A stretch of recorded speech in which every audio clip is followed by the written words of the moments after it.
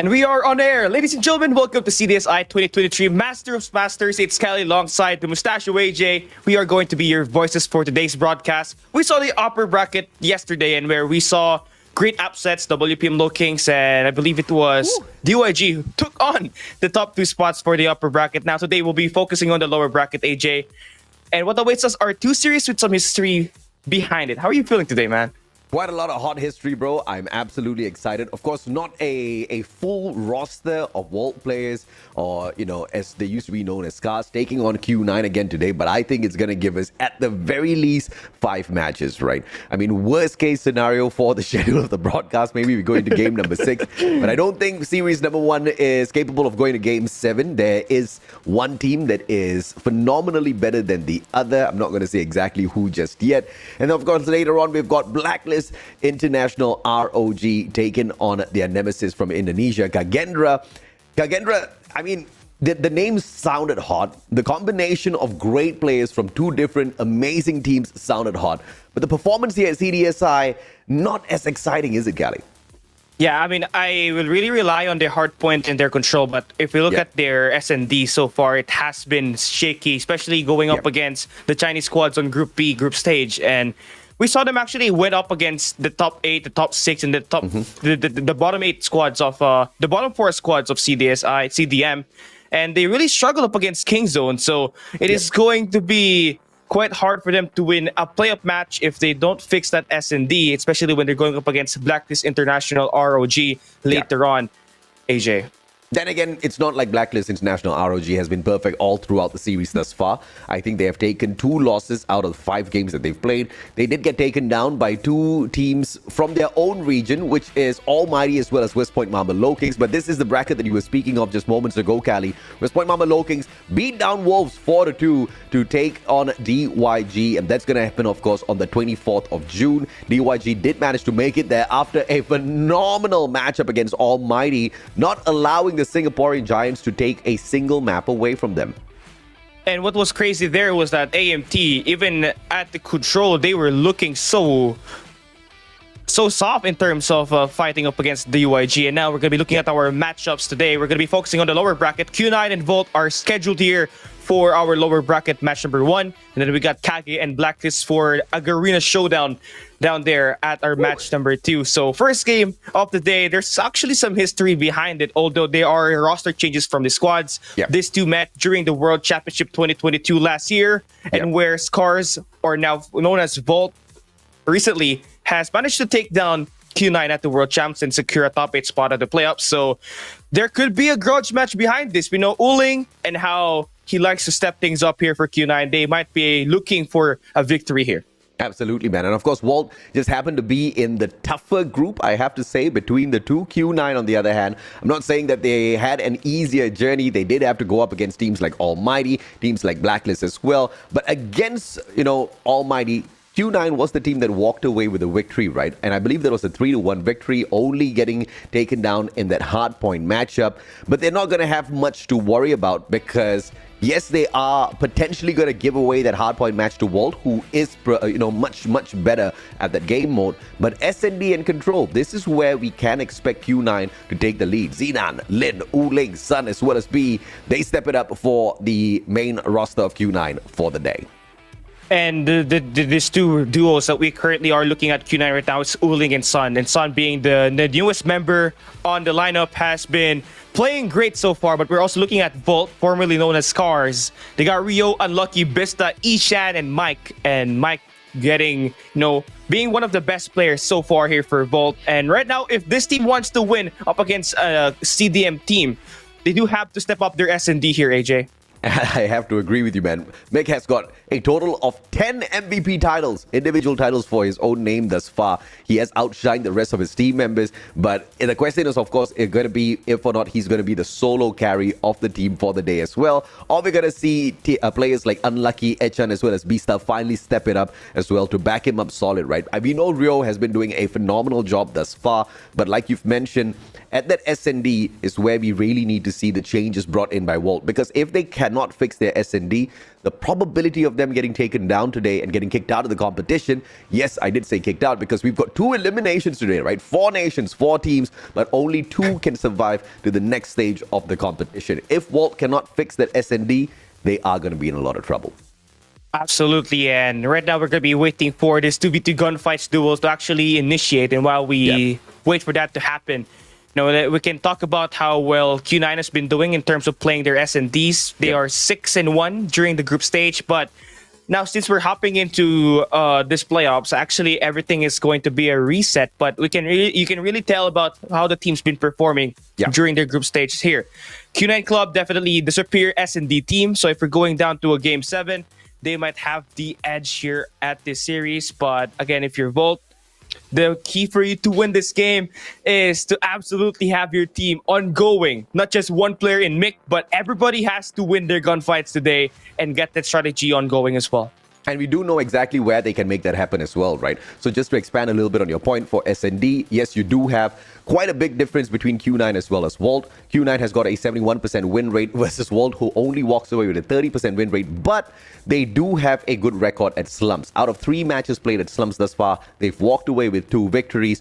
On the flip side, Q9 has lost 2 matches of S&D at slumps. So if they do win this gunfight, and before the day started itself, you were mentioning this gunfight is going to be big. This first map is going to perhaps determine exactly who wins out the full series.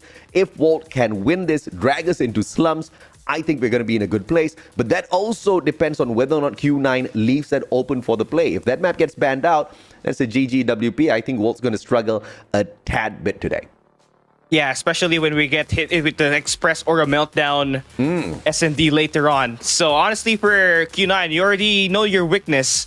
And your weakness has to be banned here today. And that's going to be slumps, which in fact is the best map of Q9 in CDM Season 5. So things have changed since Sun has been absolutely tallied up here for Q9. But we're hopping into our gunfight at Saloon. 2v2 here, AJ. Good nade from Wuling. Unlucky, not tagged up at all. Manages to quickly slide away. Mick shows up just a tad bit. Now he knows Wuling's position. Shows up. Mick gets wall banged. Tagged up a tad bit. Wuling jumps at the wrong spot. Wrong timing. Mick gets away. Does not fire right back. Both teams playing this very, very carefully, but Wuling just aggressing on fourth. Mick's not going to be able to recover that, so he has to play this a little careful. Pushes Unlucky up fourth, and he puts Unlucky in a lot of trouble with Wuling finishing off both players. You can really rely on Wuling to create those big plays. And he took the risk, putting the pressure on the top floor. He knows that the one player is low in HP. At least at one point, if he can find that one player, he can at least secure 1 kill for his team and force him to play a 1v1. But here this time, we're going to see VLT, aka Volt, finds an early kill onto Shinan. So Wuling going to be the last player here. And this guy right here, for Q9, he can solo these 2 players, man. I think he most definitely can. Unlucky, getting very lucky, catching out Shinan just moments ago. But Wuling, as he circles around, knows exactly where to expect Unlucky from. He's looking that way. Mick already tagged up already. Can't really aggress on fourth. Has to depend on Unlucky once again, Cali. And you can see the laser is actually one of the attachments here by the ASM-10. So whenever Wuling decides to pick one of these windows or these doorways, that's going to be an info for VLT. So right now for Wuling, keeping it quiet, waiting for that capture the flag to open up real nicely. That's going to be inside the bar. If you can find one, it's going to be good, but unlucky there for the cleanup. It's going to be tied up in here once again. This is a big gunfight for Team Volt. Fighting against Q9, who have got a 20% better average in terms of wins. So you're starting off the back foot. You know exactly what you can expect, and therefore you want all of the advantages to your side. Unlucky, once again holding the exact same position. Wuling pushing up top. Mick will have to meet him halfway, but they find absolutely nothing with those back and forth shots. Unlucky this time with the M4 LMG. This is going to be quite a struggle when it comes to those fast ADS. So you're going to have to hold down lanes if you want to kill a player here. At least maybe use a nade as well. Cook them up real nicely. But Wuling finds the first one. Shinan gets the second kill onto Mick. So match point for Q9. And an opportunity for them to pick that first map is upon their reach now, AJ. And if Q9 does manage to get that, I think a bulk load of pressure will be on the shoulders of the players from the side of Vault. They cannot allow this to happen. But the question is, how can they even stop this? Q9 has managed to just play their positions a little bit better. And Mix just gonna walk into Jinan's shots. That's just way too easy. 1v2 now. Oling finishes it off for Q9 to pick the first map of the day. Oh man, that's pressure now in the hands of Volt. Not only are they going to be either get dragged down to an Express or a Meltdown map, but they could be dragged down into a firing range as well, which is the worst map by Volt in terms of playing that S&D. But we're going to be sticking to the map bans first, so we're going to have one map ban here for each game mode for Volt and Q9. Yep. And what are your guess? What do you think will be the guess? What will be the map bans here if you're Volt? If I'm Walt, I'm definitely going to ban out firing range. If I'm Q9, I'm definitely going to take slumps off of the list, because obviously this is not the only S&D potential match that we've got in the day, right? Even if we don't get dragged in here there, we potentially might drop by that map in the second match. So firing range and slumps off of the list. Obviously, it's going to be...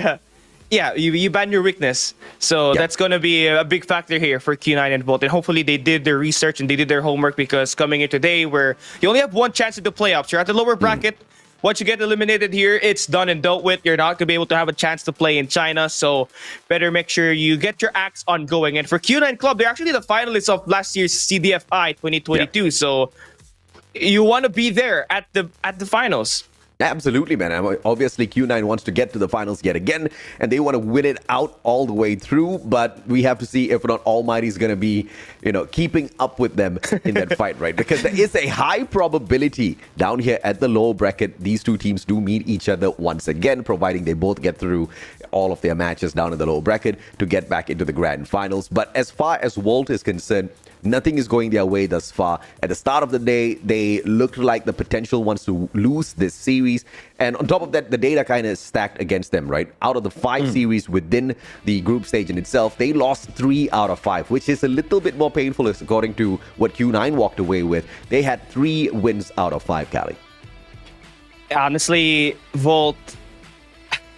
they just have to make sure they play their cards right coming into this matchup. Yep. Q9 Club, this team, very stacked in S&D. They are as well as dominant in terms of playing this control game mode. And the only thing that can give away a chance for Volt to win this game is to win that hardpoint response. But again, they got to secure an S&D to have a chance of winning this best of 7. Again, it's a best of 7. So that means 4 maps that you have to win for your team to advance to the next stage. And that will be a lot. And yesterday we reached until I think it was 7 hours on 2 matches, if I'm not mistaken. Exactly right. And if you are a team that does not do well on S&Ds, but you are proficient on the respawns, you don't have the advantage here, because S&Ds are the most number of game modes that you will be playing. They've got 3 S&Ds in this best of 7 control, and hardpoint on the other hand, you only have 2 each. But of course, if you're a team that loses out all of your S&Ds but can 100% win out wait, let's take a quick look at this. Express is the one banned out by Volt instead, and Q9 takes firing range off of the list. This is an interesting ban list coming on through, Cali. Honestly, for Volt, they will not ban their weakness, but Q9 will ban their weakness, which is firing range. Yeah. So actually, Volt, this Express ban is going to be quite it is quite logical, because Meltdown is the best map of Q9 so far during the group stage when they went up against, Almighty, WPM during the group stage. But again, firing range, I think, could be something that Q9 Club has to just let go, because that's actually one of the weak maps of Volt. I don't know why they have to do that. Slumps could have been a logical ban, but we'll see how will this team pan out, because knowing that firing range is banned now, I do think they're gonna jog us down to a slums S&D, which is something I am not looking forward to. But if they want to drag us there, might as well just cast it, right? I'm really surprised by the Volt ban coming through here, because Express, yes, they did manage to... Actually, they have not played a single Express down here at S&D just yet. So I'm not too sure exactly why they made the decision to take that map out of the list. Perhaps they saw... I can't even say that they saw Q9 perform so well at this map multiple times, because Q9 themselves have only dropped by Express once. Yes, they won that out. But I think the bigger danger here is some of the other maps. I mean, if you look at Meltdown, bro, Q9 steamrolled 4-0. Yeah, 4-0, right? So I'm not too sure exactly what's going on, but we have mentioned this time and time again. The Japanese squads are very good when it comes to strategizing, and I don't want to, throw any doubts on their bans just yet. Let's see exactly how this kind of dictates the upcoming matchup, Cali. And now we're going to be looking at the players as they try to load inside the game. Right now it's Q9. And this bootcamp is looking entirely very clean. Okay, I love it. So we still have the same exact roster for Q9 actually playing in this game. You got Lin, Jubi, Uling, Sun, and Sinan. And honestly, it's either we're going to be hopping into a meltdown on this S&D or a slums. It's either they play on their comfort picks or they play at their strongest. So right now they seem to be happy about what they're actually facing. Yeah, I mean, Q9 won this. Slums, they have lost 2 matches thus far. And Q9's just that insane team that might just drag us into a map that they have already dropped multiple times just to show everybody that they are not ones to be underestimated, right? And they're going to take down a team as good as Vault on SND. I don't know. That just could be the game plan here coming through from Q9. But yes, you are right? We could have also dropped by a map like Meltdown where Q9 is going to be able to pick up that easy point and then move along with the day. Because why would you want to play with fire? You do have another opportunity later down. I mean, there's guaranteed going to be a second S&D. We have a minimum of 4 matches here. Anyway, we could just play, Slums a little bit later on.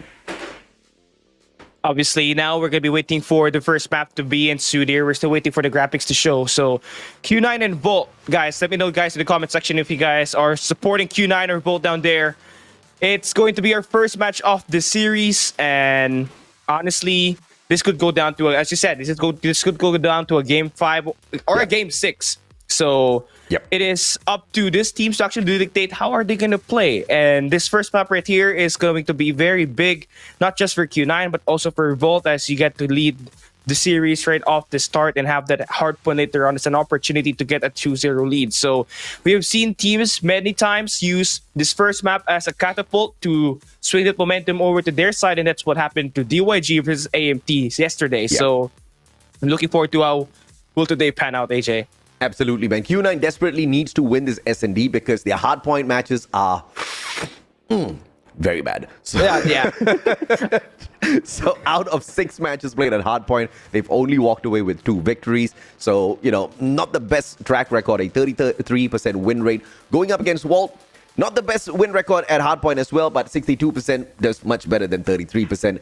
And using that data alone, we might be able to say that Walt has got a better advantage later on in that hardpoint matchup. And if Q9 wants to end things really early, they have to crush the hopes and dreams. They have to crush the confidence of Team Walt first. They've done that in the gunfight. And if they can do it at SND as well, they stand a strong chance of steamrolling them 4-0 just to make the day a little bit faster. But I highly doubt that's going to happen. I'm thinking a 6-game match for the first series of the day, Cali. I'm thinking as well that might just be the outcome of this game. Q9 Club obviously has a bigger opportunity to win the S&Ds and the control. And the only upsides that Volt has here at the advantage is that hard point, which you have mentioned already, where we know Q9 Club has been playing terrible, only at 33.33% at the hardpoint game. But Volt, they are standing at the 50%, about 50%. So that right there could speak a lot on how these teams have played at hardpoint. So right now, for Volt, the key to victory, honestly, win this S&D, take that hardpoint, and you just repeat. You may lose that control, but got an opportunity to reset back as we head on to like the second set of the game modes that we're gonna hop into. But how are you feeling about this game, man? I am so nervous of what's gonna happen. And what map are we picking? Oh, meltdown! Yeah, meltdown. we about to see a meltdown for sure on the Japanese side. Okay, but of course, in all fairness, I really hope they put up a strong fight. Obviously, Walt not banning this map out. Maybe this is their bait, right? Maybe they've practiced enough. Maybe they know exactly where to hit Q9, where it's gonna hurt, and they're gonna be pulling off a surprise victory here. Either way, we're gonna be depending on players like Mick as well as Etchan and Rio to step things up on this SND so we can see the Japanese players walk away with the first one. And we're first round. We're hopping into a early bomb plant already. A 5v5 retake for VLT. Uling does the first damage as Unlucky gets shut down early. But look at number 1 in Rio on the flank. But unfortunately, Sinan will be able to take that kill. So an early 3v5, AJ.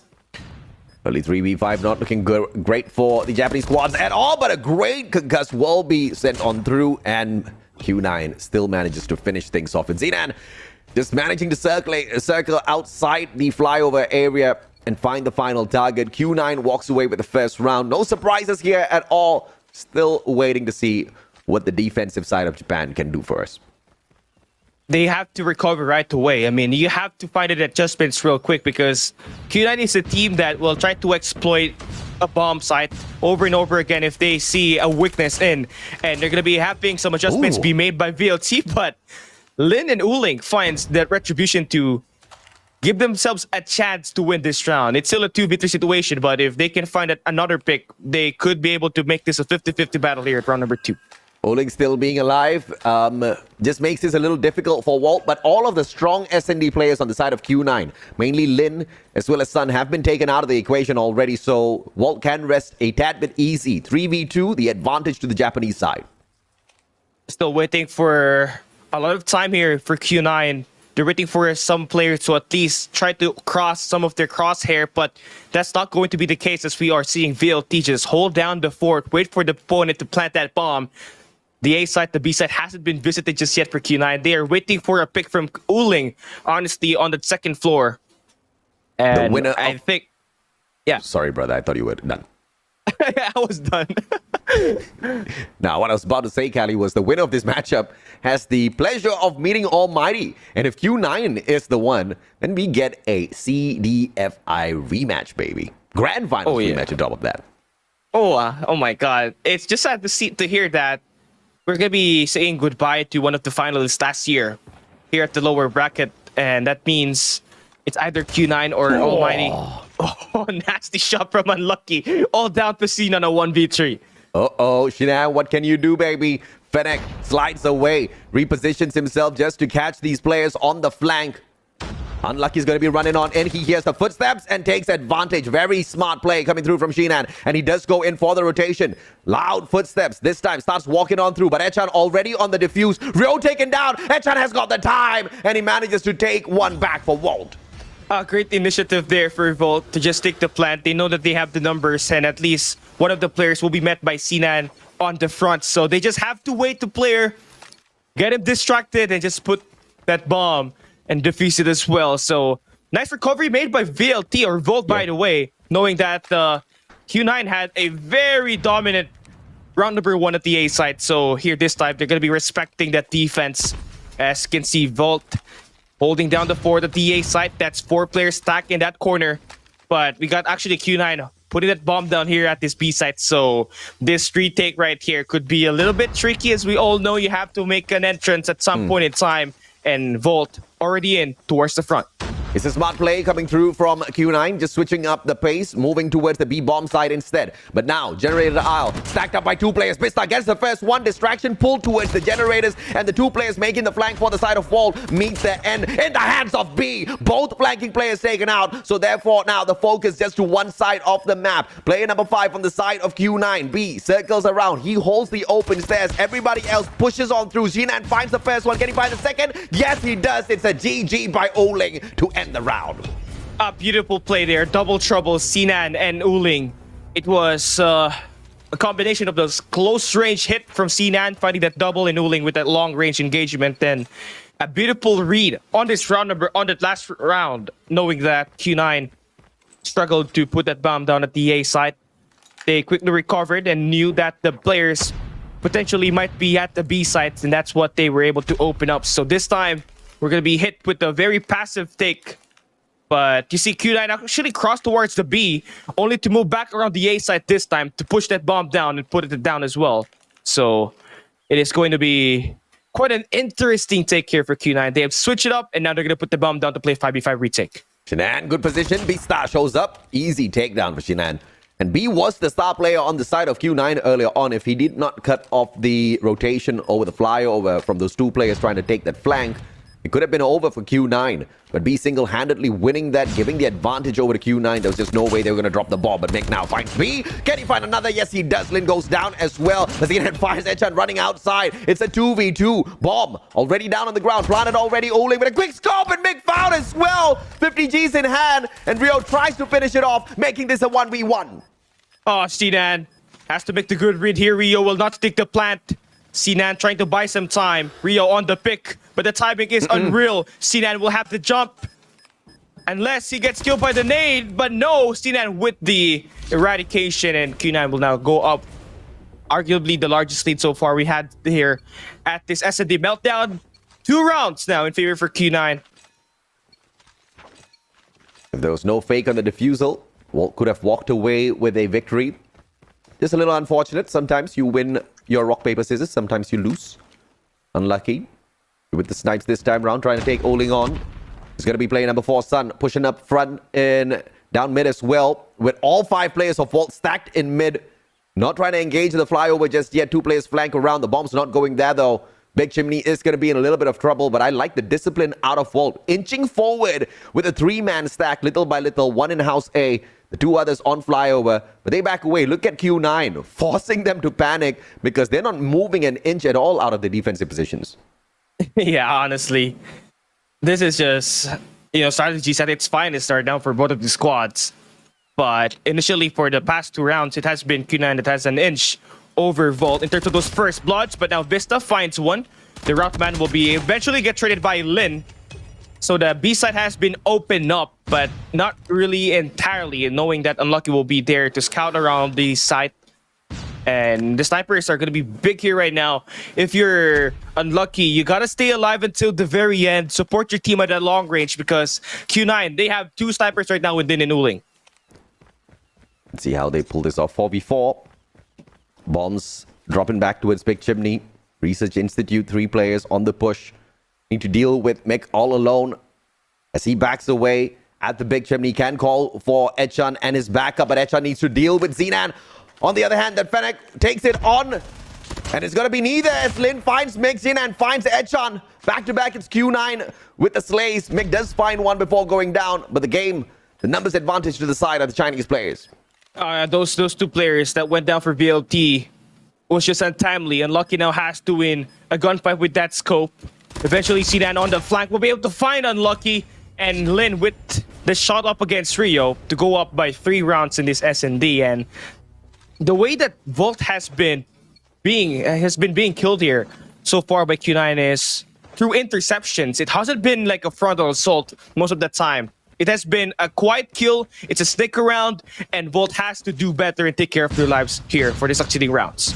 We did anticipate Meltdown to be on the side of Q9, and that's the exact map that the Chinese players pull in. Volt giving this away without banning that map. I'm not so sure exactly what they were thinking, and Beastar gets an easy one over Jinan. It's going to be a very easy wraparound now for the defensive team as the plan is executed by Q9. But how are they going to retake this, Cali? Oh, it has to be in 2 angles. You can't just go with one. You have 1 player to actually delay the push onto one end. But you can see Q9, they're trying to come in hot with the shots. Putting in the pressure on the front. And now the only way for VLT to push this is through mid-map, and that's what they're trying to do right now. Apologies, by the way. The winner of the Q9 Volt match will take on Wolves instead of Almighty. Take that one back. Sun B does it way too quick and easy. Q9, 5-1. Volt barely can scratch the surface here at this S&D. This is why you have to ban Meltdown over Express. Meltdown has been tried and tested by Q9 on the group stage with 4 wins, 100% win rate. No wins, no loss dropped here for this squad. And they are looking to keep that continuation here up against Volt as they take a commanding lead here. It has been like, I already think it's going to be a 4 round straight here for Q9. And VLT hasn't found the adjustments just yet. Q9 has been a step ahead.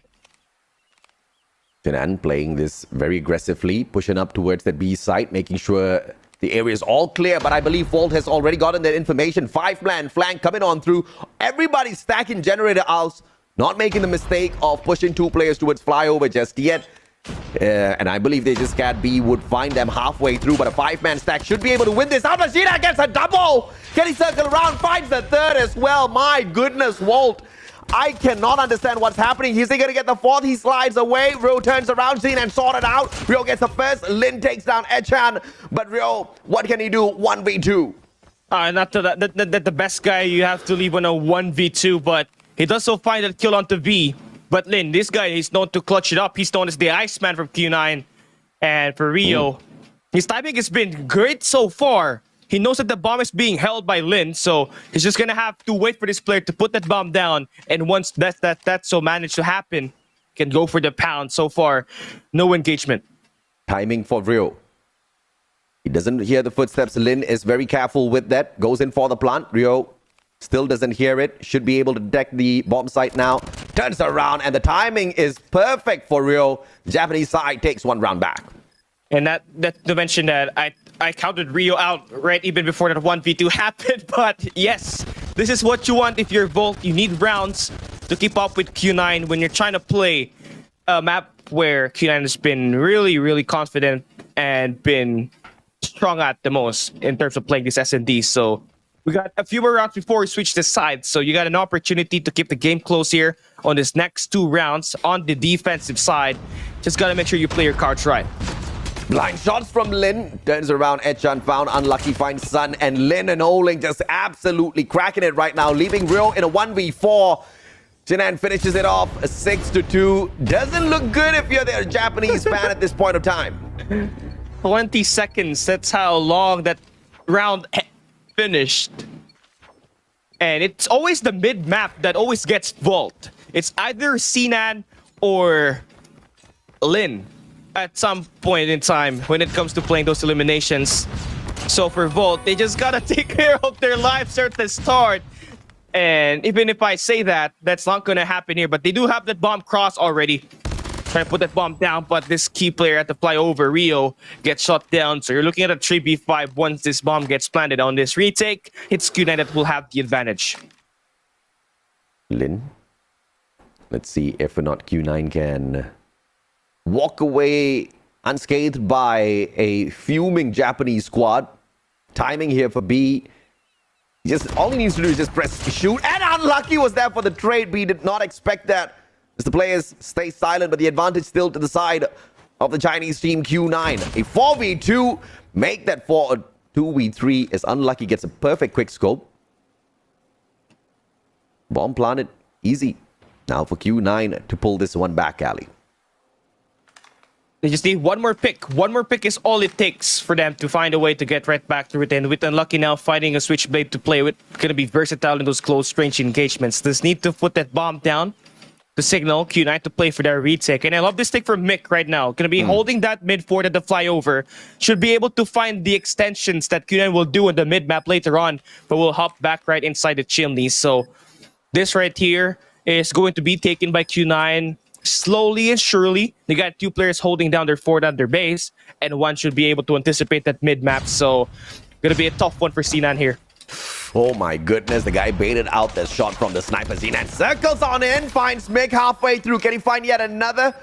Unlucky does not jump out in timing, and it is a beautiful quick scope out of Unlucky. 1v2 defusal coming on through from Lin, and Unlucky's not going to get there in time. China gets yet another round. 2-7, 5 rounds, 5-round lead.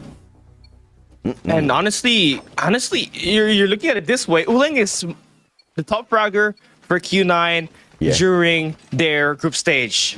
You can see Sinan right now with 16. This guy is totally cracked, able to read Vault like a book. Oh yeah, absolutely, man. I mean, Sinan, the number of times he has picked up an MVP title for himself has been 2 overall up to this game. Guaranteed 3rd MVP title for him, as Q9 should walk away with a victory on this S&D matchup. No way in hell Volt makes it back after a little bit of an underwhelming performance. But no surprises here, is there, Cali? Yeah, I mean, Q9, this is their best map, and Volt hasn't really played this map during the group stage. And unfamiliarity at the group stage plus the pressure is going to get through you, but it could have been avoided if you abandoned the map. But Rio trying to step things up for Vault as he finds a double there. Very essential gunfight. Uling, what are you on? Finally gets dealt with, and that will be Vault's third round win. A lot more to go, AJ. Oh yeah, absolutely, man. And Vault managing to just keep themselves still swimming towards the surface. They haven't cracked the surface just yet. Let's see if or not they can do that within the next couple of rounds. They are on the attack. They can dictate the pace. But Q9 has been quite good on the defense thus far. This time investing just a single player on the defense. But guess who that is? It's Zenan, the 1v2, 1v3 master. Can he get it? And he's got the Craig 6, the perfect beamer. But Edchan manages to move away. Unlucky finds him. Zenan goes down. Perfect response by Walt. I like that bait. But now you're seeing the retake now for Q9. It will be only one angle. Unlucky should be able to find this picks because these players are going to be only attacking on one side. So BLT are in a good position to get these kills, but Sun finds Bista now a 4v4 AJ. Echan, beautiful positioning, but Oling with a beautiful quick scope yet again to trade him right back out. Unlucky, should find B. Beautiful headshot taken. It's going to be Lin trading out Rio. Back and forth we go. It's still a 2v2. Time running out. 14 seconds. Lin going to stick the diffusal here. Finds one, takes him out. Unlucky circles around. Sorts out Lin. Can he find the final player? Oling staying quiet, but the quick scope delivered yet again. Not enough time for Q9. Bomb gonna explode. BLT gonna win 2 rounds in a row, and we're starting to see some initiative here, starting to become confident. And if not for Unlucky actually hitting those early shots, it wouldn't have been a BLT win. So you gotta have to expect more from him coming on forward. But honestly, it has to be Mick as well. It's currently at 4 here, AJ. Yeah, absolutely, man. But as long as Volt can make sure they take Zenan out of the equation very early on, they're not going to struggle all that too much because Zenan has just been a little uncontrollable. Yes, Oling and his quick scopes have been a little annoying. But if Unlucky can sort out Oling, the rest of the players take Zenan out of the equation. Volt has a great chance of walking away with the victory on Meltdown and upsetting Q9. But they need to win back 3 rounds first to equalize. And this runner here is essential. Lin now trying to slice and dice, finds one onto Echan. Uling now with the scope, finds one. Converting the second is going to be big, but Unlucky on the flip side. Going to be able to find one, but they get all swept. Players go down, and Q9 with this diffusal, AJ, they will be having the match point. Match point indeed for Q9.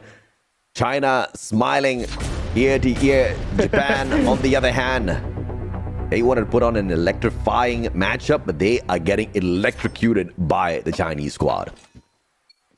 Not looking good at all. Bolt, the Thunders, I think they have shot themselves into booth here. But yeah, one more round here for Q9. They're going to be going all out on the B side. Look at that. 3 players stacking there, AJ. 3 players stacked on the defense. Will find one. Edchan taken out. How can you allow that to happen? And now it is a 5v2.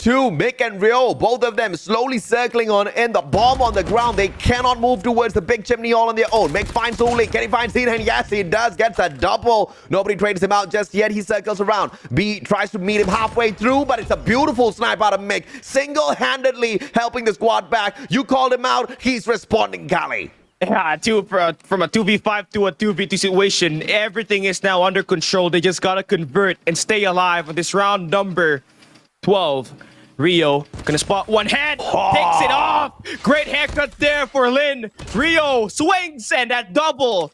Just clutch it up for Volt, and even take a look at it this way. That was a 2v5, AJ. I love the pacing out of Volt. I love the energy, but I just wish we could have seen this a little bit earlier. Granted, they did not have the bomb when we first started the matchup. They're so much more comfortable playing the attack on Meltdown. Let's hope and pray that they are able to find 3 more rounds so they can push this into overtime for their sakes. Both sides with a couple of grenades sent on in towards Big Chimney. Walt with the massive ones, and they are going to get a quick plant coming on through with none of the Chinese players anywhere near to prevent this plant. That's going to be a 5v5 retake, and it will matter how will Q9 approach this. They're going to be only attacking on one side at the moment. They might go full force and use those SMGs to light up the frontal assault. And here we go. Engagement's coming through, AJ. Lin manages to swing on N. Bista trades him out. B finds Bista. Back and forth we go. Mick, can he identify the position of the next player? B already on that ADS. Mick gets an easy one out of the switchblade. Rate of fire perfect, but Oling trades him out. It's a 2v2. Time running out. 14 more seconds. Rio circles on in. Can he find Oling? Yes, he does. The timing's perfect for Rio. And Unlucky finds the back of Sun for Wall to pick up yet another. We're starting to build up the hype. Vault has won 3 in a row. And the 2v5 on the last round potentially played a big factor in why they played excellent on that A side. Momentum is currently in the hands of Vault right now. They are starting to create a spark. And later on, we might see thunder ensued here as we're hopping onto another A side full-on 5v5, AJ. Absolutely, man. I prefer that lightning rather than thunder. Thunder just makes a lot of noise. Lightning burns you up from the insides. Lin with a double, and now Q9 waking up yet again, but Unlucky, a little unlucky. Hasn't been able to find a quick scope just yet. Lin circles around. Unlucky needs to swing towards the left. In the same time, it's going to be Rio circling on through with the switchblade. Can he find someone from the access through that flyover? They are on the attack. The bomb on the ground in the hands of Q9 instead. Walt now needs to win out a couple of gunfights. They don't really have a great opportunity of picking up that bomb. They have to play through Unlucky here. One player will be shut down. The timing is unreal for Unlucky. Now this will be a 2v1. They got a potential to gang up on Lin here at this 1v2. It's a round for Vault, no doubt at all. And now just one more round from pushing us into overtime, baby. Will Q9 allow them to do it, or will they walk away the victors on this SND matchup? It's all going to depend on the first few seconds to see exactly where Walt stacks is, and they are going to be moving towards the B bomb side. But look at who's meeting them halfway through. It's going to be Xenan. He plays the trophy first. No grenades going to connect with him just yet. 2 players swinging around from the open stairs out of House A, and the position for Xenan is perfect. He hears the footstep. He calls for that backup. The backup's a tad bit slow, Cali. And that bit slow. And now Vault will be able to put that bomb down. They're going to play for time, but Oling finds the first blood. Q9 now on the advantage. Oling just waiting. Etchan tagged up already. Needs to find a little bit of time to recover here. Big star fights one. Bye-bye, Lin. He says. Xenan on the other hand. Beautiful frag in. He manages to get the concuss and then a quick swing. Won't find that elimination. B has to reload halfway through, but he still gets it with the Fennec. Crazy stuff. 2v2 yet again between these two giants. Volt. Can they swing around? Sun finds the first one, leaving Rio all alone. Can he get the clutch? Finds the first, but Oling finishes it off, clutches it for Q9, and China gets the first S&D match. Vault was just 3 seconds away from forcing overtime, but a win is still a win. Yeah, man. I think it was such a fantastic retake. Xenan not making a mistake, not getting overexcited. We've seen some ego challenges in the past where players who are doing really, really good in a matchup, they're leading with a ton of scores. They just rush on out there thinking that they're rainbow. They're going to be able to take a 1v5, no doubt whatsoever. But not Xenan, right? He holds back. He waits for the backup. Backup was a tad bit slow. I was expecting a flank around from the stairs, but they did decide to back up Xenan instead, and it's good that they did that, right? Because Oling was the first one to open things up with a beautiful quick scope, and then we all saw how the rest of that broke down, leaving Rio as the final person to clutch it out. But, you know, just not in the greatest of position, out in the open, takes down the first player, gets traded out, and who else to do it than Oling himself? Hey, Oling, the captain of Q9, has been a mainstay since the inception of this team. They have won multiple championships with this player, and it's a nice cherry on top here for Oling. Now, gonna be able to have a 1-0 lead here coming into our S&D. So since that's going to be a win for Q9 Club, we're gonna be hopping to S&D. Hardpoint, we're gonna be seeing Vault picking the map. So we're gonna be finding it out later, but we're gonna have to take a look at the stats on this coming game that we're gonna have. The match results are gonna be eye-catching since we had a very close game. It was a 9-7 if I'm not mistaken. So Xenan might have taken the MVP, but collectively, this team put up a great job in terms of playing the retake at the last few moments of the S&D. Yeah, the only disappointing thing for me is the fact that Walt, they kind of built up the confidence a little bit too late into the matchup. I can't really be really hard on them because they started off on the defense. They didn't really know where to go. And whenever they did split up, the mid-segment domination at that flyover area was just way too good for the side of Q9, right? Xenan just kept flanking around, finding those shots. B was an absolute massive pain as well for Volt to deal with. And of course, Oling with the snipes from across that mid-segment of that flyover just made it so difficult when Volt was on the defense. But the moment Volt took that bomb, though, things started changing, but they just could not change quick enough. Could not change it enough. And, you know, I really gotta admire the way VLT was able to put in the work. You know, finding the adaptation of the game versus Q9. It just came in a little bit late, but nonetheless, this was a bagger off the first map. You have Sina with 19 kills, and it's gonna be the MVP. Yeah, you're right. Third MVP count for the squad, 2,208 damage, and that damage on the close range definitely packed a jam as we had a commanding lead for Q9 at the start of the first half. Volt had nothing to do with him when he met this guy. They just completely get annihilated when it comes to playing those close range engagements, and it's very unpredictable in the A side, AJ.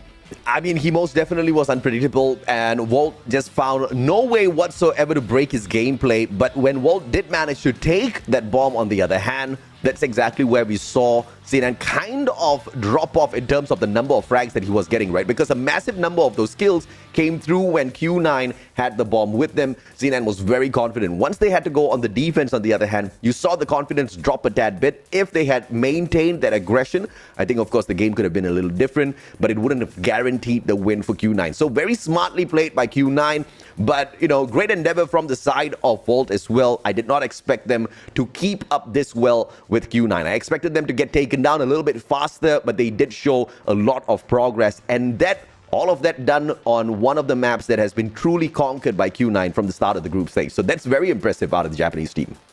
Yeah, I think they are the closest team to actually, you know, like get close to Q9 club when it comes to playing this S&D. And if they could have started on the attack side, things could have been a lot different, knowing that Unlucky was hitting his shots when it comes to the second half of the game. So yeah, that's just the first game.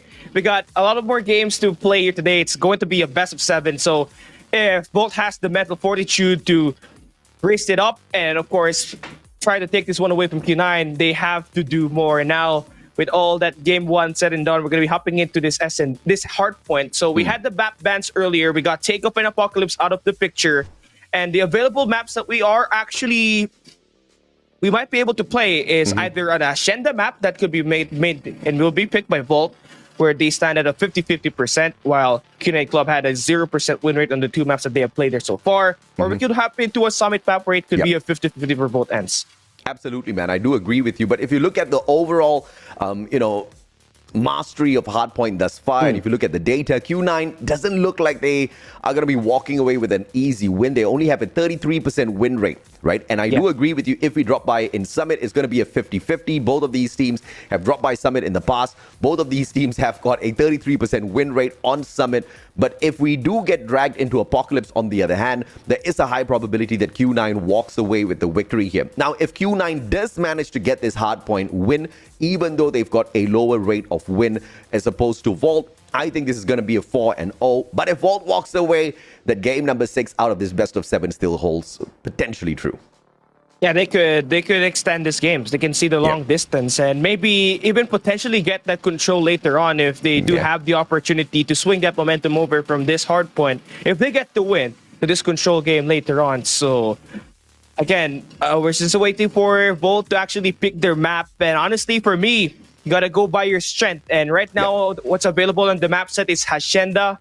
And that's actually the weakest map of Q9 Club so far during the group stage. So that I think there is the strongest map pick. But if they do want to have more of a challenge, we can also hop into Summit. But I mean, it's not guaranteed. Absolutely not guaranteed at all, right? I was surprised with the firing range ban coming through from Q9, but I'm not at all surprised with the takeoff ban, right? Because Volt is very, very good when it comes to the takeoff hard points that they've played thus far, getting 2 wins overall out of the 2 played. And on the other hand, Q9 has actually lost at takeoff. So that was a very smart ban coming on through. So Q9 has got this fully read. If things do go their way and they do get dragged into Apocalypse by some weird chance, then Volt is going to be in a lot of trouble. But I think there's a high chance we go into Summit, or maybe for the first time ever, drop by Arsenal. Check it out. Actually, it's part of the map pool right now. I saw yesterday there was a map ban ensued by one of the teams playing at the upper bracket, so it is gonna be interesting if we're gonna have that Arsenal map. I mean, that map is very wide, and it's the Love Baby. It's a baby of Ascenda and Raid. You got that P4, actually the most craziest spawns ever on that map. But anyway, we're gonna have to focus onto this map number 2 first. Volt will pick this map. This is going to be Ascenda hardpoint, and they're going to be starting on the favorable side, which is on the left side of the minimap, where the P2 is actually lined up to do so. As this P1 opens up, it is going to be them claiming the time. So great start for them, AJ. Hacienda played once by Q9, and they've lost that matchup in a hard point. So this does not look great coming through for the Q9 club. But on the other hand, Volt has played this map 3 times, walking away with true victories out of 3. So advantage to Volt. It's going to be balanced though in the first hard point, pretty open. That second floor, it's just like Summit, where you play that second floor, gain that confidence as well as the numbers advantage, hop on in to play the objective as well.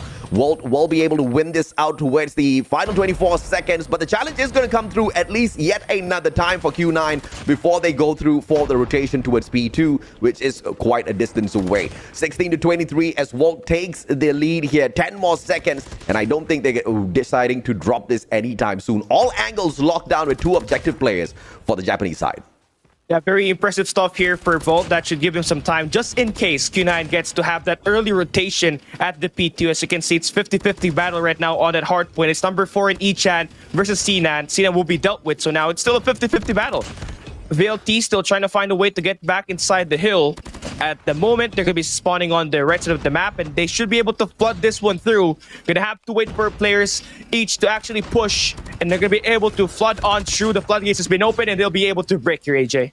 Smart play coming through from the Japanese side, making great use of the observation deck. Respawn coming on through, but B making big action here down from the pool side, managing to get a couple of slays. Met halfway through, but no, B does manage to take him down as well. Lin now for the backup, finds Unlucky, who tries to slide away to victory, but Q9 takes control of the hill, with Volt now switching the spawns with them through Stashu's. 16 seconds to go. This is going to be potentially the final break for the Japanese squad as Q9 circles around towards the warehouse instead.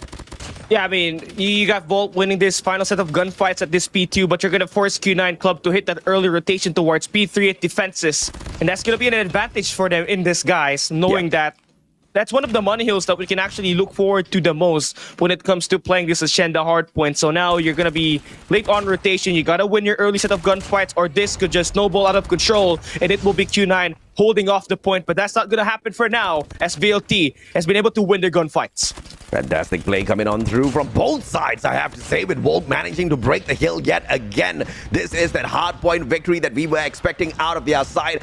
And of course, the data does not lie. They do have true mastery of this map, but Q9 really needs to step it up. The last time we saw them at Hacienda, they got crushed but not annihilated, right? 250-210. They took the loss against Blacklist Ultimate ROG, and potentially now a loss against Volt as well. Fantastic defenses, with Q9 being forced to just attack from one side out of the Special Forces base. But the mistake out of Q9 here is no flanking players. Nobody's attacking through mid. Nobody's taking the long way around. This is an easy one coming through for Volt. They're going to get slain out, but this is intentional out of Japanese players as they want to move in for P4 at the observation deck. You can see 4 players already rotating around, whereas Q9 still sticking to play for the final few seconds of that hard point.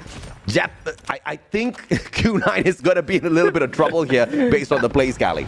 Let me look at this. Back-to-back chain here for the squad of Volt. And the gunfights has been insane so far. The CBR4 has been hitting like a freight train. Lin will try to find a way to get right back to it, but Unlucky stops him right in the nick of time. And that will stop the push so far for Q9. But with the play from Sun and B, they'll be able to combine for 2 to open up the point. And Q9, they're going to be investing, burning 3 operator skills just to get a good hold of this P4. And it's going to pay out pretty well. Yep, Lin's gonna be dropping by with a Purifier as well, purifying the Volt players with 23 more seconds to go. Volt still has a chance, but massive investment of operators coming through from the Q9 side. The Purifier and Annihilator alone pretty much getting the deed done for them at that hard point, and Volt has to give up at this point if they want to stand a chance to not allow their opponents to streak up any further. They do find the break, but only for a couple of scraps as Q9 circles around towards the top floor of Mana instead. Very easy access from this P4 to lead into the first hard point, so nothing much for Volt to do as they spawn out of the Special Forces base. They still can't meet Q9 halfway, but Q9 slowly building up momentum, Cali. Absolutely. I mean, it's all because of that P4 where they were able to swing that momentum over to their side using their operator skills. That's going to be 3 fully invested operator that turn out to come out pretty well as they have managed to reduce that lead back to final 30 points here up against the Volt squad. But again, P1 is where we actually saw Volt claim the most time out of the hills that we've had so far this first of the rotation, and they're looking to do the exact same thing. I don't know how this happens, but if you're Q9, have to take care more of the mid-map. Yeah, you're most definitely right about that. It's just that when you don't have map mastery, your teamwork's not going to be as perfect as you want it to be. And Volt pretty much knows exactly which angle to attack this from. Q9, once again, have not been flanking around all that too much. And Volt has been doing exactly that. Look at the mastery, right? Splitting across the top floor of Mana, holding down 3 angles. Volt has got a perfect way to win out this hard point. And it's one of the tougher hard points in this map as a whole. And now as we move on into P2 for the second time of the game, Volt has got the spawn out of statues, and you can see Beastar anchoring that down. The advantage out of the statues, you get to attack from 2 different places, out of the lobby as well as direct towards the garage. This is gonna give Volt a massive advantage yet again. P2, you can see this time VLT putting in the gas burner. They got 3 operating skills invested here this time, trying to counterattack KAGE Club in every sort of angle, and they win their gunfights. That's gonna be 6 down for KAGE Club, and they're gonna be spawning right back out to the right side of the map. But they're going to be gifted a little bit of a response as B will be able to come in with a pinch play. But that soon will not work as Ichan will be able to shut it down. And this final 20 seconds still up for grabs. And it seems like VLT, they're going to cling on to it. They do not want to give Q9 any time at all. It ain't over till it's over in a hardpoint matchup that has a target of 250. Q9 still has a great potential to make a comeback in here, but they need to start winning out some solid hills. In order to do that, they go in for a early rotation towards warehouse. Is this going to be a great idea with an almost 100-point lead now from the Japanese side? 1 clean break for Volt, and it's potentially all over for Q9. They won't be able to catch up anymore. So therefore, Q9 needs to hunker down, play those investments. They've got 2 operators, a couple of score streaks in there as well. But actually, sorry, that's Volt side. So Q9 is in a lot of trouble here, Cali. Yeah, they do. They are. And they only have 1 operator skills invested in here right now. And they're trying to find a way to really win all of these sets of gunfights. And they have done the wonders so far, keeping their checks on their every corner that they have been able to hold so far. So doing much better this time on this set of rotation compared to the last time as they are able to claim the first 30 seconds, but VLT gets right back into it, AJ, and they're claiming time. Oh, this is a GG coming on through. VLT with a phenomenal victory here on the hardpoint at Hacienda. By the way, things are being played out. Final 15 seconds. Volt doesn't even need to bother, but they still hunker down because they've got the numbers, so why the hell not? Volt towards the 200 point already. 5 more seconds of play. Q9 says, I'm done with this. They go ahead for that rotation, but guess who's on that rotation as well? Unlucky, moving towards the observation deck, and if he gets a couple of kills here, he's going to hold the fort down for the rotation to come through. And look at the speed for Volt, man, through the second floor. Echan's there already, and it's Volt that opens up this hard point as well. What a beautiful play, and here comes the operators. They're trying to burn them, put him on the gas chamber. Ichan now putting in the work, be able to open things up, get some time inside as well. But Q9, they get right back to it. They cannot afford to lose any more at all, knowing that Q9 is on a deficit and they cannot afford to give Volt that last 49 seconds. So that's 39 seconds. And this is going to be big for them. These investments are going to be big. Asan will look to try to find some kills behind, but not really finding those good kills. And so far for VLT, doing a lot of time right now as they're able to break the hill once again. Absolutely, man. This is not going to be the final hill of the game just yet. Just delayed a tad bit by the Sparrow play moments ago. A little bit of lag, but don't you let that tickle you at all, ladies and gentlemen, boys and girls. The match will go ahead to continue. We are on a clean feed shoutcast, so we will have to deal with a little bit of these lags as well as intermittent conditions sometimes. 222 points already for the Japanese side of Volt. Q9, on the other hand, with 138. And Walt is going to go ahead to rotate around towards Mana yet again. And the last time we saw this, Cali, it was just Walt all the way through. It was just crazy knowing that Volt, their second best hard point is that P1. They've claimed at least 80 seconds onto that on the last two rotations. So now we're going to be hopping back into the game and they're going to be opening it up, claiming time. They have successfully win the gunfight. They force up Q9 to spawn towards the fences and they will be investing this claw. This big claw gameplay from Mike should be able to seal it. Just 10 more points for the win and Q9 will be losing this hard point and a couple of gunfights coming through once again for Mike and that should be it. A player will be able to contest for Q9 for now, but Ichan gets right back into the hard point and they will be able to claim the last 2 seconds with a bit of a contest. They will be able to spice it up, claim it nicely, and tie up the series 1-1. You got to respect the pacing of the investment of operators on the side of the Japanese squad. It was fantastic. You do see them having it activated 2 players at a time, but every time when it comes through to the investments, they invest one at a time to make sure they still do have a massive amount of backup, right? If you lose your operators a little bit too quick, then it's a massive waste in the match. And this is something that I was quite surprised to see happening on the side of Q9. The investments were pretty much back-to-back, and they all went in for just a single hill. I believe it was this hill that the game ended on the previous rotation that we saw those investments coming on through, but it didn't lead to a victory of the game. It just led to pretty much, extra few seconds on that hill. It didn't serve Q9 well at all, Cali.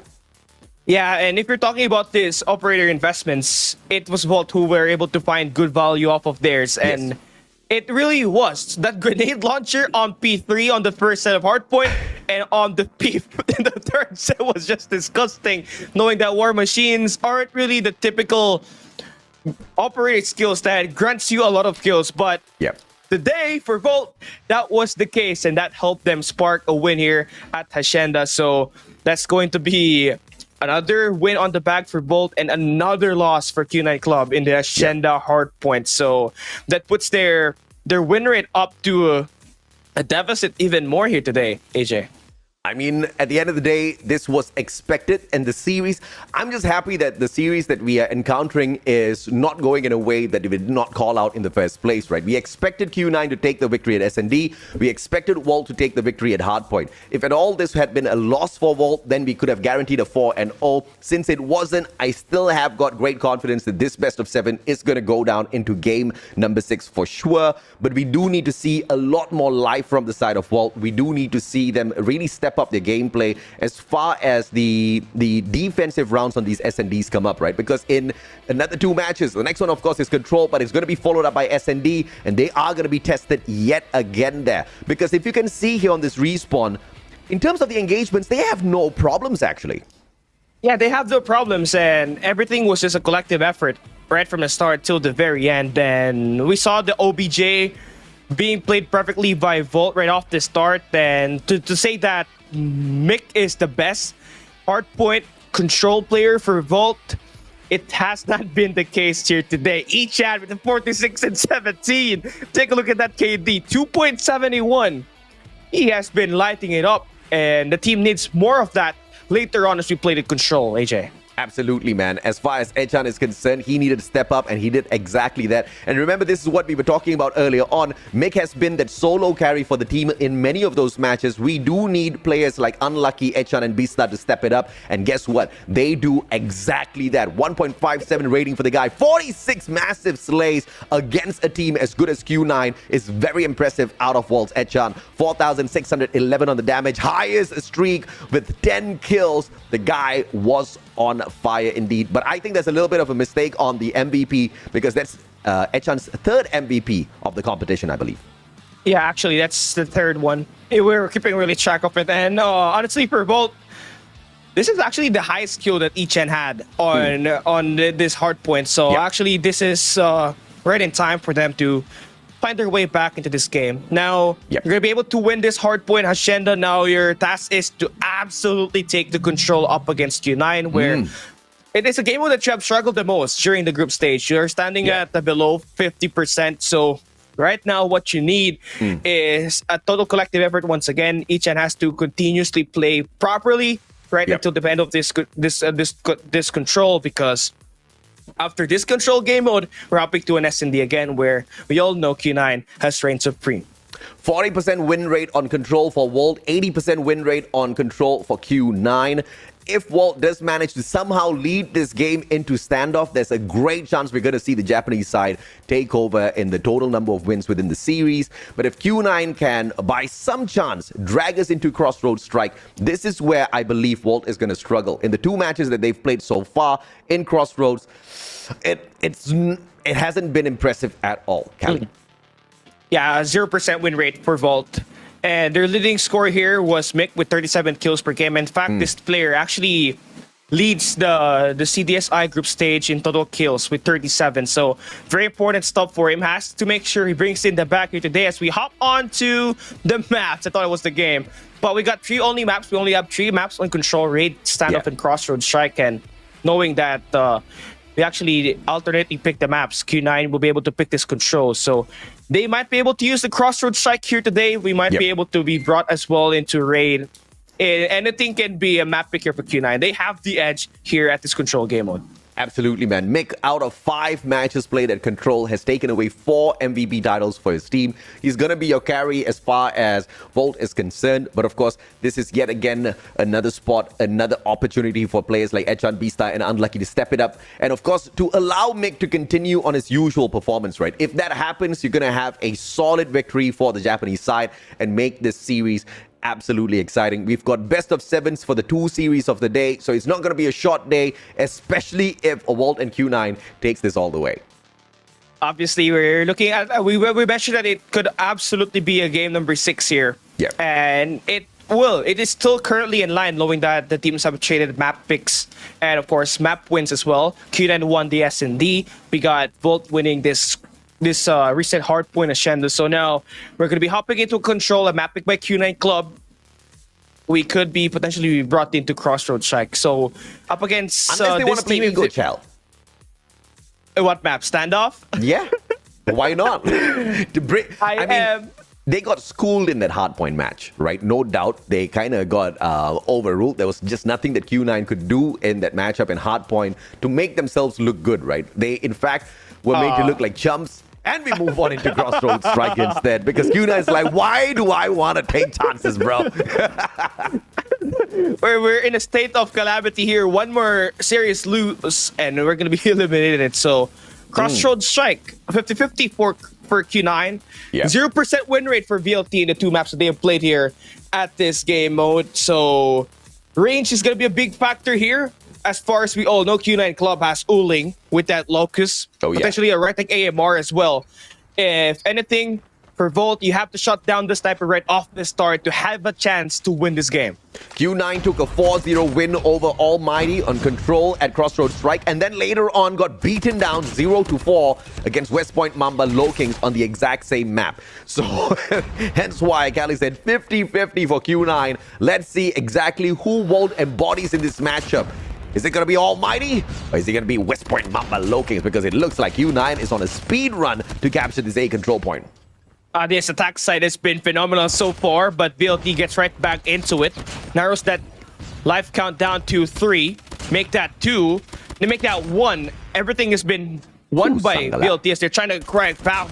What? Uling with the 3-piece with the LK-24. So it's actually not using the sniper here. It was Sun now that will have to use that sniper to his engagements. And so far, so good for Q9. Oh, yeah, absolutely, man. Back-to-back eliminations here for the side of Q9. 22-18, make that 17, make that 16. My goodness. Uling is on a roll for sure. That LK-24 is just ripping a new one on the side of Volt. And it looks like the A control point is going to get lost here as Sun whips out the sniper as well, trying to snipe all of them down with only 12 more lives left with an 8-life deficit and an extra minute for the attacking side of China. Volt is in a lot of trouble. They are. You can see the capture already initiated here by Lin. And there's going to be 4 players surrounding that area, so they're going to be able to maintain the damage so far. But nonetheless, we still have power positions in the hands of Q9 and C-Nan fighting a double at the second floor. Could potentially land another killer onto Bista. And honestly, for this one, this is just particularly over. Single-handedly captured by Lin all by himself. Yeah. But that soon would be eradicated for now. But the lead at the life count is just too marginal right now, AJ. Volt just needs to win out every single gunfight now. 4 lives to 12. Make that 11 with one more segment to capture. All Q9 needs to do is just turn this into a team deathmatch with Oling finally finding Lucky, leaving 3 more lives on the side of Volt. This is still winnable for the Japanese side. They just need to be supreme in the gunfights. But now with the control point being sneaked away, they are going to panic, and that panic is going to lead to the loss for this first round on the Japanese side. Q9 secures round 1. True capture. Very impressive stuff there for Q9. The long range and the close range definitely can be felt there by Volt right off the start. Yeah. Sun had 5 kills, Oling with 7 with that AR. Not to mention you got Sinan with that SMG along with Lin and B. Definitely a lot of things that you really have to consider. But right now we're gonna be switching the sides. This time this will be BLT on the attack side, and Crossroad Trek being one of the attack side layered maps, centered map. Volt should be able to Volt should get this, and they need to, because you can't afford to go down 2-0. Yo, I love exactly what Volt is doing here, leaving just one objective player with 3 players just storming in to manage to very aggressively take the fight at this waiting area. This is a fantastic play at Garage, and now they all get slain out, but all of the time bought by those 3 very aggressive players have managed to give 2 segments clean to the side of Volt, now forcing Q9 to play the defense to clear off the markers on that A control point and opening up the offense at the B control point instead for Volt. But the rotation just does not come in quick enough. They want to trick out Q9, making them think that they want to go for the B control point, but instead finish off at A. This is a very smart play out of the Japanese squad. Yeah, that's E-Chan fighting a double once again. You got Rio holding down the 4 with the LK-24. You got Range here at this A capture, and that's going to be giving them another minute onto the back. 2 minutes to try and take away the B flag away from Q9.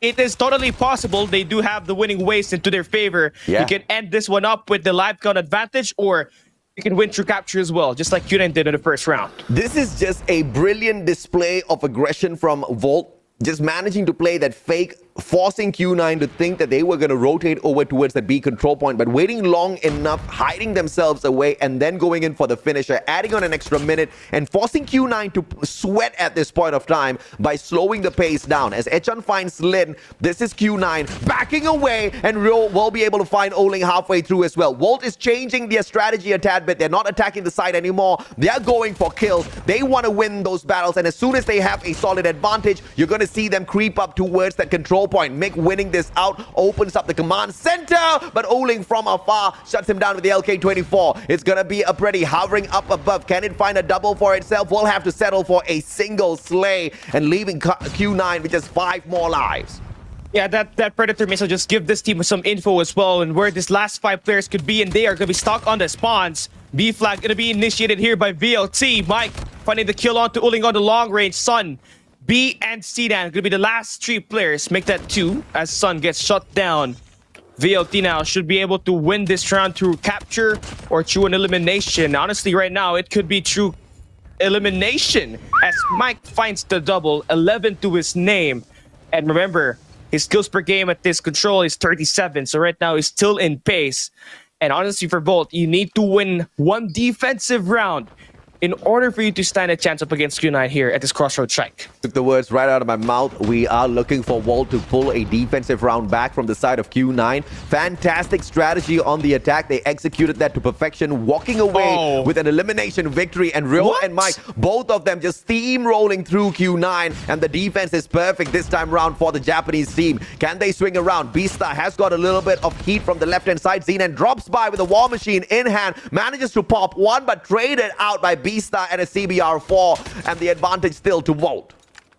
Advantage is still on. They are... Where was this aggression to round number 1? They're totally looking like a different team right now in terms of this elimination. They have been aggressive, confident in terms of predicting where these players might be at as they keep on coming here at the defensive side. Lives are still going to be marginal though, as it's going to be a 4 life count difference. But looking at the space that Volt has at the moment, they had a little bit of a mid-map control earlier, but that soon would be changed by Q9 as they win their own gunfights as well. Q9 swinging back and forth between that A and B control point, finally hunkering down in the form of Sun on that B control point, and they should be able to sneak away 2 segments. The final takeover time now, and nobody playing the defense. Walt instead trying to hunker down that A control point, and they're gonna lose this B, giving Q9 an extra minute of play. I'm not so sure I'm in love with this strategy, but look at this. They've surrounded that A control point now for a massive amount of defense. Absolutely. And now they have a chance to trap the players. But Lin will be able to find some exit kills. But Mike just too good. Sticking to his corner, sticking to his power position. Punishing Q9 every time they spawn. Just 6 more lives left here.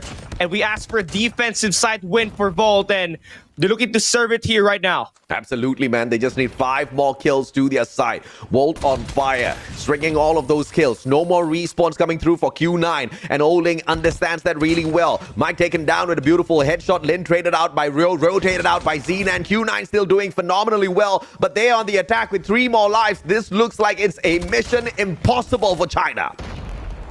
Man, might as well put up a G.I. Joe here for Q9 Club, because this one needs some accelerator to sneak past through this Volt squad, as they are currently up in the numbers.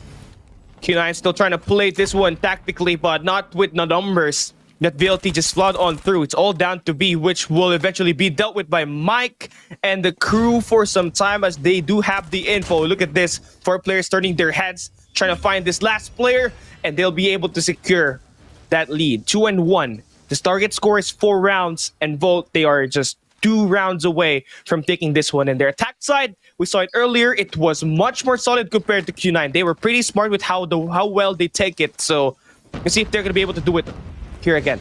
Concussed towards that A control point. Yet again, the exact same strategy of Volt, stacking 5 players on the attack. But look at China. Q9 wrapping around with Sun. CBR4 in hand. He drops by magazine and comes out the door to look for one and finds Rio halfway. Echan, on the other hand, is going to be able to find B as well. And Walt just turns the tables on Q9. But it's a beautiful attack by Xenan and Lin from down mid to secure the defense for themselves. But Mike is right back on the heat. He wants this for himself. He wants this for the team. Second segment now secured. And Q9 nowhere close to playing the defense, and at the same time you see B-Star attacking that B control point. Q9, they have to focus on 2 different places. Xena sorts out one, and the defense is perfect on that A control point as well. Q9 is on fire as well.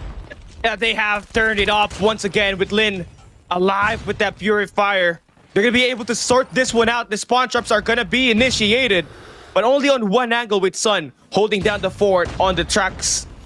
But VLT now still trying to find a way to get right back into the game. Has to pick their corner. Sun will be shut down. They're going to be able to push up towards the A site. Just 1 more segment in, and they would be able to claim 1 more minute to extend the time here at this control. But looking at the way Q9 has been playing it, they've been looking good so far, maintaining mid-map control. Absolutely, man. This is a very smart counter-attack by Q9, and mainly because Walt just goes in for the exact same gameplay. Yet again, Q9 has got the resolution for that strategy, and it looks like they're winning it out. 4 life deficit now for Walt for pulling off the exact same strat against Q9, a team that's very proficient in terms of catching up and countering the plays of teams that they do go up against. So Mick now with a beautiful claw on the play, gets a single slay, but traded out by Sun. That is a huge one for Q9, and it doesn't look like Volt's going to walk away with this. Q9, can they win out this defensive round? It looks like they're just 12 more seconds away from doing so.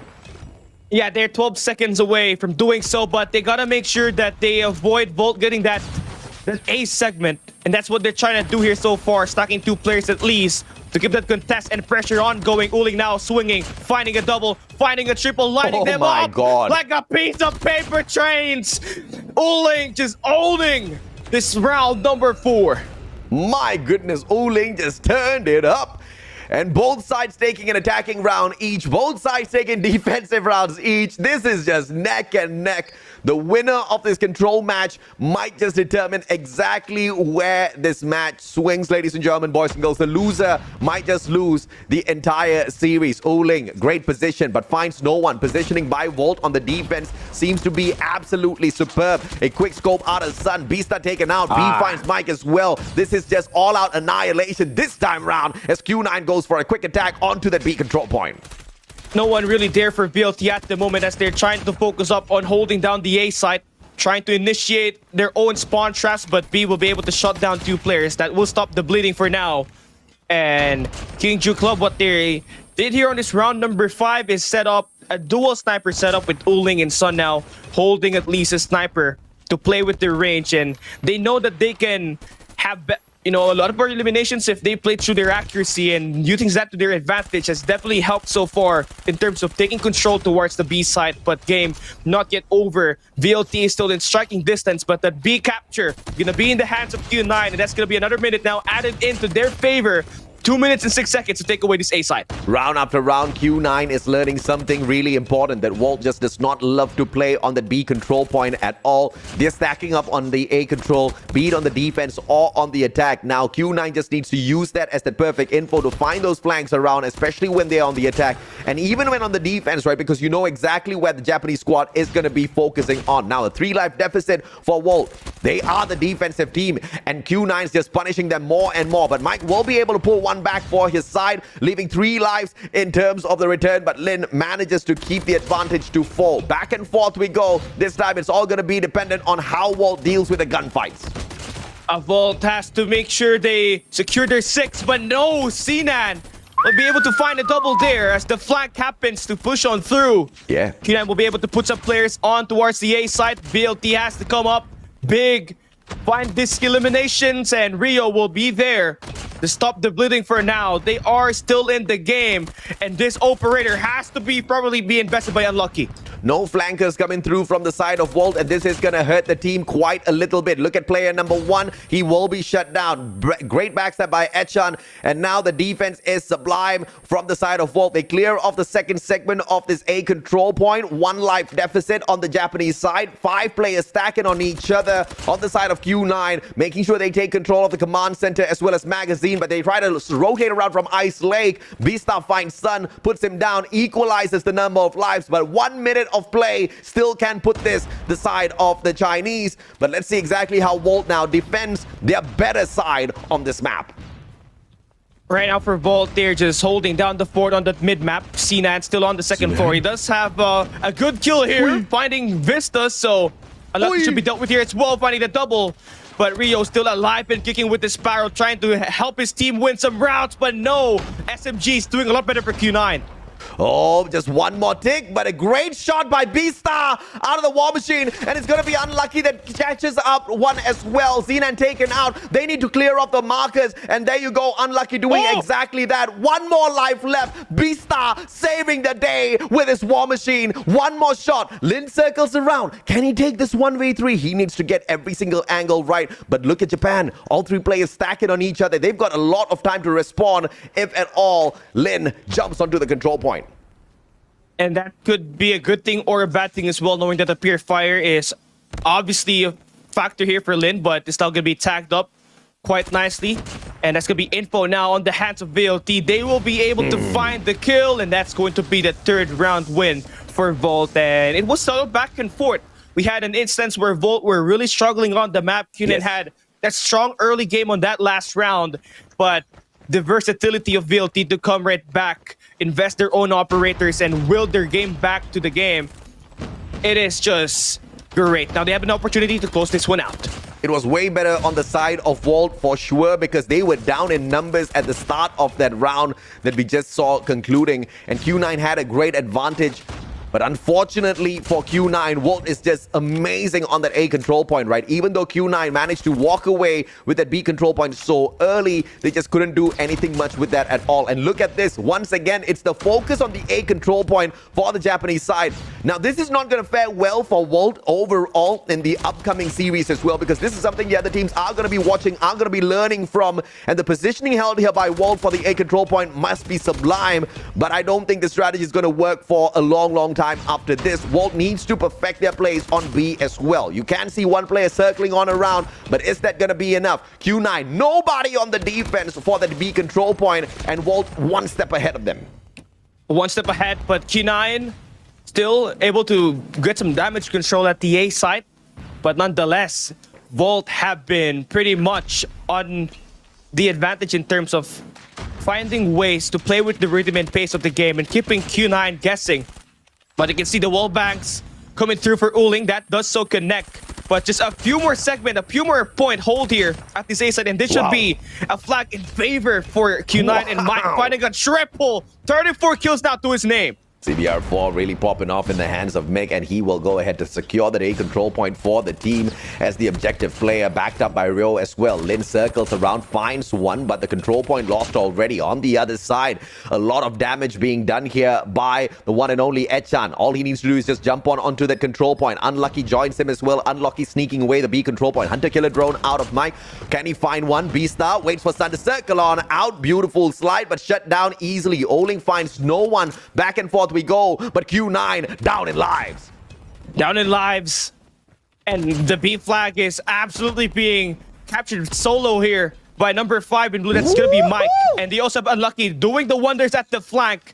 If he gets this couple of engagements, this is just trouble for Q9. As you can see, they're just in single digit of life count, and this is going to be a VLT win if they can find their acts together. Now, they just have to stack their numbers inside of the point, but that will not happen for now, as they're trying to slow it down, regather themselves, and try to end Q9 here at this round number 6. The game is over, man. Look at Mick bringing out the claw, but they still have 2 operators on standby. And this is going to be the last round for sure out of Vault. There's a single life left now for Lin.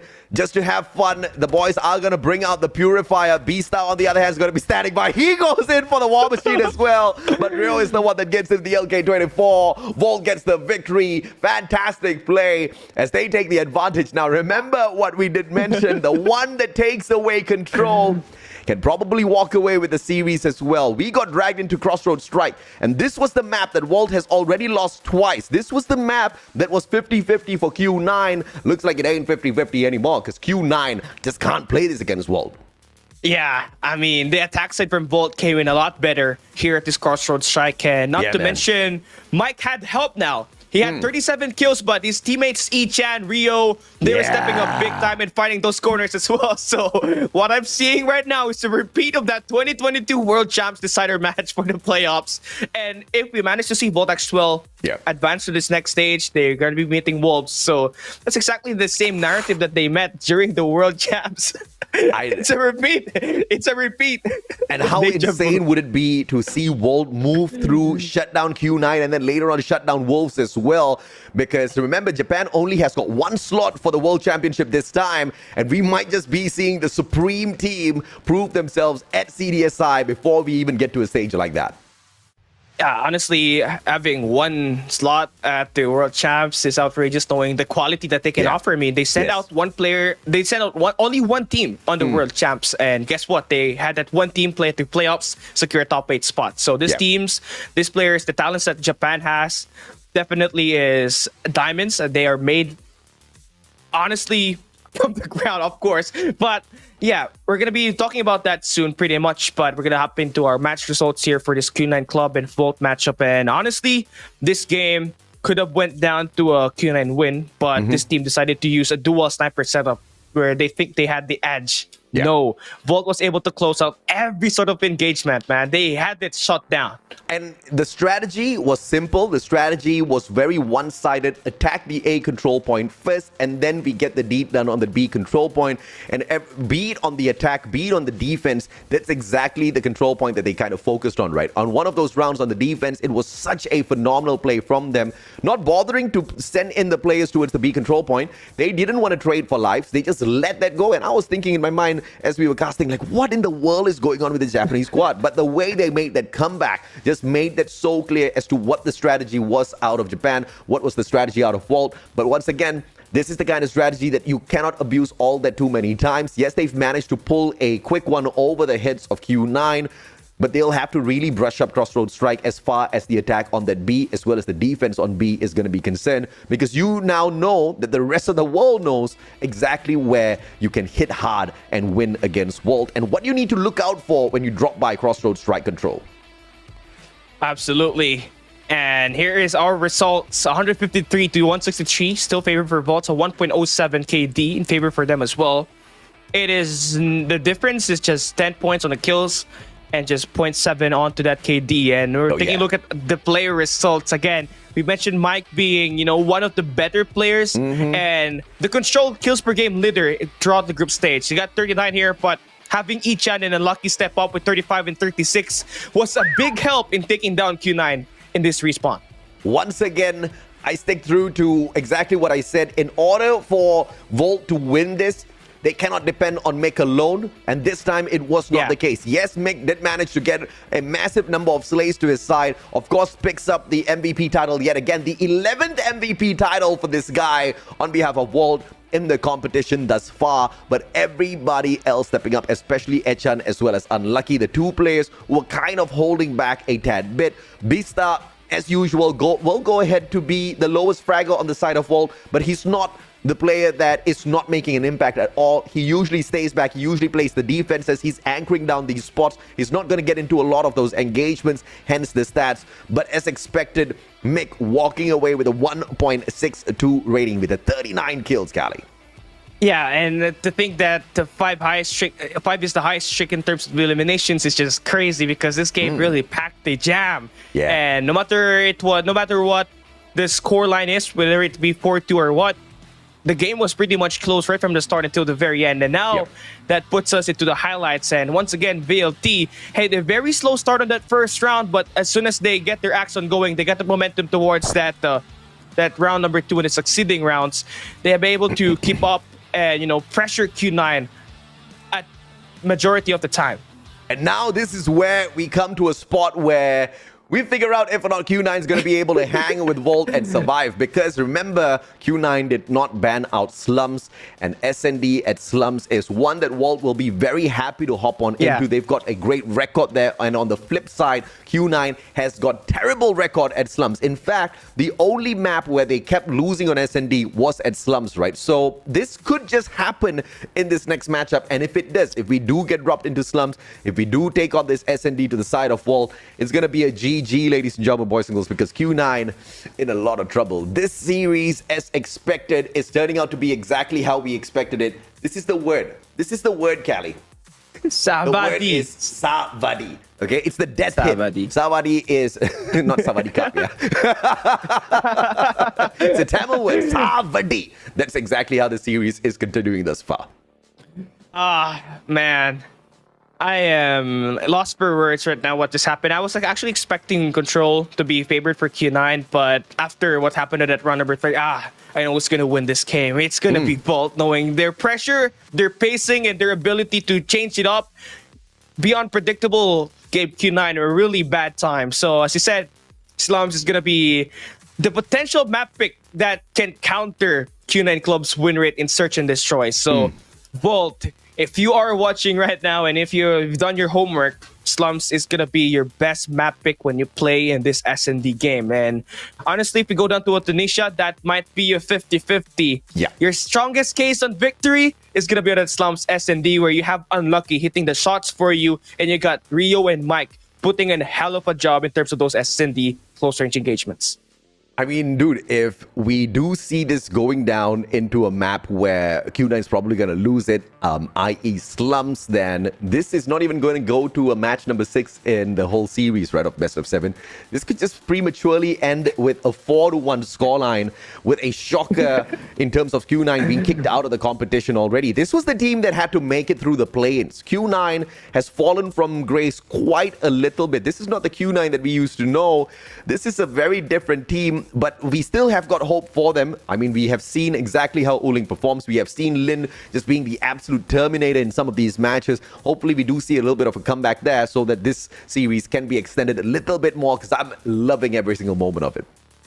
Absolutely, and honestly, this is not the main roster for Q9 just yet. They have been saving the best for their Season 6 for China Masters, and once they got Island back, oh my god, that Island boy, you're gonna be making Q9 go back and rise from the top. And honestly, they have a best chance to actually claim the top 3 spots, knowing that the world champs will have 3 China slots. So it might be Wolves, DYG, and Q9 Club if they play the Season 6 correctly, because as far as we all know, Q9 is currently at the bottom 4 of CDM last season, but they have turned it around with their new adjustments. But right now, in this game, we're going to have to focus it up Because right now S&D is going to be needed by Q9 to tie up the series, but it can be needed by Vault as well to go up 3-1 and the potential closeout to that hard point later on. Yeah, I love what CDM China is doing, because with engagements like this, you really give those teams a wake-up call before a big stage like the World Championships itself, right? That great wake-up call for Q9 can potentially make them step things up before things get a little bit too dire and they don't make it for the big leagues. And of course, as we look at the maps yet again, we know for a fact that 2 maps have been banned out thus far for S&D. Firing Range and Apocalypse have been taken off of the list, and we did see a showdown at Meltdown, which now leaves us with only 2 maps to play, Slums being one of them. Yeah, and Slums is gonna be the strongest map pick here to go up against Q9 Club. That's the weakest map of Q9. But if you want to go down to a Tunisia map where you want to throw a curveball, why not give it a try? But we have seen Vault play that game. They had it worse up against the Group B teams. Yeah, I mean, we've seen Tunisia being played, I believe, 3 times thus far for Volt. Yeah. They only walk away with a single victory. 2 of those have been losses, and you don't really want to do that, right? And they kind of lost that against E-Star Pro, bro. So, maybe not. Maybe not a great map to walk into. Yeah, E-Star Pro had one of their players using a shotgun, and you got completely obliterated by KAGE. And Yeah. honestly, not a good map. Let's not play that map, Vault, please.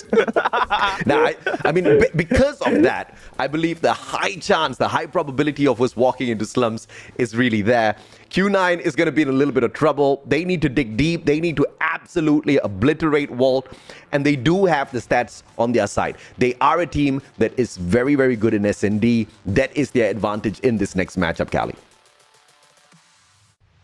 Of picking the map and make sure your guys are ready, because this may just be, one of the worst maps for Q9. But after their losses on the group stage, they may have taken some adjustments. They may have revised their strategies when it comes to playing on the attack side and the defensive side. Because anything really, Slums is the most played map by Q9 during the CDM Season 5. That means there's more airtime. And more airtime means you're going to be able to read what the team is trying to execute when it comes to playing on the defense on the attack. Yeah. But now, what?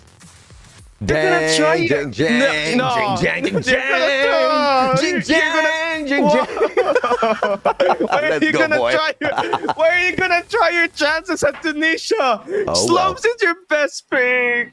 Okay. Oh well. Let's see exactly You what pick these your poison. There's going to be a double snipe setup here for sure on the side of Q9. Walt, on the other hand, let's see exactly what gun setups they've got. Obviously, Unlucky is going to be walking in with the snipes.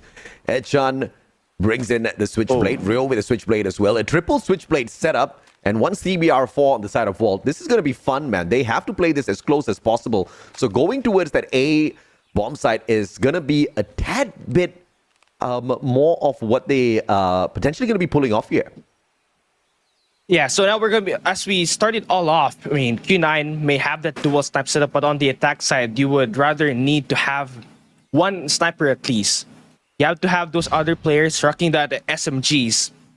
And for VLT, I'm starting to think that this is kind of a best way for them to take some damage control. Fine, you may have taken a loss on a lot of teams, but up against Q9 Club, you're going to be able to pick the map.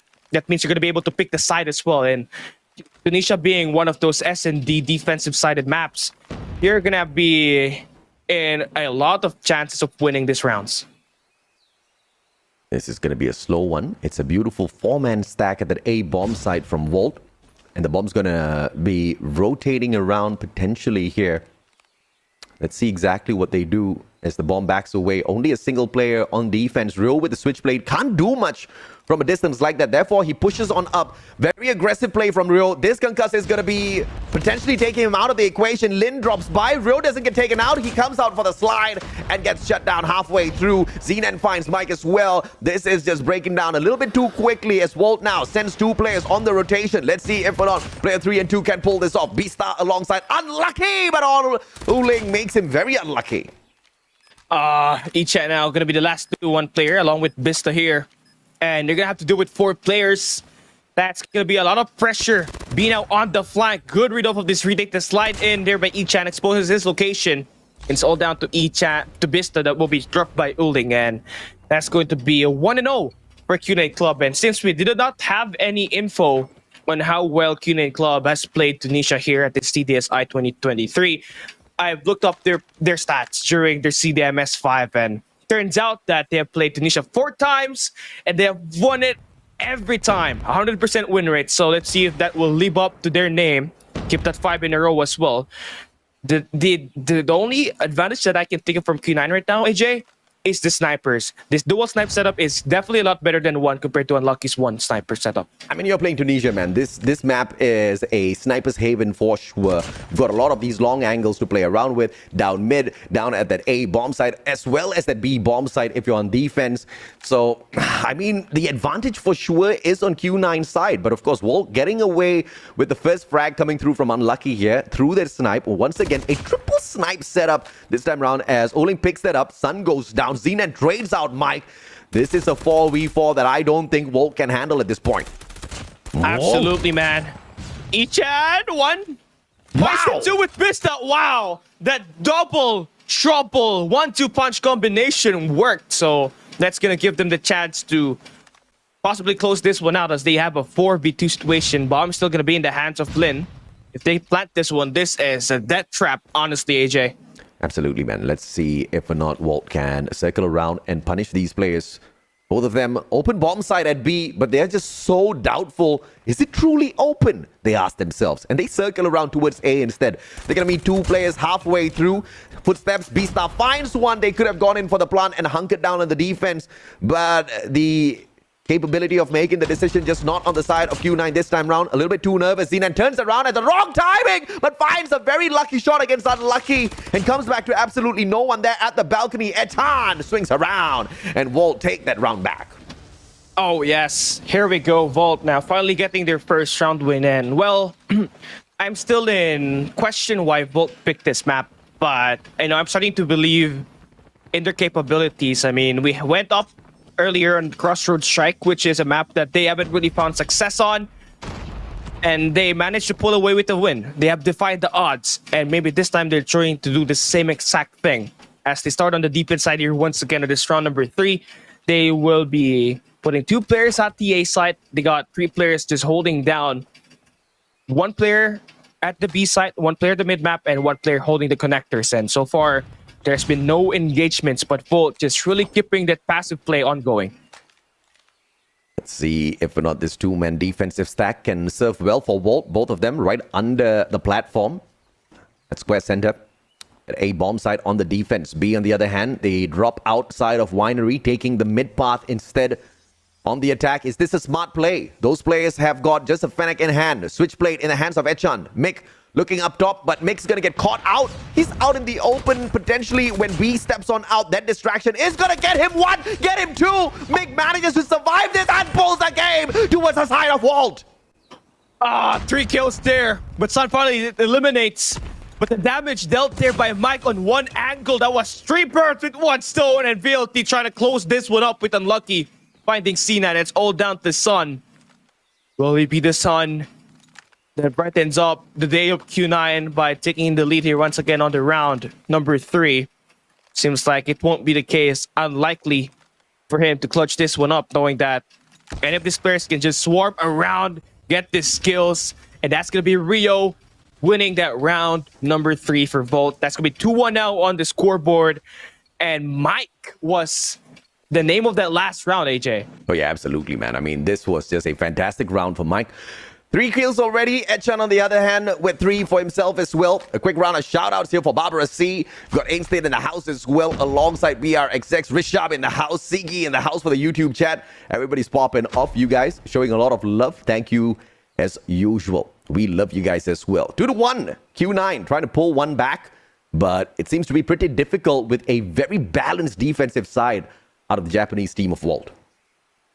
Yeah, and honestly, here for Q9, this is going to be quite an interesting take. They're going to be playing it really rather slow, but they're not going to stack their resources at the winery this time, having those resources stacked at the middle of the map, where they're going to be met by Rio with this scope, who only has 1 kill at the moment. Then he will decide to push up towards these balconies.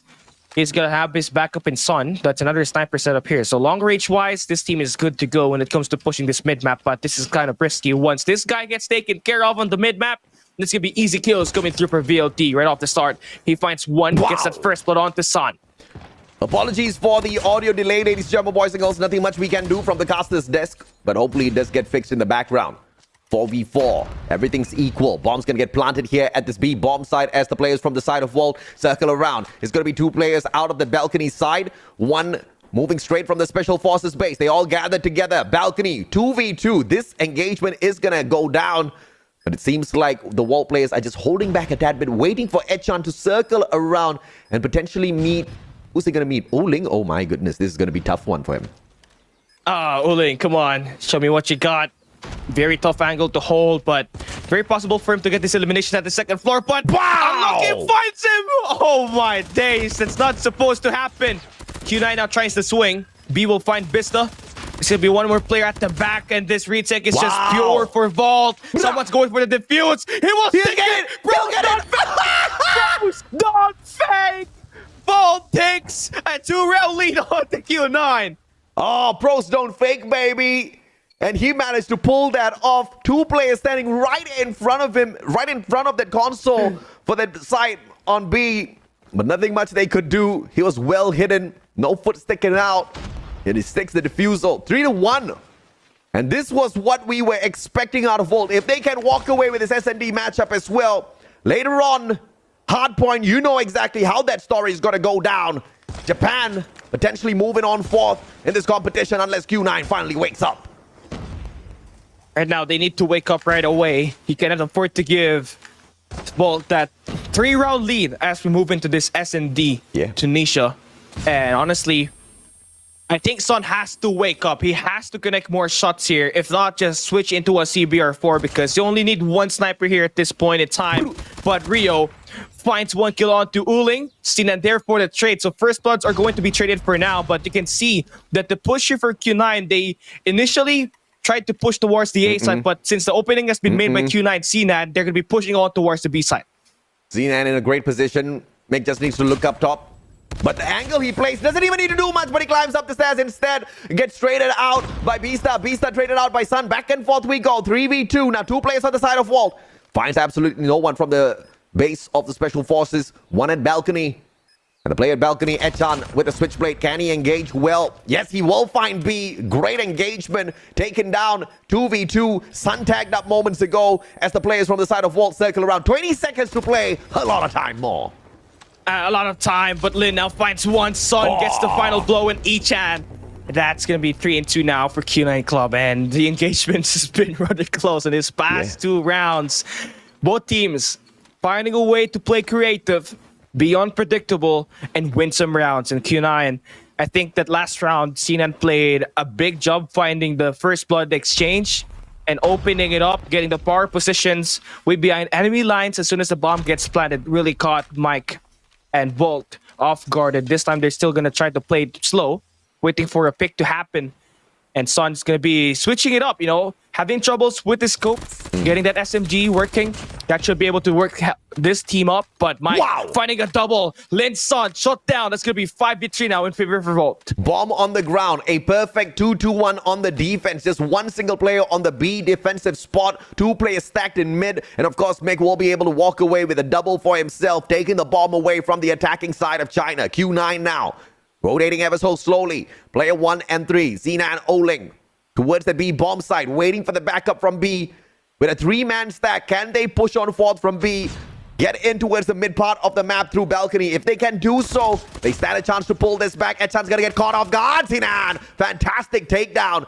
And it's a 4v3 number still to the side of Vault. They still have the numbers. But do they know that the bomb is dropped? Honestly, nade out from B.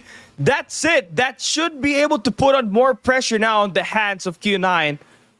But again, they do not have the bomb. They cannot play for the bomb plant here at the B side. They have to make sure they play this one slow, find another pick, initiate a 2v2 situation. But the longer that you take this, the more you're going to be able to second guess. As you can see, they're trying to play it slow, finding that first pick onto Mike. That should be a great play. Now this is going to be a 2v2. You can pick up the bomb and play wherever you want.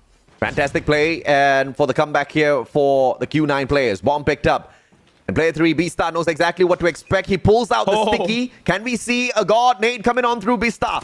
CBR4 on the rotation finds Sinan taken down too easy. 1v2. Uling with a snipe, but B-Star. Time runs out, and it is gonna be Walt that walks away with that round as well. 4-2.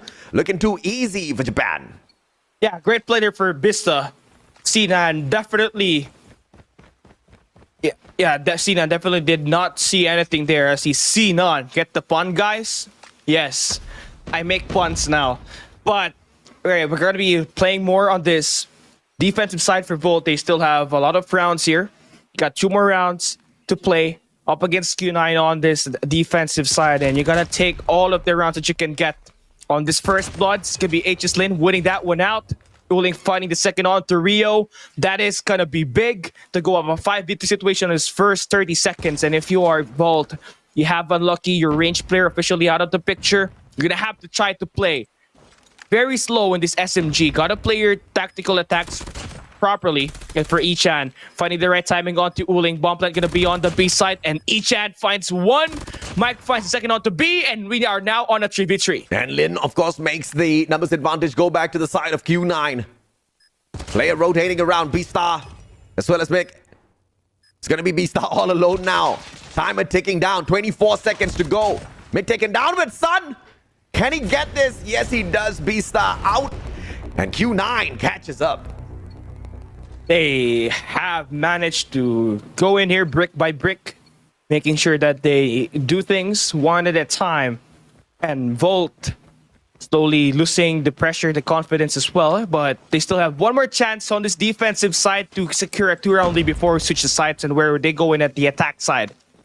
Where I think they're going to have a lot of trouble knowing that this map is a defensive side map. But for now, for Q9, trying to stack up an attack here at this B side.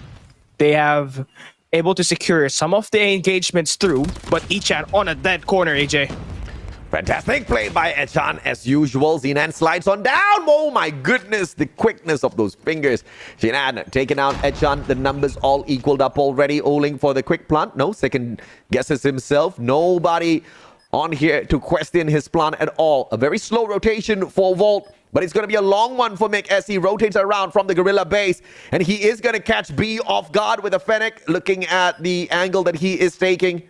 Doesn't do so. He's going to try to wrap around the mid-map. But now finally realizes that I have to come in for the flank. And now it's going to be that back guy that needs this team to open up. Sun finds one. Second one is going to be helped there by a CNAD. So now a 2v4 situation. Not much you can do here now. As we can see Q9 play these two at T. He'll be able to tie it up before he switch the sides. And that right there is going to be big for Q9 in order for them to get right back into this game. Fantastic plays out of Q9 to catch right back up. Unnerving the players on the side of Japan a tad bit. Walt now needs to make sure they find a fantastic attack. With the bomb in hand, pushing on towards that B-bomb site. 2 players very aggressive on the defense. Look at Zinan. He's pushing up forth. Unlucky does find Oling though. The numbers to their side. Real traded out by Zinan. Back and forth we go. But then now they all know that B-bomb side is going to be the target. But the rotation, look at this. From player 5 and 2 out of China. Lin and B. They don't move a single inch, Cali. They are waiting for these engagements to be swung over here at this A site, knowing that the couple of engagements just were very active on the B side. With Sinan keeping up the pressure. Once again, 11 kills on the game. That's the highest. No one really even close to reaching a second to a double-digit score here. Double-digit kill here for any of the squads. And he has been exceptional in terms of finding these good kills. But Sun has the opportunity to find one shot to connect. Misses the opportunity to take down one at least from Volt. So for now for Volt, you're thinking, the B side is active. Why is the A side active right now? Well, it took so long, and now the rotation is going to come through for Q9. Well, just buying a lot of time here for themselves that I don't think they can afford. 45 seconds. Needs to make a call. Where do they go? Towards that A bomb site, a lot of action, a lot of sounds. They choose to push down mid instead on Main Street. And they will meet HS Lin. And I know in hand, is he going to get this? Is he going to catch them off guard? Lin did manage to get a little bit of information off of them. Beastar and unlucky now. Pushing on towards that square center. No engagement. San finds Beastar. We do apologize, and I'm starting to see the audio delay myself. Same. It's hard to know because you know who's gonna win the round as soon as you hear the audio cue, and Q9 Club now finally able to take the lead here after Volt has tremendously stepped up their game and took like a 3-round lead as we start this Tunisia S&D, but they have found their way back. They have won 3 in a row if I'm not mistaken, and if you're Volt, you have to really watch out on the angles you take. You gotta take care of your lives right off the start, and you have to win the first blood. And right now, they're gonna be full stacking the A site. They must have used the smokes to get this Q9 players to back away, and the bomb is gonna be down. And this is going to be our first 5v5 retake. Very smart play by Volt this time around, using the utilities to manage to get to that A bomb site. But now it's all about the defense, all about locking down those angles. And the utilities needs to be abused by the side of Q9 as well if they want to find access in here. A couple of concusses, perhaps a flash, will do them a lot of good. Lin leads in with that first, with the grenade, managing to find his contact. Lin circles around, Mick taken out, Beasta shut down by Sun as well. Echan trades out Lin, but takes a little bit too long to do exactly that, and Sun shuts him down. Unlucky still alive and kicking though. Unlucky now needs to hit 3 shots in a row. 1, 2, go down, but Son managed to intercept the push being made by Unlucky, and Q9 will be able to take a 2-round lead. That's the largest that they have here today. Volt hasn't shown signs at all of life here at the attack side. Has to be better and has to find a better way to hold down the fort once that bomb gets down, because the utilities from Q9 connected every time, and another first blood on Uling here at this round number 11. And this time the flashes do connect, but not early enough for Uling to get blinded. Therefore, he does manage to take Beasta out of the equation. He came running on through with a CBR4, quickly traded out. Lin finds Echan as well. Things breaking down very quickly for Walt as Q9 wakes up in this matchup. Oh, very big one here for Q9. They're just lining these kills one at a time. They have stopped the bomb from getting planted. They dropped the bomb. Gonna be in their hands. Unlucky and Rio has to be creative to find a way to dissect the defense here by Q9. Definitely stuck here at this A site. Rio has to be forced to play a gunfight here. C9 will still win it anyway. And this 1v4 gonna be all down to Unlucky.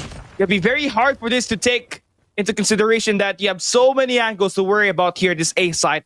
But Unlucky does so find one. Has to do with 3 more. And this 2 other players, Sinan and Sun, leads the team in total kills as well. Not good at all. 6-4 this time. The bomb on the ground with Unlucky in a very unlucky situation. Angles held by Q9, a little too safe. Nobody's going to get spotted out unless, of course, Unlucky makes a little bit of noise. He drops by, and B gets an easy shot on him. Unlucky, pretty unlucky in that one, as Q9 now starts to run away. Yeah, right when you think Volt has the opportunity to close this one out, Q9 proves why they are one of the best Tunisia teams here at this S&D. Sinan, Sun, this duo right now, along with Lin, has been the bane. Look at it this way, Uling hasn't even played great at all, and this team is still winning, and that's how deep this team is when they play this S&Ds. But Volt now starting to get their attacks to come true. Unlucky finds a double. Uling will be able to trade down Echan, but it's still an equal 3v3 here. Uling finds Echan, like you said, 3v3. Let's see if or not that bomb can get to the side. Oh, are we going to see them make that quick rotation, man? Because Q9 obviously has stacked up this spot already. Walt still wants to play this. I don't see why. Mike. Okay, big play there for Mike. Now they can potentially swing it. They can see Mike will be there to hold this team down, get some info on towards the A side. It's gonna be the front man here, and this would be a communication being held now that, hey guys, there are still players. There's no activity here at the A side. Let's try to push it here, put this bomb down, and create some pressure. Maybe spark a run here at this S&D Tunisia, as we're definitely down by a lot of rounds. As you can see now, it's taking quite long, knowing that Uling and B now has successfully find the rotation here at this A side as well. I mean, the rotations from the side of Volt is just so unfortunately slow, and now the advantage still not on their side. Mick did get in there first. Rio with the plant now, and Mick's pretty much single-handedly keeping the Q9 players back. This is an amazing play from him. Uling's just shooting windows in the meantime. No! He's just a little frustrated. He just gives away a lot of information, but tries to get Miraculous wallbang through that. Will find absolutely nothing. Circles around. Fennec in hand. Unlucky. Spots one. Doesn't take down B. No, finds Huling instead. Even better. You shot down the sniper on Q9. Just have to worry about this close range engagements, and Rio will be there to get the kill.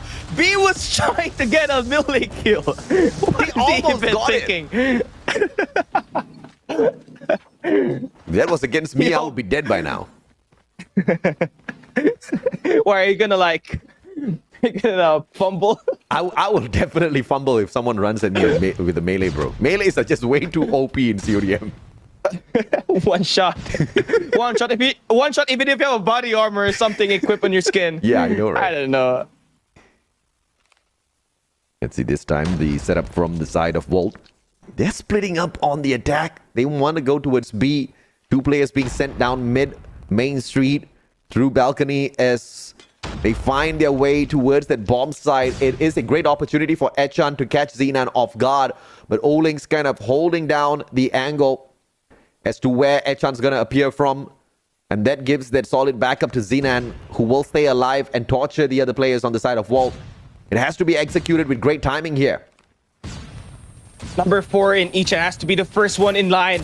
And let's go. The exchanges are going to become true. Unlucky will find one on the Xenan, but the first one are going to be exchanged. Sun does have the information that there's going to be a player on the main entrance, but going to lose that gunfight. Q9 barely hanging here at this B site as Rio and Echan combines for 1 kill each to open up the site. It's all down to B. Will eventually deal 1 player down, but Rio dared to shut that out. And Volt now just needing 1 more round to tie up the number here up against Q9. At this point in time between these two teams, it's just rock, paper, scissors. And of course, finding out if or not Walt wants to take a quick rush in towards any one of these sites. When they are decisive with the point of attack, they're pretty much unstoppable. And they can dictate the pace a little bit better with the bomb here. So it's just surprising that they are hanging back quite a bit. Really slow and very tactical. But knowing that you push towards the middle and no one watching this A side, someone are going to be extending, and you're kind of expecting that if you're Mike and he gets a double. Bolt now on a 3v5 situation. They are full pledging this A side, flooding it in. Should be able to put that bomb down as well. Great smokes coming on through, blocks out the entrance through the tunnel that links towards that balcony. And that's going to give Mick the opportunity to step up in front. Pops yet another smoke, covers the base, only leaving the Special Forces base access through the tunnel towards the bomb site in itself. So smart plays defensively out of Japan, even though they are on the attack. Rio will be able to trade Xenan out fantastically. Circles around to find a backstep, finds no one, leaving 2 players left in here. Both attacking from the same angle, and a collateral by Unlucky. Very lucky shot. Ah, no pun intended on that take. Volt now has turned it back. Unlucky has been observed with his scope here at the second half. And Echan slowly starting to navigate around. And when these three players are doing well, when we saw that on that crossroad strike control, they were able to secure a map win. So if they continue this one up, they are in line to win this, but this next round gonna be big for them. First bloods are gonna be key, and Rio finds that God nade, and that's gonna be an early 4v5. Mike will be able to turn around as well. Can that grenade connect again for Mike? Lin will trade out. Echan tries to slide away, but Lin just a little bit too quick, a little bit too cool for Scoo as they all equal up on the 7-7 number of lives to the advantage of Walt. And it will be Mick that continues to circle around, but traded out by B. 1-for-1 trade. Lin finds one from the back, and he won't be able to get a double for himself. But Unlucky steps up for the team. It's now a 1v1. Where will B circle in from? Oh my god, this runner here is very crucial. You get match point if you win this round, and Unlucky has 15 kills in the game. Let's see if he's going to be able to secure a very decisive kill to put this team down here with the lead and the match point as well. The bomb will be picked up, and most likely B will now have info that the guy has picked up that bomb, and he's going to know that the guy is going to be on the B side now. You can see B right now just holding down one angle, not really moving here at all. Unlucky, still waiting for the perfect time to get this one through. This B side is the best way for him to put that bomb down because the time is not enough. 20 seconds is left. could have circled around, but he decides to stick to the B bomb site. Potentially an open plan here for him to just lock down the angle towards shop. And this just puts Q9 at a disadvantageous position. All Unlucky needs to do is just wait for a defusal with that open plan and find that quick scope. Just make sure he doesn't get taken down. And this is the best angle that he can, of course, hold on to. But he's just second guessing himself. What if B comes sliding out with that Fennec? Oh. And Unlucky's going to take this beautiful shot for match point for Japan. Oh no. Q9 is getting World Champs flashbacks. Oh no. Oh no. Oh no. Oh no, no, no, no, no, no. Let's see Q9 make a comeback potentially here. Unlucky looking for a spot on a God nade. Is going to find absolutely nothing. No rushes from the side of Q9 as well up mid. So his pre-scope's not going to help him get anything. Absolutely. And honestly, for me right now, for Q9, Uling hasn't been playing well with that scope. Maybe switch it up a little. Maybe use Son as a sniper. Get Uling involved in the gunfights, because anything really, you need to have your captain involved in these gunfights at the close range, because we all know his accuracy has been a monster in terms of those 1v1 gunfights. But for now, not going to find any engagements with that scope, as we do have Volt trying to circumnavigate where they might put this bomb down. Their best case right now is going to be at the B site, knowing that that A site is stacked with 3 players. So at the moment, no engagements, a minute already passing by. Unlucky looking down mid on Main Street. It's going to find absolutely no one. And 2 players push on up fourth in the name of Echan and Mike. If they turn around towards the right-hand side, they will find Sun and his Fennec. Can they engage? Yes, they do. And Mike takes him down, drags out Lid as well. That's it. Mike has probably got the winning play for the side of Walt already at 5-3-3. The bomb now just needs to push on forward towards that A bomb site. All opened up by Rio already. He's got the info. Now it's all up for the play of that objective. Mike, team shots. I understand, brother. I do it all the time. It's just a tense. This team is tense. They are in a position where they can close this one out and take a 3-1 lead on the overall series. Mike now could just swing by and get another kill. Sinan gets a haircut. Unlucky could pop the head. Should be able to find the foot as well. That stinking feet will be shot down. Being eliminated. Oling shot down, and Volt goes up 3-1 on the overall series. It is definitely a deja vu on the World Champs last year. Oh my mama. So just as predicted, ladies and gentlemen, boys and girls, the winners of Control probably going to be taking over the competition, probably going to be taking over the series, and that's exactly what's happening here. Now, when we were brought into Tunisia, it was a potential 50-50 for the side of Walt, and there's just no way of telling exactly how it'd go for Q9. It was a neck-and-neck matchup, but I think Mick just probably, had solo carried the team in terms of all of those engagements. His snipes were off the charts accurate, and everybody else just had to keep up with him. And we had to love and respect the fact that although he was performing so well, he was never the first player to aggressively push on into any side. It was a very calculated push coming through from the Japanese side, round after round after round, not underestimating Q9 a single time, Cali. Yeah, the thing with me for Q9 is that they were really having trouble finding the rotations and trying to get a good read on where this Volt squad would be on the attack side. And I think that's what separates this Volt squad from Z1. They definitely have the composure and the ability to adapt to the situation and how to be creative and outsmart the players. It's And definitely, also, sir. they have the better combination of players. Yeah, absolutely. And Q9, there's a history between this squad that they're facing up against, which we all know that they got eliminated at the decider match during the group stage of the World Champs. And Savadi. Savadi. It's not Savadi. Savadi. Yes, Savadi.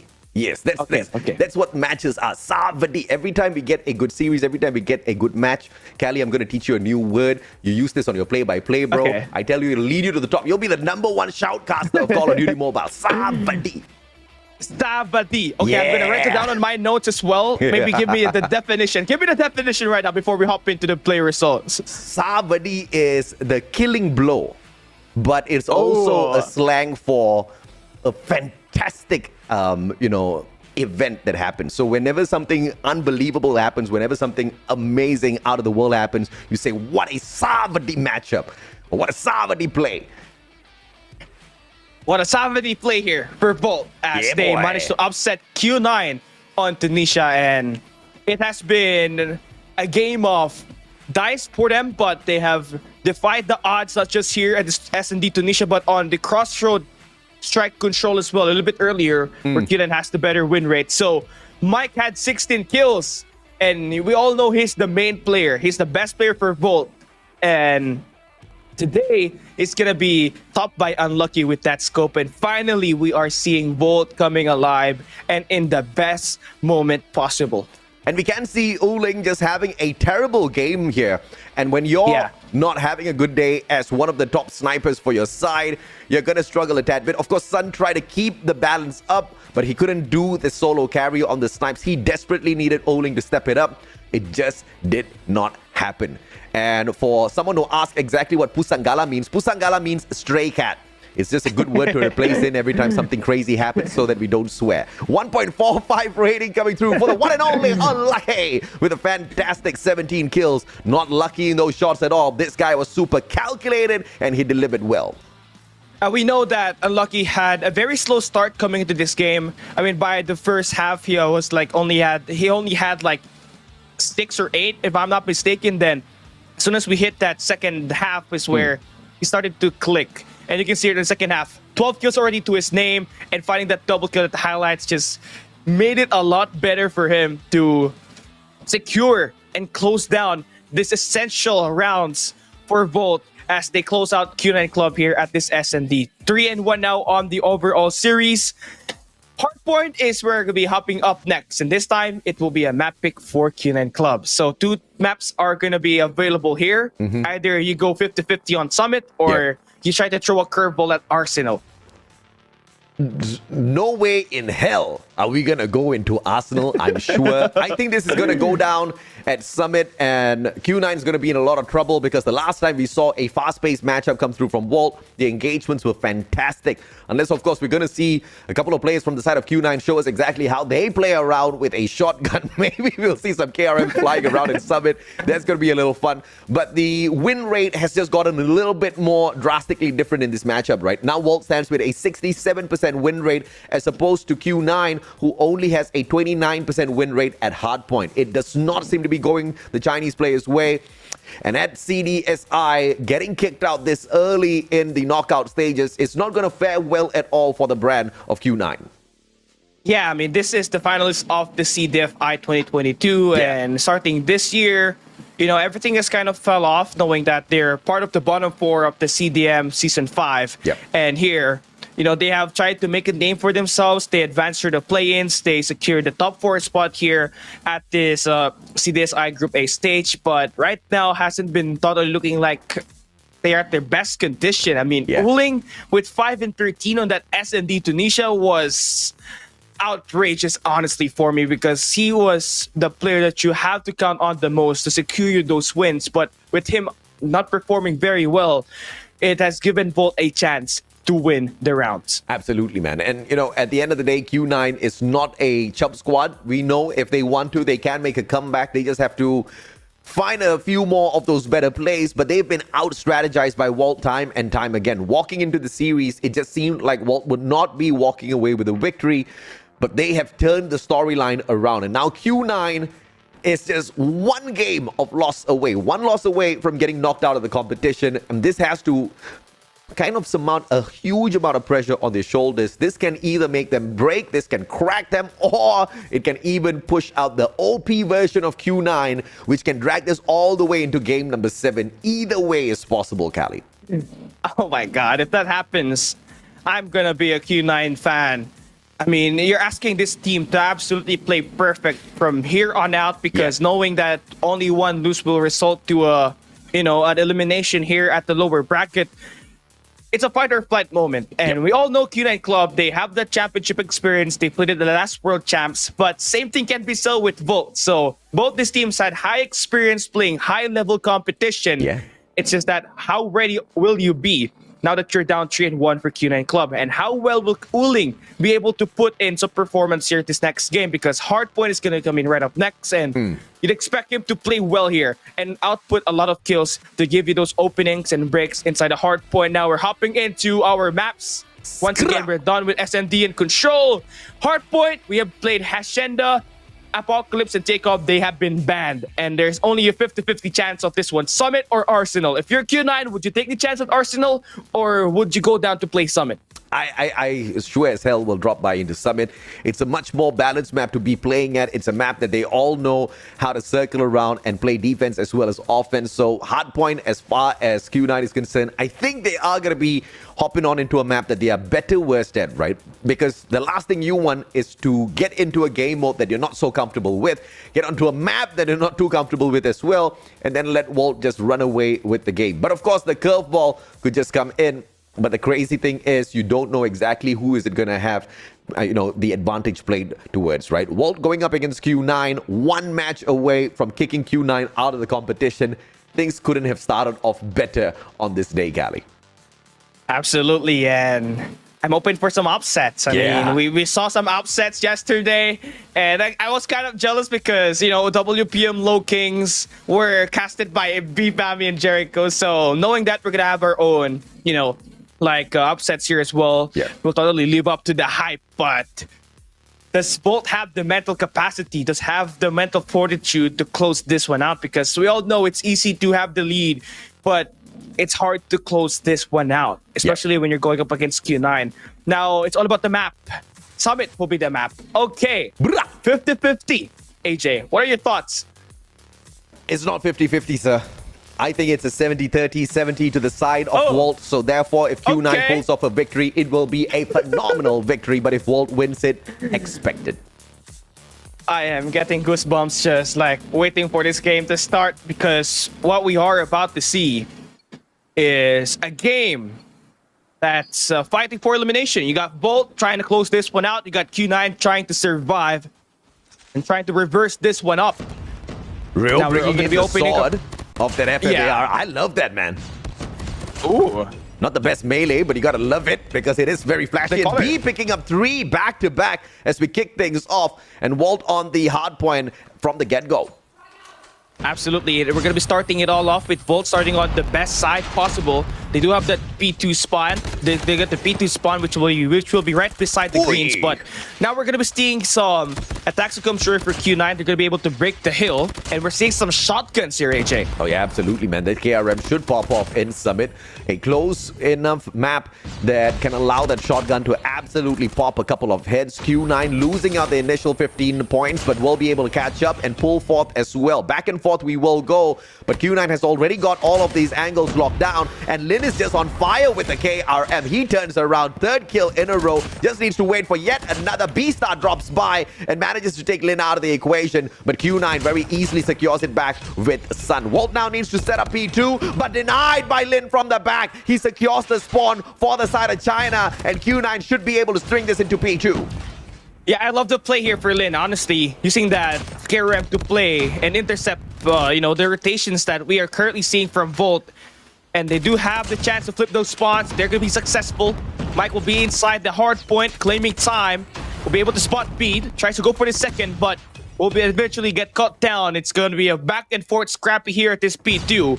One thing for sure, Volt still has the P2 spawns, and they could change it to a P3 rotation as well later on. Oh, yeah, absolutely, man. And, Walt was just a surprising team at the group stage where they surprised us the most by dropping a series to E-Star Pro. E-Star Pro's first series win was against Volt. But I think that was a huge deep fake out of the Japanese squad just to sucker in teams at this knockout stages. And it looks like Q9 stepped on in thinking they were going to be easy chumps to take on, and Volt just proving the exact opposite. But in this hardpoint matchup, it is Q9 with the lead, 48-33, albeit at hardpoint, it means absolutely nothing in terms of a lead. Absolutely. And now we're going to be hopping into our P3. It's still going to be BLT doing a great job blocking up the spawns, not give Q9 the chance to try to break this. The only time for them to get this one is through the frontal assault, and that's something that they will not be finding any success at the moment. But now you're starting to see this operators get invested. Bista finding a better value off of his operator as he finds a double with the war machine. And that's going to be helping this team buy some time inside the hill. Not to mention Unlucky popping up with the Annihilator, finds that double. And the squad of Volt will be able to secure not just the spawns, but the hard point as well. Double operator investment, not a expensive investment at all, because this is a money hill. But 30 seconds to go. Volt now needs to win this out, but Lin just steps on in with the KRM. 2 kills in a row already, goes in for the third as well. Is he gonna get tagged up? Yes, he does, and Mick gets the beautiful kill. B trades out Echan, but it is still Volt with the kill. 15 seconds to go. Unlucky, very lucky with the spots, a double for himself, but those operators that were invested very quickly earned back by the squad. Rio and Echan have got 1 each, but Lin and B have got 1 for themselves. Xenan finally manages to activate his operator as well. So when we go in for the rotation to its P4 at the blue radar station, Q9 stands a strong chance of holding this. Yeah, right now they're just gonna have to win this early set of gunfights at this P4. They're gonna be able to use the gravity vortex from Uling to find all these kills, so that will bully out Volt to spawn all the way back to the left side of the minimap. And this should be time for Q9 Club, and they have been fighting those eliminations. VLT cannot find anything going for them so far. As anticipated, the investment of the operators for Q9 to make this their own money hill after Walt ran away with P3, P4 in the good control of Q9, and it doesn't seem like they're going to be losing the spawns anytime soon, but Unlucky finds the access. CBR4 manages to get 1, but Lin burns them down. A 3 operator investment for Q9 to hold on to P4. Is this going to win the game for them or hurt them in the long run? We will have to wait and see. Lin manages to get a couple of slays. Q9 still holding on to the hill. Every single point soaked up by the Chinese squad. At the moment, they have claimed most of the time here at P4, and I love the triple operator investment. I mean, they have managed to pull away at least a 20-point lead right before we open up the second set of hardpoint rotation. But do not be mistaken, VLT, despite of the loss that they've taken at P4, they are very kind of fast in terms of adapting to this situation. So expect that they're going to be able to put in some shots and contest here at this P1. But at the moment, they've been losing their gunfights here, AJ. Reset of the hard points, and Walt's just finding it a little bit tough to deal with Lin and his KRM. 16 kills for Lin already. Sun is popping off as well. Rio just needs to step up a tad bit, but as I say that, he only gets 1 and then quickly traded out. You cannot allow situations like that, but you cannot avoid them when you drop into a map as hot as Summit. Back and forth we go, especially at this first hard point. It is just a slaying game for Q9 as Walt finally finds the hill yet again. Echan managing to get double for himself. Circles around, finds B, but will be traded out by Lin and the KRM yet again. HS Lin is starting to become a pocket Yopi here with that KRM, as he's been able to read off the players on the close range engagements, and his kills are really big in terms of intercepting rotation. So definitely a big help that he has been lighting it up here. 21 kills in the game. That's going to be the largest, highest kills that we had so far, along with Ichan with 22. So at the moment, he has to keep this up if they want to stop Volt from taking this map victory. Well, Lin has been quickly traded out here, but Huling and the backup from the back. Xenan stops by. And yes, although Q9 has got an advantage in terms of the lead now, the 3 operators on standby on the side of Volt with Beastar bringing out 1 for himself. They secure the hill easy. And with 3 more operators for the play, once again, as we rotate from P2 into P3, you know how this game is going to pan out. Volt just needs to hang on now. They cannot waste the 3 operators, but Echan forces the operator into play with the Purifier. Can he get it? He cannot lose a single round, and Xenan will be on a killing spree at the same time. And that kill right there just flipped the spawns for Q9. They're going to be able to have the early setup here as we approach this P3. VLT going to come off this late rotation. They're going to be able to claim the scrap time, but you need that spawns for next in order for you to have a good sizable lead and to come right back into this game. Q9 will be investing 3 operators right off the start to read off the colorful engagements that they're going to come true, but Unlucky finding good value off of his own operator. He does flip the spawns, and this is going to be a 50-50 battle here at this P3. Yep, fantastic play by Walt using those operators to flip the spawns around, and Q9 loses the hill, although they were beautifully set up to find that initial spawn off of that. They had the early rotation, but Q9 finds the break as well because the investment of operators was a tad bit too early from Walt. They do manage to find the break, but not enough to hold the hill down. Echan still holding on to his operator, and Sparrow investment from Rio. Can he get it? Be taken down. This is a big play for Rio if he can survive. Big play again. definitely for Rio. He's spawning his team on his back. Not to mention, Mike has been doing a hell of a job securing all these kills from the front, not giving Q9 a chance at all to get inside the hill. And Rio fighting 4 in a row is going to be one of the front man here to try to secure him this P4 spawns, where we absolutely saw Q9 claim the most time earlier in the first set of hardpoint. Now, let's see if that's going to be the same case, as we are going to be seeing 3 players flood the point, and with this Predator missile, they should be able to flip the spawns here right in time before this P4 opens up. Oh yeah, absolutely, man. Now Walt has got the spawn already, but Q9 stacking the kill. Can they get in that? They need one operator on the play. Echan can bring it in for the investment. Sun, on the other hand, has already gone in for the investment onto the Sparrow. Gets taken out instantly, wastes the Sparrow halfway through, and the rest of Walt players just storming through the hard point. 40 seconds to go. Zenan with a huge win, but the grenade bounces right back in. Walt find absolutely nothing. Is unlucky, slides on in, but Zenan just takes him out of the equation and finds the backup of Dario as well. Zenan had his on freaking fire, but Beastar wasted, but he did take out a strong player. Yeah, he did so, but to the cost of losing one operator, which could have taken at least this final 15 seconds on this hard point, but they're going to be able to break this one immediately by using the raw vanilla gun. Sun now has to step up on a 1v2, will be shot down, and should they get this final 6 seconds, they should be able to have the lead right before the reset opens up once again. Just a 1-point lead from Volt, from Q9 Club, as we open up this P1. And it's going to be Sun trying to take in the hard point points here for the moment. And I do believe this is going to be a 250 to 240 finish, AJ. What a prediction. 187 to 182. What a play from Q9. This is the Lin show as far as P1 is concerned. You know he's going to be popping off earlier with the KRM. Now with a switch out towards the Fennec, his rate of fire is just going to be unstoppable. With Mike now circling on around, switchblade in hand, finds no one, concussed halfway through, has to back away on the defense. Rio backing him up. Mick just circles around, finds Lin as well. Can he string that up? Turns around and Oling slays him out. China reaching the 200-point mark. Walt not too far away behind. What a close matchup we've got. Obviously, Oling played a big role on this P1 play here for Q9 as they maintain that lead as we move in towards this P2, but still a pretty back and forth in terms of claiming these rotations, and it is hard point as well. And now we're hopping into this P2 spawns. Once again, you're gonna have either an opportunity to use your operators to try to secure a sizable lead here if you're Volt, or try to just save it up for next and use it once you come in for a late rotation. But it seems like they're going to be able to use only one operator at the moment, and Q9 gonna try to burn one purifier, and they're gonna be able to help them out with their own gunfights as well, as Sun secures a kill to open up this P2. Yeah, smart play by Sun, and he single-handedly gets the 3 strings for his side so that he can pull the hardpoint back towards his team, and Zenan will be slaying from the back, getting the kills out of the Annihilator, annihilating Wolf's chances of winning this matchup. They need to find a break, and they need to find it now. Player from the back tries to go in for the play, taken out of the equation. Claw on the operation from the side of B as well. China with 233. So few to finish off this game. 15 more, and Walt just nowhere close to breaking the hill.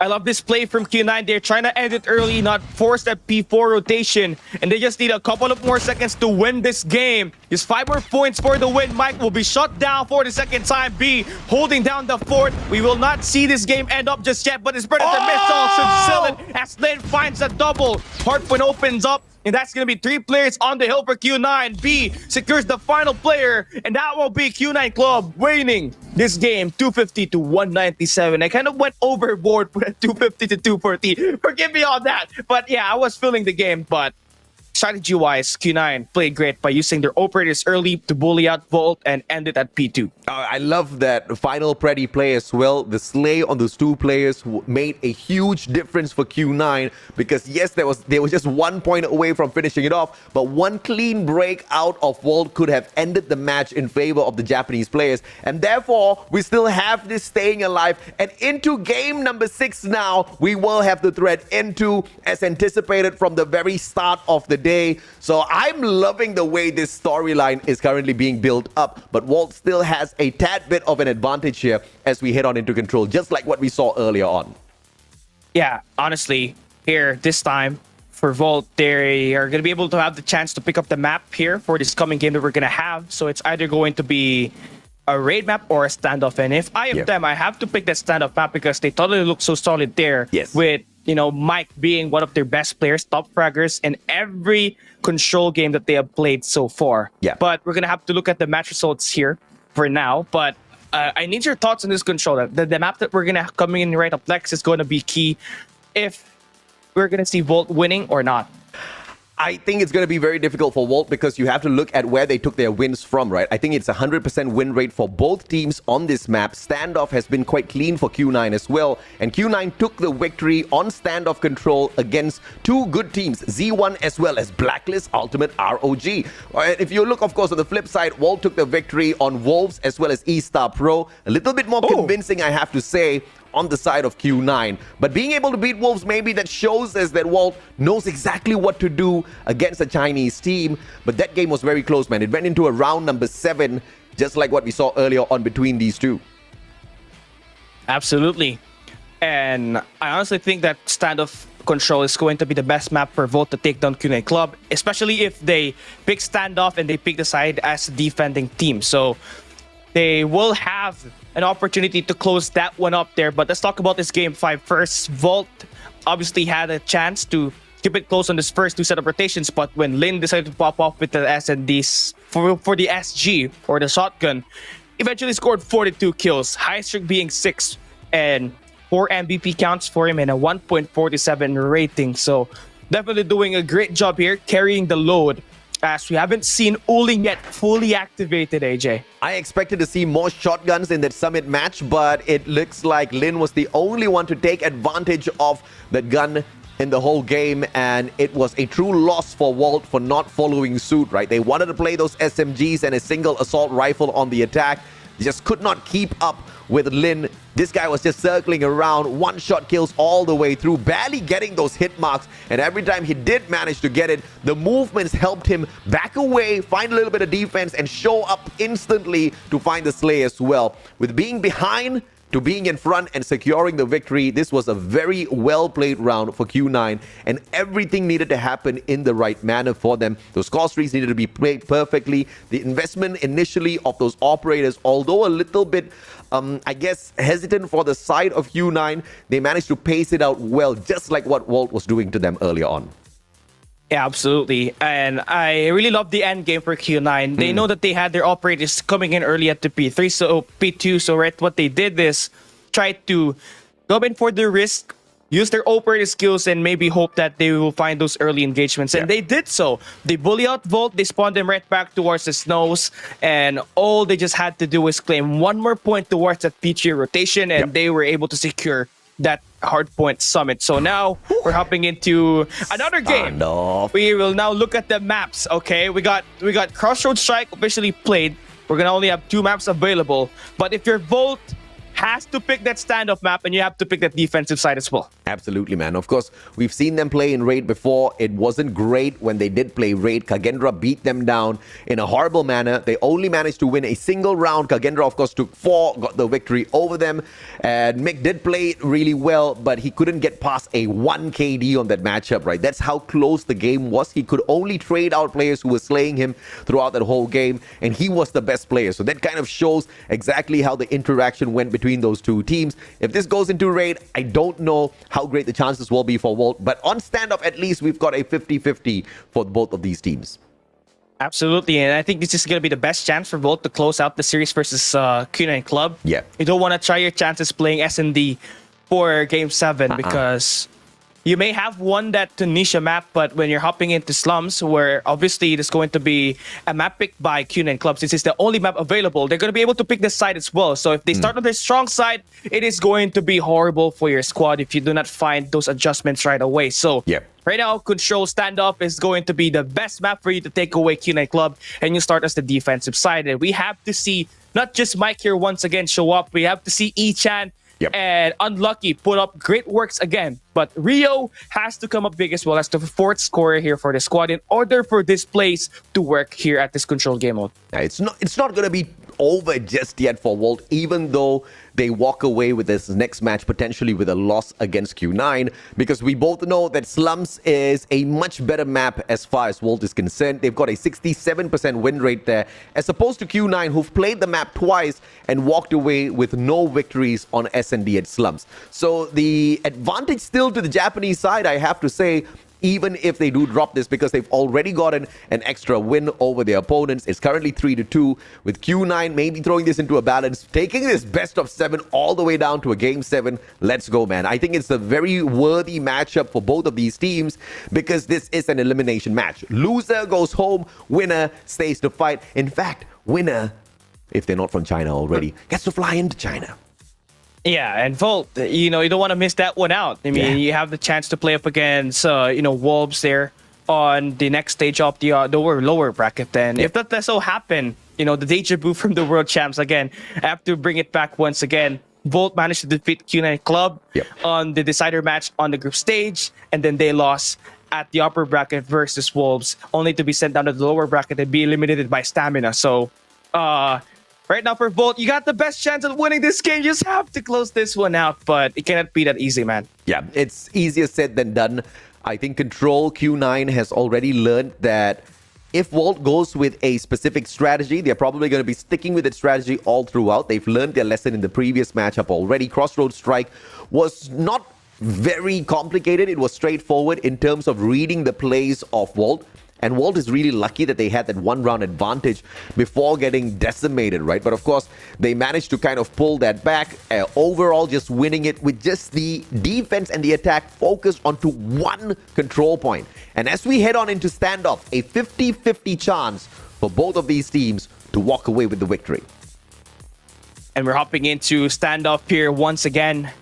Map picked by Volt. Side will be picked here by Volt. So we're going to have to wait and see what kind of angles are they going to be taking and what side are they going to be picking. So we started all off with Volt starting on the defensive side. So if this goes down the distance, they're going to still have the defensive side advantage, showing that stand-up control is very, of course, okay. So honestly, it's going to be Volt trying to find a way to get inside, get in the defense at the A side. They also have mid-map control here, AJ.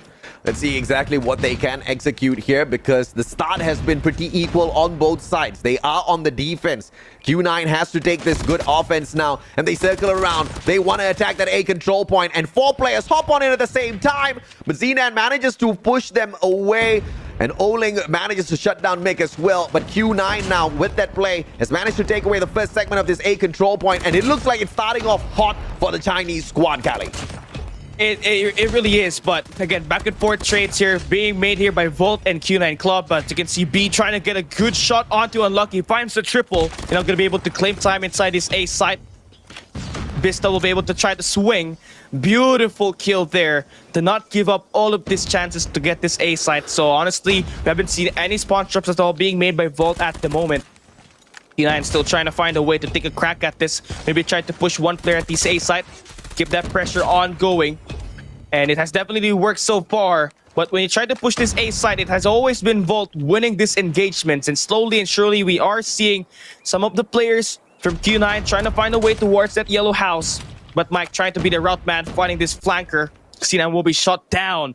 And there, we will be able to see Mike open up at the back. So 50 and 60, not much has happened so far here, AJ, but that A side gonna be lost by Volt, and Q9 will add another minute into their favor. This does not mean that Volt is on the back foot. They are very proficient at just guarding one control point, and look at the way they fan out. It is a 2-1-2 setup now on the defensive Volt, who are taking a very aggressive attack, trying to spawn trap the players of Q9 as well. Look at player number 2 get slain out. B and Sun doing really well. Echan will manage to pull one back with a 4-man stack on their own spawn. Not intentionally, because Xenan did try to take a spawn trap against them. But with 7 lives left, Volt, they are now in a very, very sticky situation. Yeah, 7-11. That's the name of the game, as Oling will have this mid-map control. Should be able to find another killer onto Mike. And, well, honestly, for Q9, they're not just going in for the frontal assault. They're going in for the flank as well. So every time Volt spawns, that's going to be easy kills for Q9, but it can also be a double-edged sword. And this is where you kind of get flanked around. Mike finding 2 big kills to make sure that this game will be in their favor. 4v5 now. Let's see if they can sort this out. Volt with the 3 lives left here. Great defense, but 3-man stack coming on through. Mick's gonna get tortured, finds one, and he only gets the tags, but slain out, leaving 2 more lives left for Walt. A pincer maneuver, aggressive push coming through from Unlucky. Zinan manages to find him halfway through. Bista holding the fort for the team, but that's the end as Q9 finds the first round. This is not a great start at all for Volt, knowing that Q9 has successfully taken away in the attack side. And in a map like Control, you gotta win your defensive sides. Now this time, in order for you to win this game, Volt has to make sure that they trade it back that last round that they lost by winning this attack side. But operators are gonna come through here. B finds the first blood. Cena will be there for this trade as well, and they're gonna be able to hold down not just this A side, but they have already crossed one player all the way towards the yellow, and that's gonna be number 4 in Sun. Has to put in some pressure in here to keep up the kills here. 26-25. Attack on the side of Volt seems to be very efficient. 3 more players now circling around. Player 2, Unlucky. Can he find someone through the gas station? He's going for the spawn trap distraction, whereas the rest of the players on the side of Volt goes in for the capture straight up. All in the hands of Beasta and the CBR4. 2 players move on in, and the defense just a little soft from the side of Volt as they try to capture that point. Volt now still trying to find a way to make that contest to happen. They got number 4 in Ichan, actually holding down the grannies. But they sent out 1 player. That's going to be Unlucky, trying to find a way to secure a spawn trap on the gas station, but that soon would not work. And Uling, already way behind enemy lines, will only deal 1 player. But Sinan finding a double onto Vista and Mike. That is gonna be big as they now have the numbers advantage. Let's see if they can pull back from this. 3 lives deficit. Unlucky and Echan though stepping things up. Chan circling around, switchblade in hand. Can whip out the Purifier if he does get teased. Manages to walk back out of that. As he turns around, Echan! Fantastic engagement against B, and that A control point goes to the R side. Volt now with just a single point of attack. Can they flank around just like how Q9 did earlier on and take over with a 1 life advantage? It's not much to play with. Not match at all. And you gotta rely on Unlucky to hit the shots. Finds the first one onto Sun. Should be able to get some contests here at this B side, and that should draw out some players from Q9 to try to make a play, either up front or at the back. It's 9 and 8 on the life count department. It is still very much close, but for me, honestly, for Volt, they can pull out 1 operator's kill, invest it here as well, and maybe find a way to soften out the defense here by the side of Q9, and they have already won their gunfights. It's 4 going down on the side of Q9, and Volt should be able to close this one out. Nice plays coming on through. 5 for 5. B control point being captured, but Oling and Zinan stepping the plays right back up. And now 4 more players, no more respawns for either side, but 1 minute 20 seconds to go for the play. Great position by Oling. This God Nade is not going to capture out anyone just yet. Mick will be able to find Lin. Beautiful shots coming on through, but Oling survives.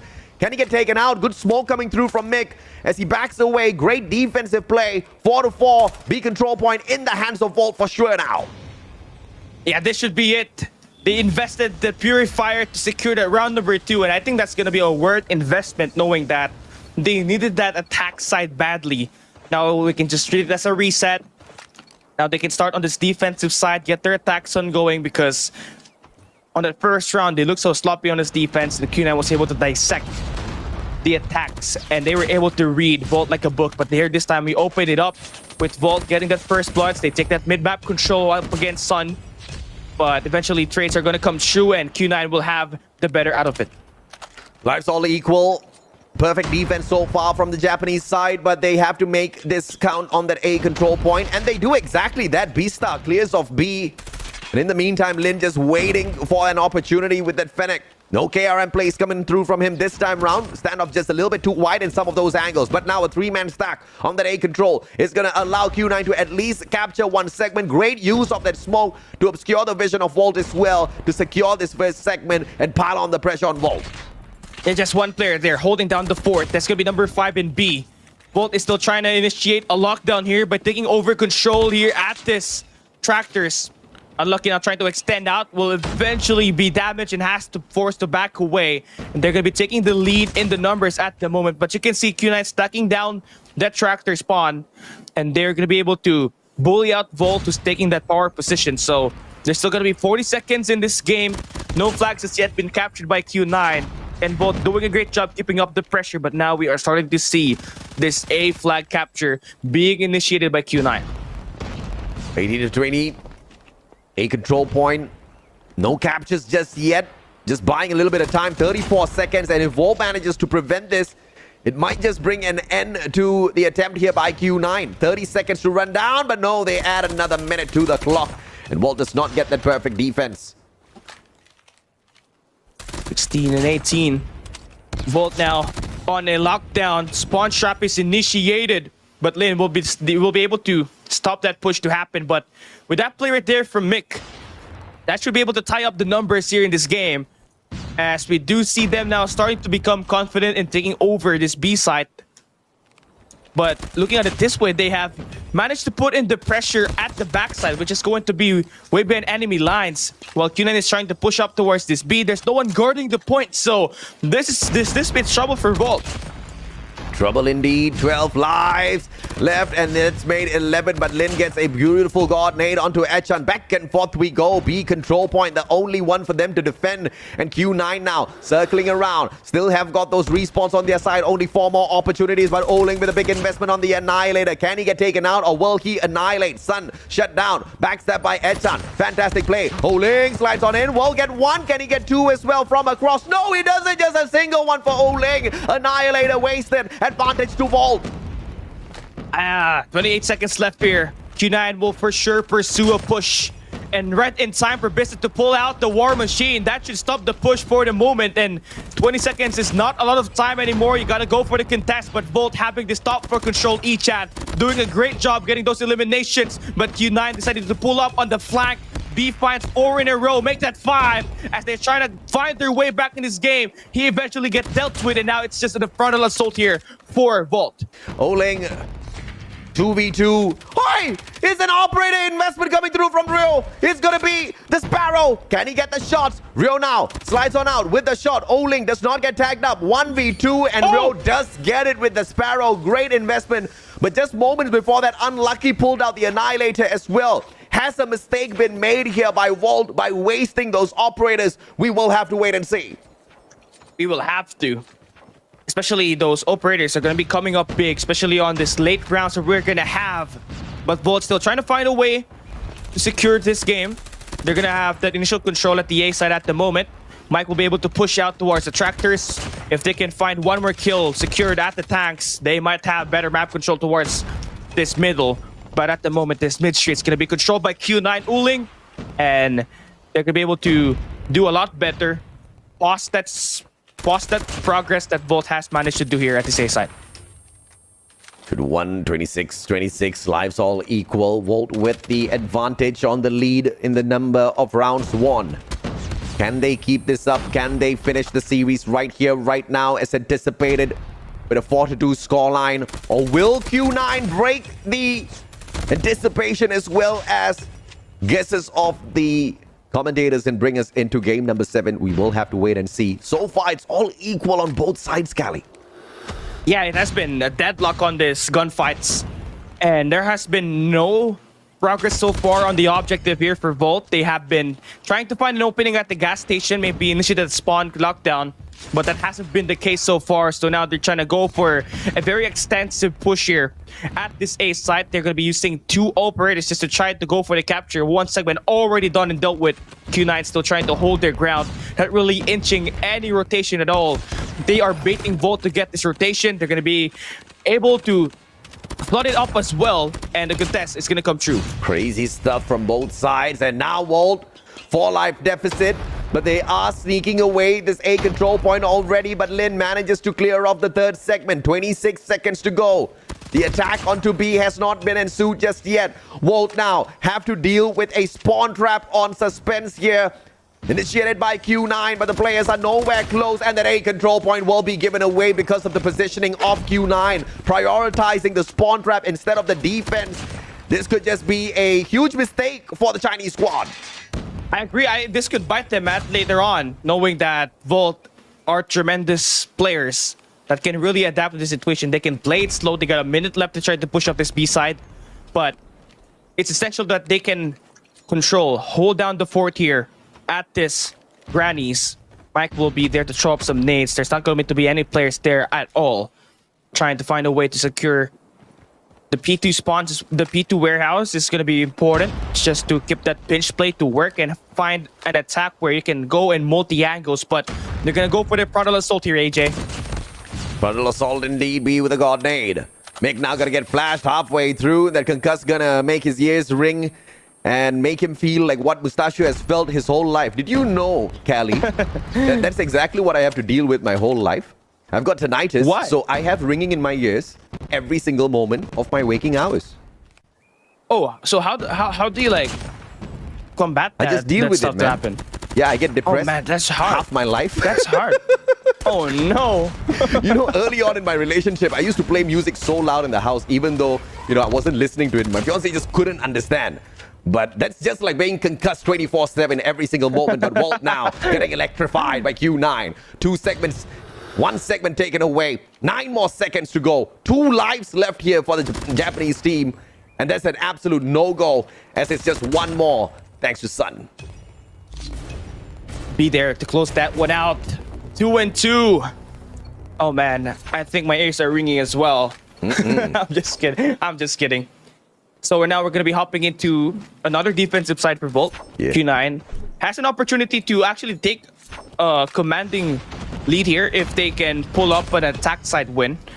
And they're going to start it all off, sending 3 players off the back. So they are trying to initiate the spawn trap and take control of Greenwich right away. That's going to be a smart plan for them. And that's going to be them securing in some time at the A side. Great plays coming on through this time round. 2-2 so far in this control matchup.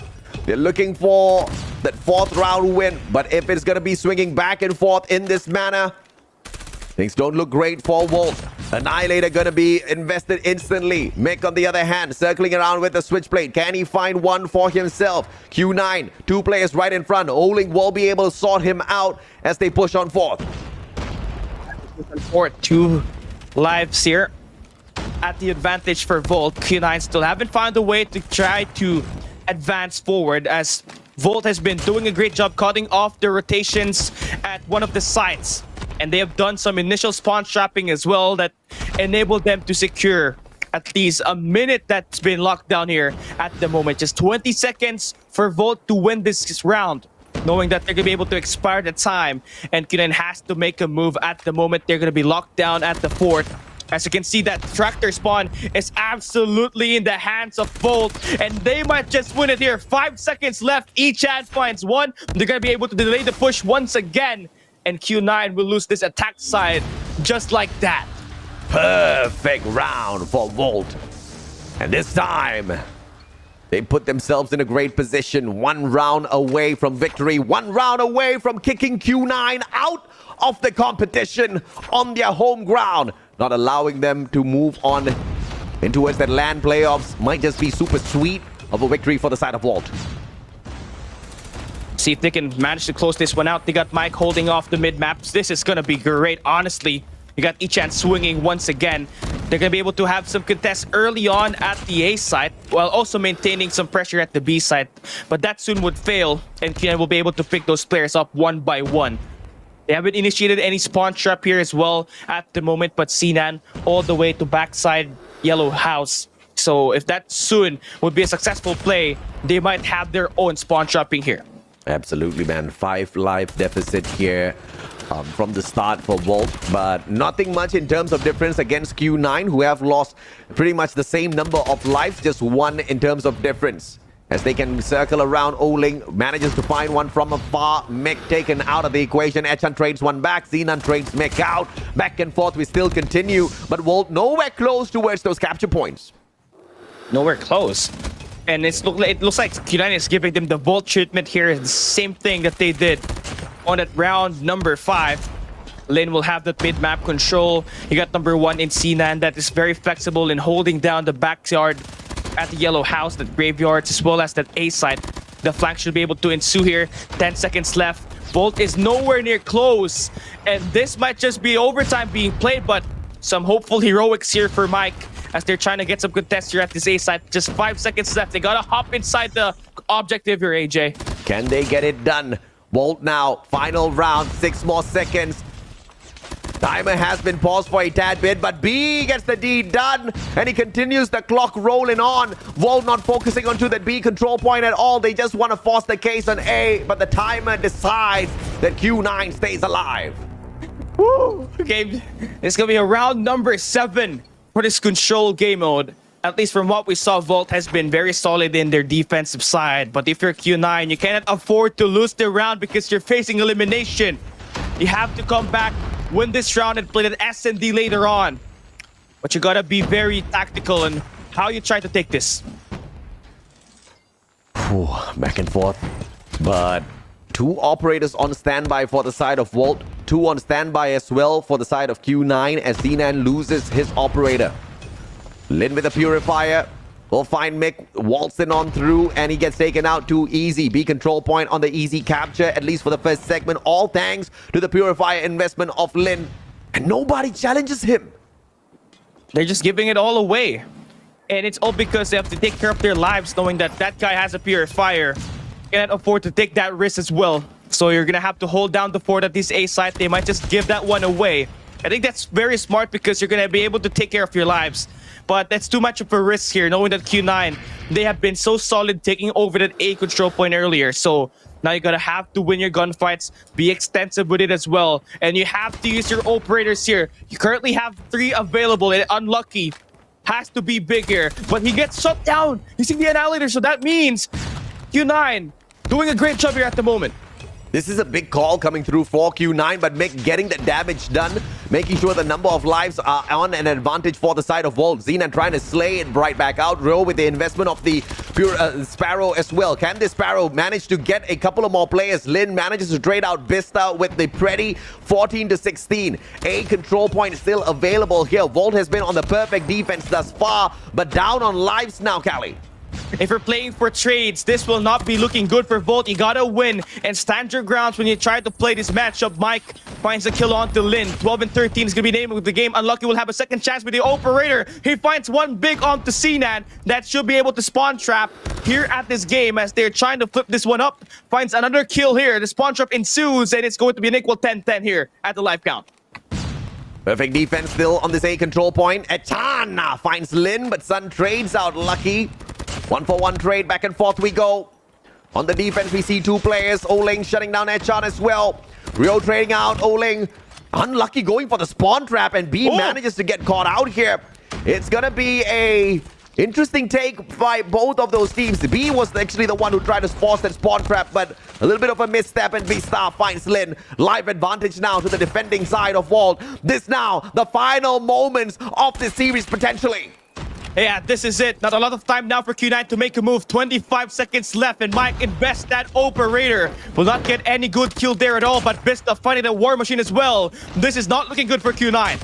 Not looking good for Q9. 15 seconds to go. B-Star with a smart play out of the war machine. Manages to get one for himself. Unlucky shuts down Lin. Single player. And this has to be all over. Oling tagged up. Has got not much life on him left. Mick circles around. And the final shot ends the series. Volt has kicked Q9 out of their own home ground competition.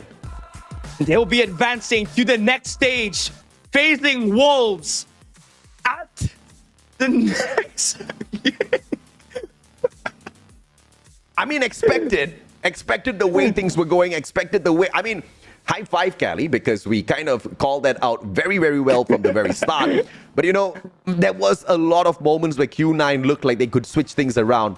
And what we thought was an absolute misstep from Volt to give away that B control point and just purely depend on that hotel yard to play the perfect defense on. We thought, oh, GG, man. This is where Q9 smashes it, takes the match away, brings us into game number 7. But it did not, as anticipated, as we called it out from the very start. It was going to end at game number 6. But what we did not expect was Volt to walk away with such a stellar victory. Japan, 1 slot, they don't mind. They've got the best. They got the best. And with this win right here, this marks that Q9's weakness is going to be the Japan region. And it continues to pull through. Q9 is now 0-2 versus the former players of Scars. Not just in the World Champs, but here as well as CDSI 2023. And what a way to go down. An upset here on our first game. Cali. Sabadi, man. What a Sabadi. Yeah, what a Saudi matchup between the two teams. Unfortunately, Q9 will not continue their run in here. The team has fallen quite a far bit from where they used to hang at the very top. But Walt's not going to be complaining at all. They shocked their opponents. They absolutely electrified Q9 into submission. Look at the number of kills. Q9 has more, 175 to 168. Look at the assists. They've got more. Look at the KD, better on the side of Q9. But the strategy out of the Japanese players walks away with the victory. What you said, what you said earlier, this letting go of the B side, just making sure that your hold at the A side will work, definitely paid out. And VLT, aka Volt, wins this game. And who's your MVP? That's Mike, 45 kills, 42 deaths, and this guy has been the control king, only second to PJ. Oh yeah, absolutely, man. 1.07 on the KD, 1.47 on the rating. He was popping off left, right, center. This time, Lin had no space whatsoever to bring his KRM fantastic plays out. We do see very equal performance on the full side of Q9, but it just wasn't enough. Just wasn't enough. Bolt definitely have the mental fortitude to close this one out, and this was the best chance for them to close and win this game, knowing that this S&D can be quite problematic, even though hard S&D slump is going to be the map that only to be played. But a win is a win here. Yeah. Great job here for the side of Volt. They're going to be facing Wolves next here, AJ. Q9 will be a little upset, of course, but one Chinese team taken down. Can Volt go 2 for 2 now as they meet Wolves? But of course, it's not going to happen today. The next series that we do have on standby is an all-out Garena showdown. Now, this particular showdown has not happened because Kagendra hasn't gone up against Blacklist International ROG just yet. But in the former version of Kagendra, we've seen this battle one too many times, and it could go either way. But in the recent times, this new setup of Kagendra hasn't been too impressive, I have to say, Cali. Yeah, especially on the S&D. They've been looking so lost, and you cannot afford to lose that, especially... A little bit. Oh my god, really? Oh my god. I got EMP'd. I got EMP'd. I got EMP'd. Wait, really? Can you not hear me? Hello? There you go, you're back. Hey! Bro, I got EMP'd by Q9. Okay, never mind. Cali, just shut up. Okay. No, I'm not. That was Q9. Okay. Oh, well. Yeah, talk, Cali. You're back. I am back, but the break is ready. We'll be right back. The Gun Show and Blacklist will be right up next.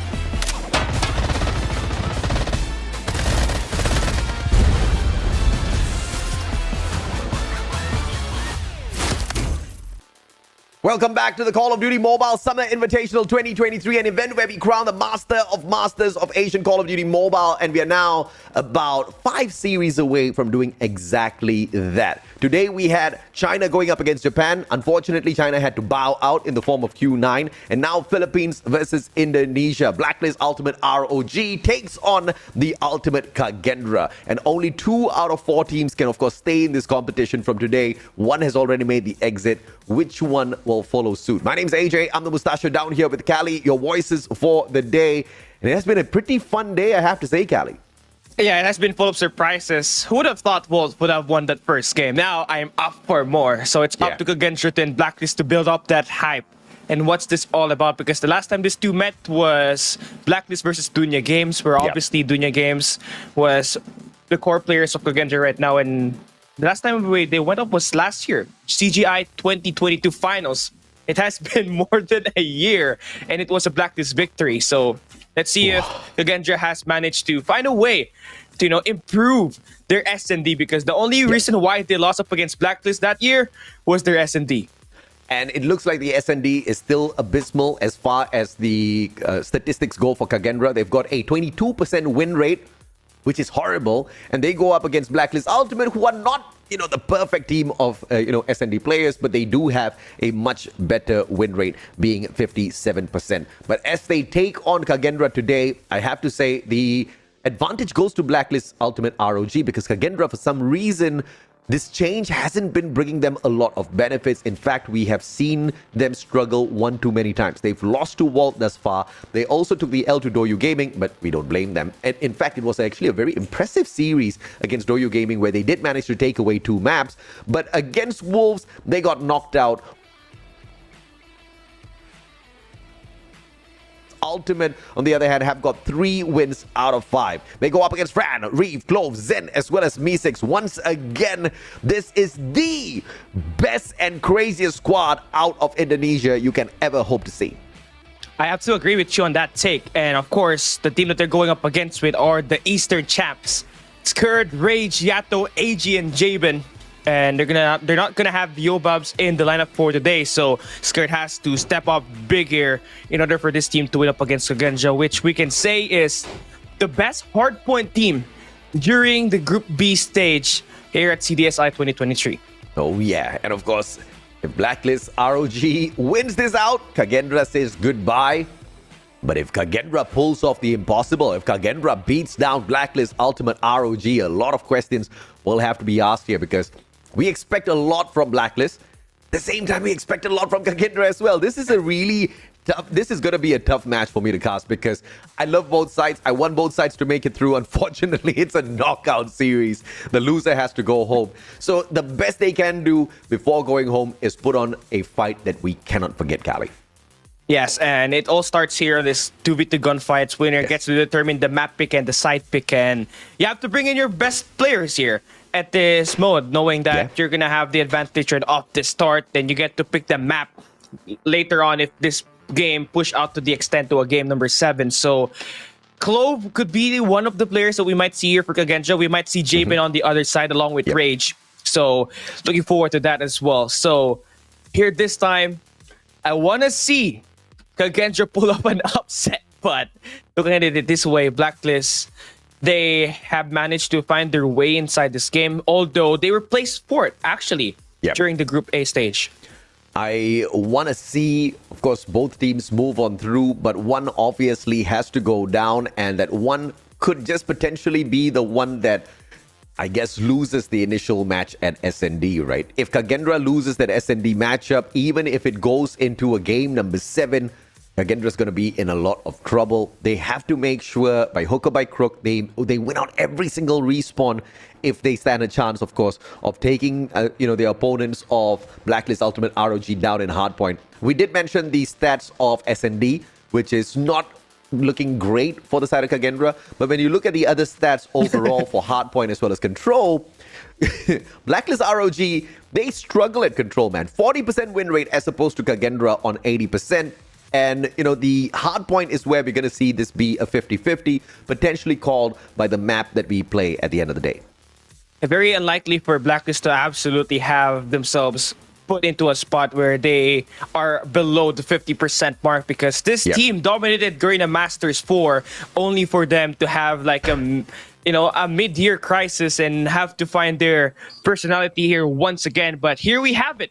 Gunfight. It's going to be Reef and Mystics for Kagendra, Rage and Yato for Blacklist International ROG. We're hopping into King. And at the moment, Rage will be the first one to take the damage. So Kagendra, off the bat, off to a great start. Rage and Yato. Rage has to fall back and allow Yato to go in for the push first. Alternatively, they can just wait for Kagendra to push on up for Me6. Finds Rage, finishes that off. And as he gets tagged up, it now leaves Yato in a great position to play that counter-attack. He does exactly that. Reef goes down, and Me6, with just a tad bit with a sliver of health left, clutches it out first round to the Indonesians. The target score is going to be 3 rounds, so that's just the first 4 Kagendra. They have to do more than that to secure this map pick, map side advantage for the first map. But again, if you're looking at the other side, Rage, known as the Iceman, he has been known to clutch up rounds, especially in games that's slow like this 2v2 gunfight. And right off the get-go, we are still seeing him with 0 kills, but Me6 clutching up that one big time. We're gonna still see these players try to hold down the fort, looking to play it very slow. And at this point, if this continues, we're gonna have that flag capture open up in a matter or so. E6, Rage sees the nade, is gonna concuss him, quickly go in for the push, potentially gets the hit mark check out of the concuss as well, knows exactly where to anticipate Rage, gives that information to his partner Reef. He flanks around from the right hand side, both of them want to stack onto Rage. They're gonna have a good advantage here. Yato backs away, Rage with a couple of shots, Me6 responds. But very safe plays coming on through, and Me6 finds Yato, but Rage does manage to equalize against Reef at the same time. A 1v1 now. 1v1. Capture the flag. You gotta capture, put on the pressure. Me6 now trying to wrap around, but Rage captures it. That's... Huh? Dude, that's so fast, man, for the capture. Oh, I'm so lost right now. That's not capture the flag. That's just reach the flag first and you win the round. Oh, really? No. No, my God. The flag. I don't know how the timer was so low. I'm so confused. What in the hell? Wow, it ended that fast. What? Bro, I'm so confused. What are we watching? I got so confused. That means Kagendra gets to pick the map on S&D. That is going to favor them, honestly, but you're going to have to play this one properly, because I think they're one of the teams who lost to King Zone and lost to E-Star as well, if I'm not mistaken. I think this one is going to go down to the map bans, and if Express gets banned out, I think immediately that puts Kagendra in a very tough position, because that's the one map where we did see them have a solid win.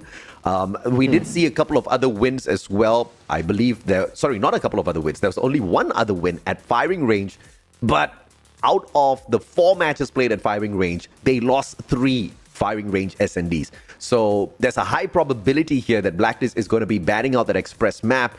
And even if Kagendra gets to pick the first game of SND, it's not going to matter to them. So I'm not looking forward to this. And if you're an Indonesian fan, you better hope and pray that Kagendra has got some sort of a trick hidden up their sleeves to pull this one away from the Filipinos. Absolutely. And it has to be the response. You just have to secure one S&D, and you have to make sure that you win hardpoint and control perfectly. So that's the only way you can beat a team like Blacklist International ROG. As we try to hop into the maps, you already saw how many maps are available for game mode. That's going to be 3 for control, 5 for our hardpoint, and that's going to be 5 as well on our S&D. Now it's time for the map bans here. Going to be important. If you do your assignment here, you might just have the advantage if you're Kagendra. So gotta make sure that your map bans are gonna be perfect. So maybe banning takeoff is one of the better things here when you try to play this hardpoint. And in the S&D, it has to be interesting stuff. Tunisia, Arsenal, Apocalypse, and Express. That's gonna be our map bans. I don't know why they banned out Arsenal. It's not like anybody was going to bring us there. So that's a waste of a ban coming through from Kagendra. I think they're going to be in a little bit of trouble here. I think so as well. That leaves, like multiple maps open for Blacklist to play in. Although the Express and Tunisia will be banned on that SND, we might be able to see some good fights maybe on to Meltdown or Slums. I am not so sure right now, but dude, Slums you can't. The 2 games played for Kagendra. They got taken down by Volt on Slums. They lost it against Wolves as well. And if you look at Blacklist ROG, they managed to win both of their SNDs on Slums. They leave Slums wide open. They take out Tunisia. And you don't know how Blacklist is going to perform there. That's just... Okay, I understand because they've lost 2 Tunisias already. But like I said, it really doesn't matter for Kagendra. They are exceptionally bad on SND for some weird reason. And they might just struggle against Blacklist even with that ban. Yeah, I mean, 2 wins, 7 loss, 22.22% win rate. Not really good at all if you're looking at the way this team has been playing. But again, you just have to at least steal 1 map up against Blacklist International Ultimate. So now that that's done and dealt with, we have actually firing range open up as the first map. And I think that's where we might be able to see Kagendra brought us into this game. But it could also be Slums as well. But we will never be too sure because Kagendra, as you said, they have been terrible at this SND, and Blacklist could have an opportunity to take this map number 1. And it's a smart play by Blacklist to ban out Express as well. Once again, I mean, it's not been a perfect run for Blacklist on that map, but out of 3 games played, they've managed to take away 2 victories. And Express, on the other hand, for the side of Kagendra, that's been their 100% map, right? You know for a fact Kagendra is going to be one to kind of fear on Express a tad bit. They did show up very well against the players of Eastar Pro, but that's against Eastar Pro. So Blacklist is like, okay, never mind. We'll take away your only solid win map so that you stand 0 chances against us. So it's a good ban coming through from Blacklist. I'm just literally confused as to why Kagendra does not want to play Tunisia, but I guess we will see in a little bit as to how far that goes. But then again, of course, if you look back at the setup of Kagendra, they do not really like playing, these long-range maps. Perhaps that could have been a little bit of a contributor to taking Tunisia out. I have to agree with you. Tunisia, have to rely on your snipers really well. And that's what we saw from Unlucky earlier during their match versus Q9 Club. And for Kagendra, they don't really have, a very consistent sniper. Well, we can say Mystics is their sniper, but he hasn't been, very consistent in terms of knocking down at least 10 plus kills for the squad in terms of playing these SNDs. And that's why you have to ban up these long-range maps. But potentially, they can bring us to firing range, which is one of their more comfortable picks during their Garena Major Series 8 run. But up against Blacklist, it's going to be quite hard knowing that these guys have Yato. They got Jabin as well as the sniper. It is going to be troublesome. I mean, in terms of win rate, Kagendra has got a better win rate on firing range. They've got a 25% win rate as opposed to a 0% win rate for Blacklist. Blacklist only played the map once, though. They lost it once. But Kagendra has played firing range 4 times. 4 times. They won it 1 time out of the 4 times, right? So, walking into firing range is going to be pretty painful. Slums is going to be painful. Express, of course, banned out. Meltdown might just be where we drop by, man. Ooh, actually, that's not going to be a bad pick here for Kagendra. They haven't played it as well. They might be hiding that one away for Blacklist International Ultimate. And if you take a look at the flip side, Blacklist has played Meltdown once and they have lost once, so 0% win rate there. So that could be potentially where we are playing right now. We might be playing on this map number 1. So now that you said that, I'm open to actually seeing that one happen here through.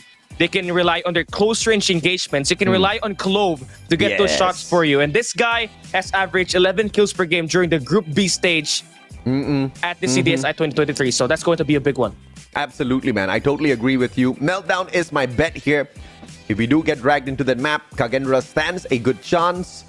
Blacklist Ultimate, we also know their weakness. Blacklist has met Q9 on Meltdown. They got obliterated 9-5. So the weaknesses of Blacklist on Meltdown has been exposed a little bit as well. So let's see if or not it can continue to be exposed by the Indonesians. Kagendra might just have a lucky pick available for them to walk away with the victory on a game mode that is just not on their side. Yeah. I mean, not really on their side. I mean, they have been terrible. Even you're dropping some gunfights. I'm not biased. I'm just saying what really is the truth, man. They were losing up against bottom 4 teams of CDM, and that right there is something that you really need to work on after CDSI 2023. But again, here this time you got to focus up.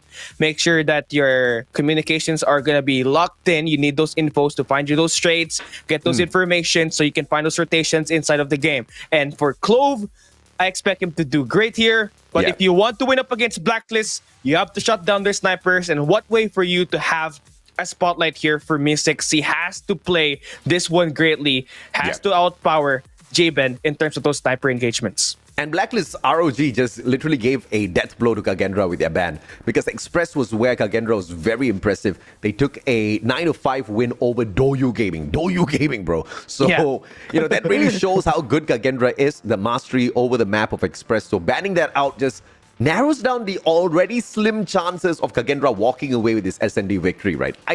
There is nothing on the side of Kagendra right now except Meltdown, but it's literally a coin toss possibility for them to take the victory. It's not looking good for the Indonesians, but it was never looking good from the very get-go. Unless, of course, they walk in there and they show us a crazy different side of Kagendra that we have thus far not seen at this competition yet. I mean, we talk about hiding strats quite a little bit. If Kagendra has been doing that, then maybe now's the time to show up a little bit. If they pull that off, man, I'm gonna cheer for Kagendra right from the start until the very end. That hide strat from S&D, it takes quite a skill to hide, you know, because it will be looking quite obvious in what you're trying to like play inside of this game.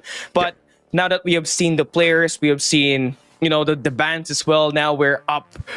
We're just waiting for this next scene to transition. That will be on the maps. And speaking of the maps, we're hopping into slums.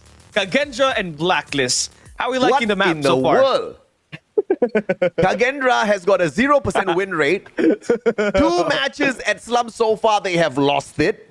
And they walk us into slums, a map where Blacklist has got 2 games won already. You better have been hiding some good strats, man.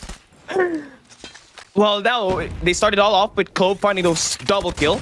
They're going to be able to extend out even further.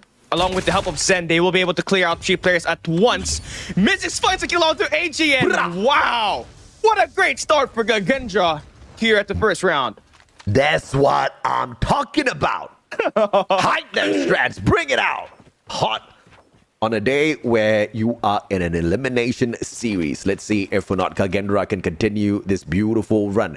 It is Blacklist Ultimate ROG on the attack. This time the bomb stack towards the B bomb site, met by potentially 3 defensive players, 1 on mid. It is gonna be the one and only Me6 with the snipes. Does not connect with anyone just yet. Yato going in for the early plant. Trophy system taken out of the equation already. Needs another grenade, but grenades not showered in at all. Yato gets the plant, and now the pressure on Kagendra. Stunts are just gonna connect here one at a time. Yato will be able to find the first blood, but Clove there for the trade. And there's number 4 in blue. It's going to be Zen cutting off the rotation on the bricks, but Jben dared to clean it up. It's all down to Mystics with the scope. He should be dealt with here with the wall bang. Nasty shots from Jben. Yeah, beautiful. Even if, of course, Me6 just managed to circle around, he was not in a great position to prevent a defusal. Way too many players on the side of Blacklist ROG at that point of time. So 1 good round and then 1 failure of a round from the Indonesian side as we go into a pause. No idea exactly who pulled that out, but it's all right. We're just gonna have to wait it out. I don't mind the view. I don't mind the view as well, Lucia. No, I was talking about the background. I love those LCDs, LEDs, but yeah, I guess I can agree with you too. No. If you look at the hair right now, you can see that there's highlights of red. So that right there, you need to have good skills to actually pull that one off. So I don't know if that's. But it's not her own skills though, bro. She went to a hair salon. Yeah, but it costs a lot, man. It costs a lot to get that hair down. I have tried. I am too broke for it. When are you talking about hair when you're about to go bald? Oh no! Wait, are you okay, wait. My question, Cali, since we're taking an unplanned break here, are you really gonna bald your head? No, my body's actually taking a natural reaction. My hairline's receding as the comments have talked about just a little bit earlier. I think I'll just go with the natural process, AJ. But you, oh my God. So you're going to allow Warden to look better than you because he's going to shave off his eyebrows. And, Bro. you know, you can't make a bet and then not keep your end of the bargain, Cali. I have made a public apology on my page. Guys, you can just check that out. I'm very sorry. Oh my. Jabin circles around, finds nobody, might be able to see Me6, and Me6 says, not me. He goes down, beautiful wallbang coming on through. Yato, on the other hand, quick plant, and he piles on the pressure yet again on Kagendra. Rage now trying to pull this one off, opening up this A site. The pressure is on. Right now, it's just an all-out trade fest at the mid-map. Yado, Rage, finding those 2 big kills. Having the rotations to come true. Yado there to clean it up. Fran will be shut down. Man, we're not talking about strategies at this last round. They are just going in for trades at the fountains. To clarify, I was not simping on anyone. I was looking at the setup, okay? You know me. I like LCDs, LEDs behind me, man. I want more of that. That's true. The simp. Cali's the simp, and he's going to get whooped by his girlfriend. I was just admiring the hair. I was just admiring the hair, people. You can't admire anything on a girl when you're in a relationship, Cali. That's like rule number 1. No, but I wanted to dye my hair blonde, man. Why? You want to become the next warden? Hey, I want to be I'm a tween of warden, man. We grew up same time. You grew up same time? What? As a character, you know, we built each other up as a partner, and then you know, if he's having a blonde hair, I'm having a blonde hair as well. 13 seconds to go. Kagendra pulls one back for the equalizer. 2-2, and this is gonna be a close match by the looks of it. Yeah, and this one just a little bit more tactical. Players were playing it a lot more slower. They're able to get some good reads on their rotations. It's just that it was just too fast for my liking there. If you are Blacklist International, ROG, I get it, you're on the attack side. You have to dictate the pace of the game, but have to take care of your lives when you're there at the middle of the map. And you have to take care of your flashbangs as well, AJ. You gotta take care of your relationships as well, Cali. Jabin is sticky. Long lane, Reef taken out. I love how the chat is just not talking about the match. They're all simping on Lucia and I. So you guys continue well. Jabin, quick plant coming on through, and the pressure once again, but Clove and Me6 can't do much here. Rage goes in for the backstab, finds both, and brings the round to a quick end. This is just very fast, man. Cali's speechless. I think at this point of time, he's replying the messages coming through from his girlfriend. No. It's am okay. I speechless? Let's all I'm say not... a prayer for Cali. Hello? I am talking, AJ. Oh, Cali's really down and out. Cali, what the? Cali, come back. No, I am talking. Never mind, I'm going to come first. Clove, beautiful shutdown onto Rage. Circles around. Very aggressive defense out of Kagendra this time round. Taking over the statue area. Blocking out Memorial. No bomb site. Early access for you this time round. But Yato gets that access either way. Traded out by Fran. Back and forth we go. 4v3. Numbers not on the side of the Filipinos. All right, AJ, I think I'm back. Can you hear me? Yes, I can hear you. Okay, there we go. Let's go. That's great. So we got a 4v3 situation here at the moment. And the bomb is not going to be directed to any of the bombs it's at the moment. But the best case scenario here, if you are Blacklist, is to try to find an opening using Jabin as the primary killer in terms of opening this pickup on the long-range engagement with that scope. That A side is going to be where you're trying to put that bomb down. That's the best case scenario for you on a game where you're currently at a disadvantage in terms of the numbers inside of the round, AJ. Not a lot, though. Just a one-man advantage to the side of Kagendra. This is Blacklist ROG at the end of the day. You can turn things around. They still do have Jabin Skirt as well as AG. And with Jabin's quick scopes, you know it's going to hurt them a lot. Skirt now, sneaking around with the prone play, Fennec in hand. As he circles around the statue, will come across one player first, and Clove is already on the prone right beside him. Who's going to see whom first? Clove has the advantage. AG circles around. Skirt's going to get caught out. AG does go out for the slide. Clove on the other side. Can he take the kill? Clove does manage to find Skirt, and it's just way too easy with Jabin shut down too. Kagendra pulls it equal yet again.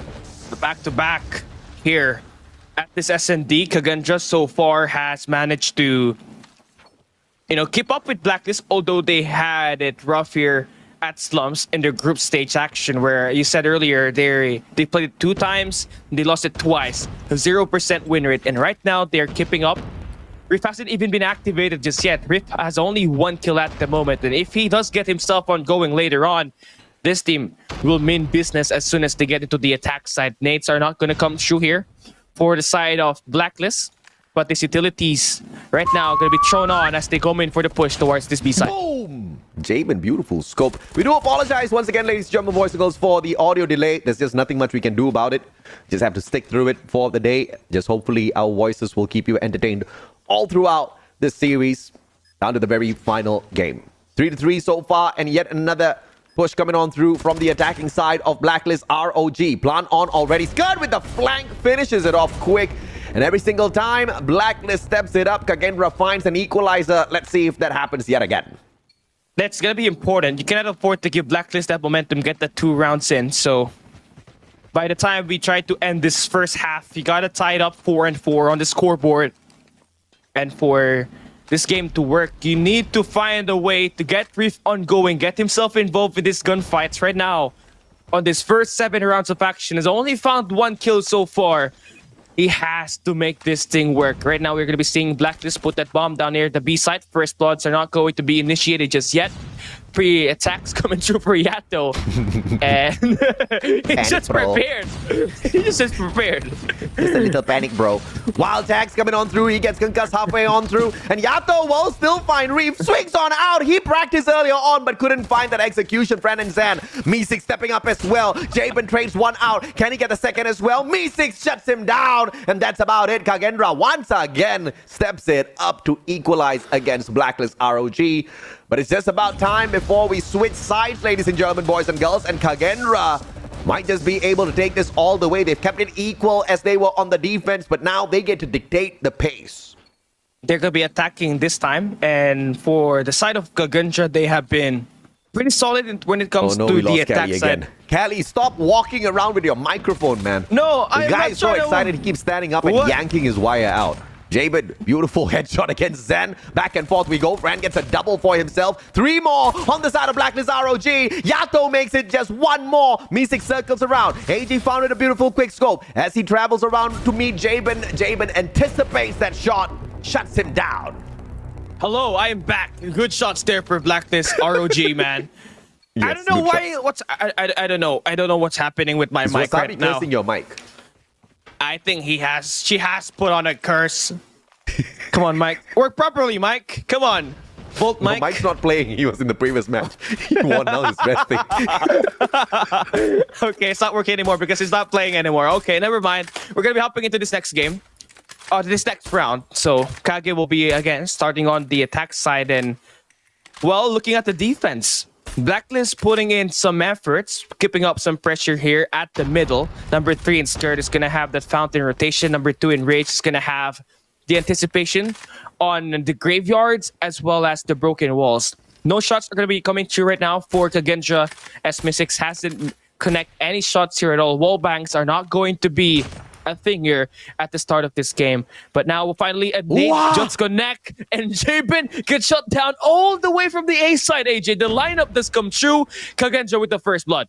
But Yato very quickly takes Jabin's spot, picks up the sniper as well, switches out towards the Locust, has got the CBR4 as a backup, and backs away from that A bomb site. This is not the greatest of ideas out of Yato, but he's just swinging back and forth at the dumpsters. Let's see if or not we can lag ourselves into a bomb plant here. Clove pushing on forth ever so slowly towards Memorial. It's going to be that B bomb site for the play here. Finds 1 player, goes in for the slay. It's going to be Skirt, traded out by Reef. The Switchblade will find its target, and Fran finds the back of Rage, and Yato sliding in. Can he find the third? No, denied by AG, but 1v3. Can this be a clutch round for AG? We'll have to wait and see. We've seen AG try to clutch up multiple rounds during Green Masters 4, but here at CDSI, he has been very silent. Let's see how he does work this thing out. Bomb site is open towards the garage. I think he has been read through by Meesik's information already in, and that's going to be shot converted. Kagendra has managed to trade back the round here. If anything, really, if Kagendra wants to win this game, and they have to win back-to-back, and now's the perfect time. Once you're on the attack side, you get that bomb down, you are in good condition to win the round, but it's gonna take more than that to actually win up against Blacklist when they have AG still not really popping in here yet at all.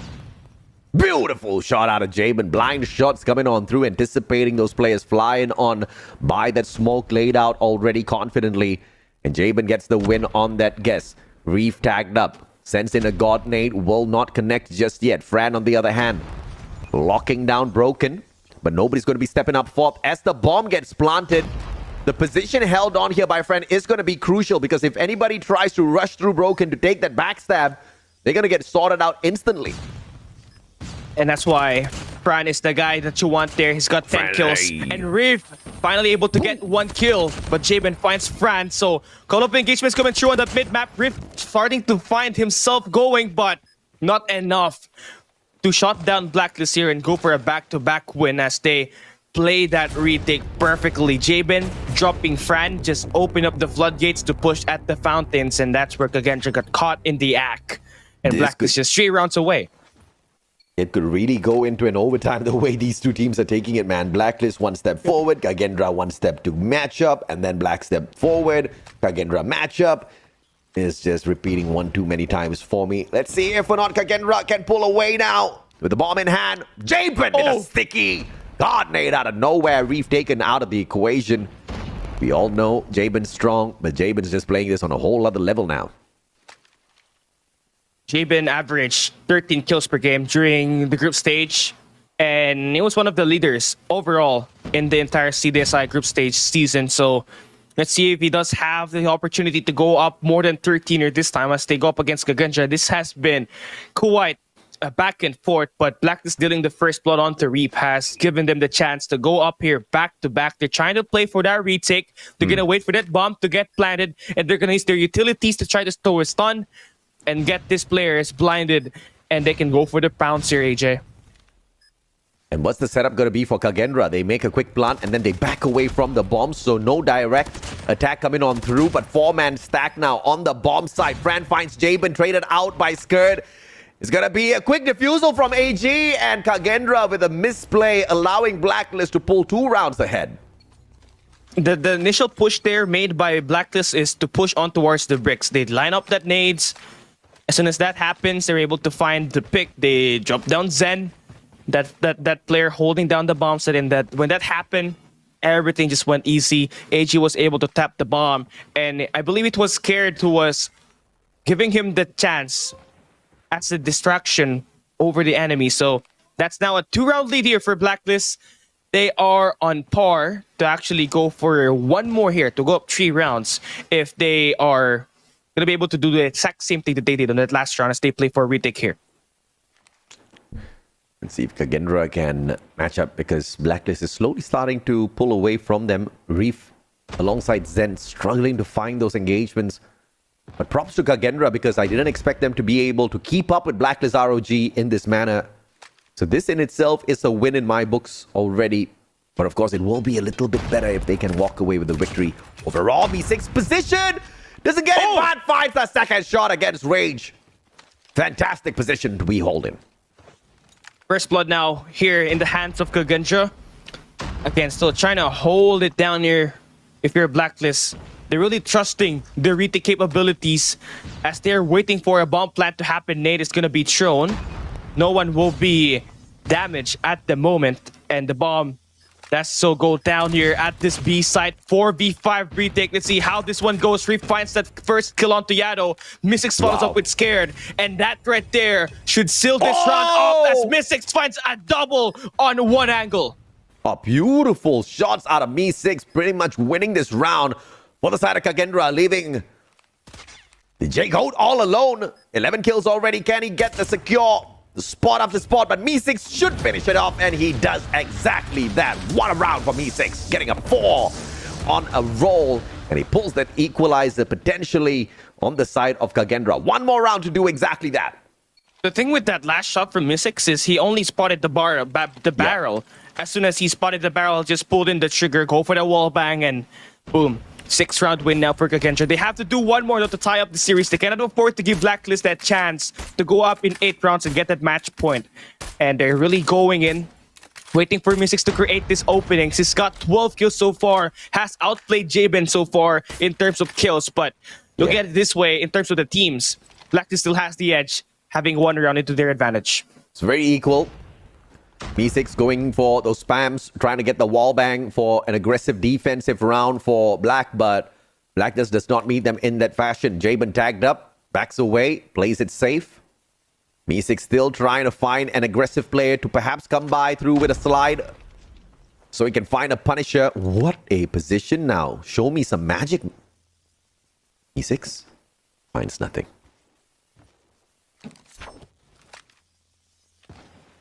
Fran still trying to pose something up here. No first blood has been made, and Black is doing kind of a very aggressive approach on the defense. They're gonna try to meet Kagendra halfway at the bomb site, AJ, and with about 45 seconds left, this push should about to go here for Kagendra.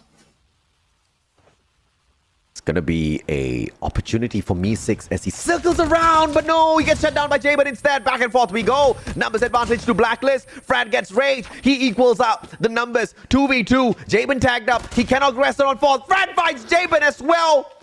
And as AG tries to recover, this is gonna be the advantage for Fran. AG pushing on out fourth. Fran meets it. They try to play the double. Does not find it. Fran already on the side. Beautiful slide, but AG with the clutch.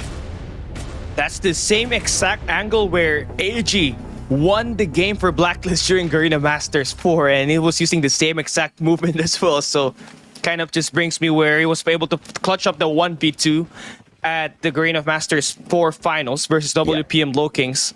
I believe you were the one who actually called that one up and called them as the champions. But hey, this just brings back the memories. But now we're hopping into our round number 14. And if we're not mistaken, this time it's going to be a very passive approach for Blacklist. And they really love their defensive here. They always try to change things up, be unpredictable. One time they're gonna go at you aggressive, one time they're gonna go at you passive. So Kagendra doesn't really know what kind of mix are they getting in it right now. That's why you need those nades to connect to find those informations, and you have to cross that bomb up as well to make sure that the clock ticks as they play for a retake. It's playing the earlier round for Kagendra. They had the man advantage, but they go in for the rush. And they just got the timing a little wrong, and Jabin punishes Me6 this time round. No sniper for the side of Kagendra, but the plan has been executed already. It's all about the retake now. There is a potential finisher coming through from Blacklist ROG here. They do have the man advantage. Good concuss coming on through. Fran will not be able to quickly respond, but still finds Skirt, turns around, takes 8 out. And as well, Jabin sorts him out. Man, advantage taken away. Zen traded out right after he takes down Jabin, but AG for the clutch yet again, leaving Reef all alone. AG says, bye-bye, boy. It's my time to shine. Yes, 3 rounds, 3 kills there for AG. They should be able to get the defuse, and that will be wrapping up our first map of the game. Oh, a little bit of a spam defuse here for Yano and AG, but that should be served up. Kagendra will lose the map number 1. Blacklist takes it 9-6. And this is the map picked by our boys from Kagendra, but Blacklist has managed to steal that one away. So now they got a chance to go up big here at the second map as well. They're going to be able to pick the map at hardpoint. I'm looking forward. How will this pan out? I'm just not understanding the pick at all. I would have bet on Meltdown anytime.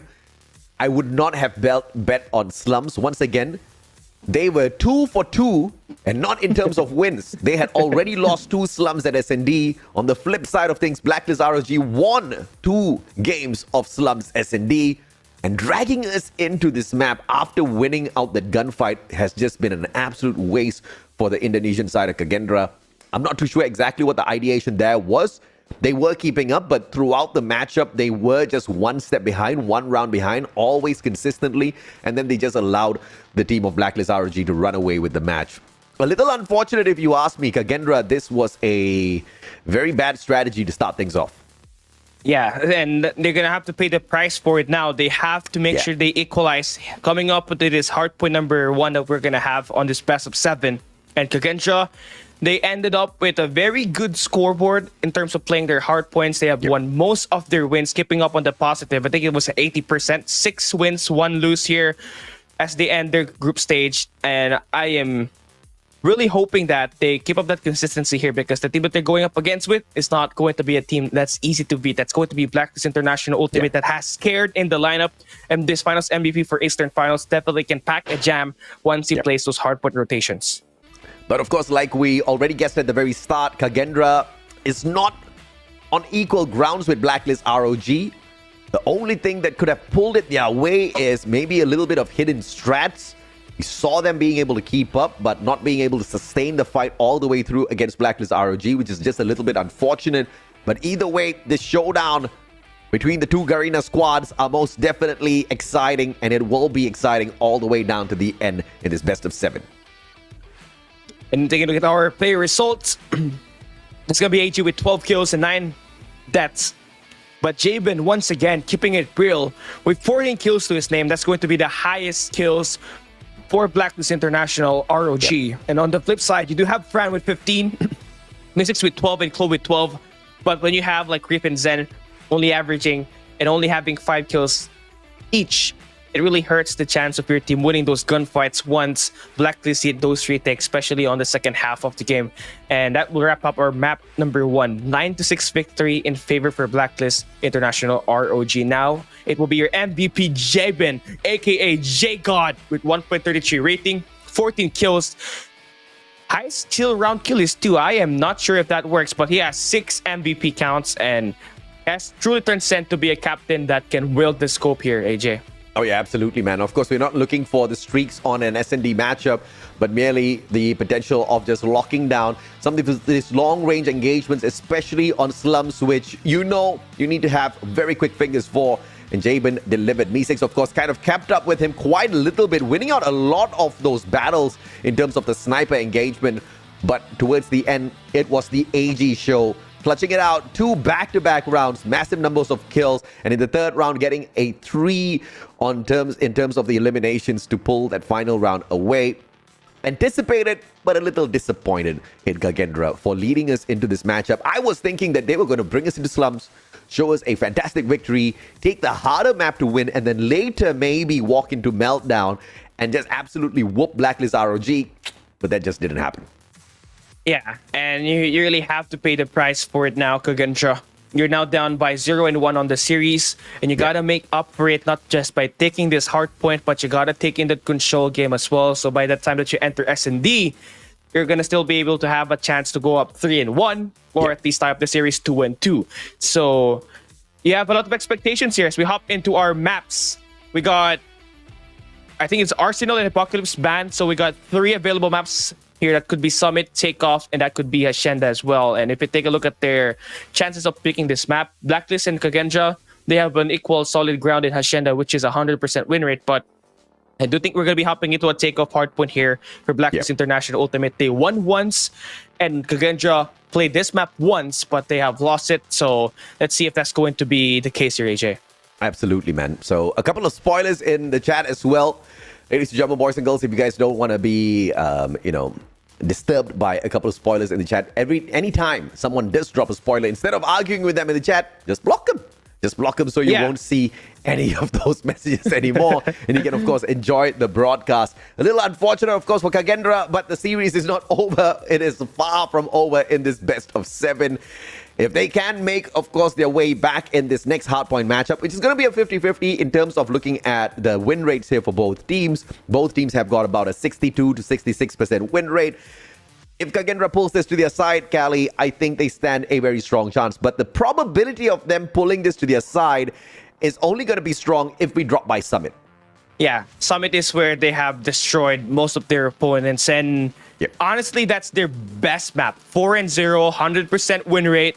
And Clove could play lights out in that game. 40 kills per game. Actually, is the second, he's his top 2 in terms of like hardpoint kills per game. Only second to Zai. So very important stuff here that you really have to consider for Kagendra. So hopefully we do not see the same blunder that Kagendra did on this map number 1 for Blacklist International Ultimate, because he cannot afford to go and risk it by playing Summit hardpoint right now. And now we're going to be able to find out what map. Oh my days. Okay. Summit hardpoint. Yes, Blacklist has played this one 3 times. They won twice. They lose once. Overall 66% win rate. How are you liking the odds so far, AJ? Well, Kagendra has played the map 4 times, won it 4 times. So, of course, they both love this map. Blacklist ROG has shown a little bit of weakness on Summit. but it does not mean automatically they're going to take a beating, right? Because the match that they did lose against was against a very strong team in the name of West Point Mamba Low Kings. So against Kagendra, there could be a possibility that Blacklist ROG just runs away with this. But let's see exactly who has got the better spawn control, because that's what Summit is all about. And of course, let's see who pops off with a KRM, baby. At Rift, that's going to be Rift and Clove, dual KRM setups, so the pace is going to be very fast for Kagendra. And really gotta watch it out if you're Blacklist International ROG. Gotta play with your range at the start before you even worrying about the players doing the job close range. But Kagendra so far has kept this game one-sided as we start off P1. It's going to be 29-0, but Yato responds back with his own kill streak. 5 in a row before he goes down. Pusangala! That was just way too hot, man. And I love when Yato whips out the KRM, but he's got to go up against two very strong players playing the exact same gun. Clove alongside Reef, both of them hopping on in, but they've got nothing against Yato. Yato has got equal number of kills with both of them combined, 7 to 4 to 3. Oh no, it's just very interesting. And for Clove, honestly, this guy, he's been like really compared to Yato because they're both young before. Now that they're able to qualify for the world stage, they are going to be the team, or they're going to be the player that will will this team to victory. And so far, they have done the wonders so far, each for their own squad. Yato with 11, Clove with 8. That's going to be the highest for each squad. But we open up this P2. It's going to be Blacklist with the favorable spawns as they do have greens. But at the moment, at the hard point, it's been a 50-50. They do have Zen here for Kagendra holding up the second floor. So once the push did not work, they will have that backup at the top. Clearly, Yato's the better KRM player here. Reef and Clove both playing the exact same gun, but Yato's keeping up with both of their eliminations single-handedly. All the other players need to do is just sort out the rest of the Kagendra players, and gaining control of these hard points is not going to be too much of an issue at all. Very early rotation into P3. Kagendra trying to make this P3 their money hill, but at the same time, they allow themselves to bleed a little by giving away too many scrap points on P2 for Blacklist. Blacklist ROG, one very clean rotation in to pull the spawn away on P3. If they win this out, it's a GG, but Zen brings out the war machine, gets the first one, gets the second one as well. Can he get the third? Sends it on in, finds absolutely nothing, but the damage has been done. Kagendra, great play on the defense for P3. This is their money hill at this Summit Hardpoint. On the 4 maps of wins here at this map, at this hardpoint, they have always kept it very one-sided in this P3. This is their best hill to go if they want some monies. To cash in as well. Mystics holding down the fort once again. They have been keeping Blacklist away from this hill for the first 30 seconds. My, oh my, the fight between the two. Kagendra going in for the double investment on the operators. Is that going to serve them well? AG now with one final stand. 20 seconds to go. He gets shut down as well. Blacklist ROG says enough is enough. We have to stop the bleeding because the opponents were streaking up a little bit too much. But now 3 operators on standby on the side of Blacklist ROG. They drop back for a very early rotation. Spawn guy is going to get taken out with a fantastic Preddy drop out of Zen. And that just opens up the spawn on the side of Blacklist ROG. What a play by Kagendra. Let's see if they can pull this away. The Scared goes back to back here with the Claw trying to get this spawn for the side of Blacklist as he finds the triple. Holding back the fort. This Claw has been good, ricocheting the bullets on and on and on. He's going to be able to read out 5 players all by himself and maintains the anchor for Blacklist here at P4. Kagendra all did those investments for nothing, and now they're gonna have to try to crack this on the second time as they try to break. They have Fran holding that one with the annihilator, but hasn't really played any factor here at all. Kagendra has got a good spawn here out of the memorial area, and as they step on out, it is gonna be a potential for them to walk away with the victory, but they have to win out every single gunfight. They've got the spawn as well, but Rage goes in for the Purify investment. Big fights coming on through. Can he get a triple? No, halfway traded out by Me6, but the damage has been done. 10 more seconds to go. Kagendra gets almost nothing out of this hill. They have to prioritize P1 on the reset. Absolutely, but Blacklist is going to be there early. Their rotations are going to be quite clean. They got number 2 in Rage holding down the fort. They got number 1 in Jibin holding down that staircase heady. And they got Yato being on the chase here. Yato takes down Clove on that 1v1. So that's going to open things up for Blacklist here off the start. Fantastic. In terms of a setup for all Blacklist, they've managed to catch up, pull ahead just a tad bit, but now back into the dump of P1 where Kagendra should be able to dominate a tad bit. Clove, but Reeve has switched out already to the CBR4. A little ineffective on the KRM in terms of the play. He got outshined by Yato. Discourage, he picks up the SMG instead. Can he keep up with the rest now? Seems like he can, but Rage continues to rage on behalf of Blacklist ROG. In the meantime, Kagendra pulls ahead with the scoreline. What a close match we've got on our hands. Back and forth we continue to go. Absolutely, and it's all about map manipulation starting from P2 to P4. And for at the moment, we're going to be having Blacklist still holding down the hill, but they're going to have to send out AG, finding that big triple here at the hard point, holding down this tiny little bit of angles that should be able to spawn out Kagendra every time. Hill is going to open up. There's going to be no players in it just yet, but AJ has been lighting up the show 5 in a row for him, AJ. Absolutely, man. And of course, Clove and Reeve both tagging each other in for the battle. Clove with the Purifier investment as well. Can they hold on to this?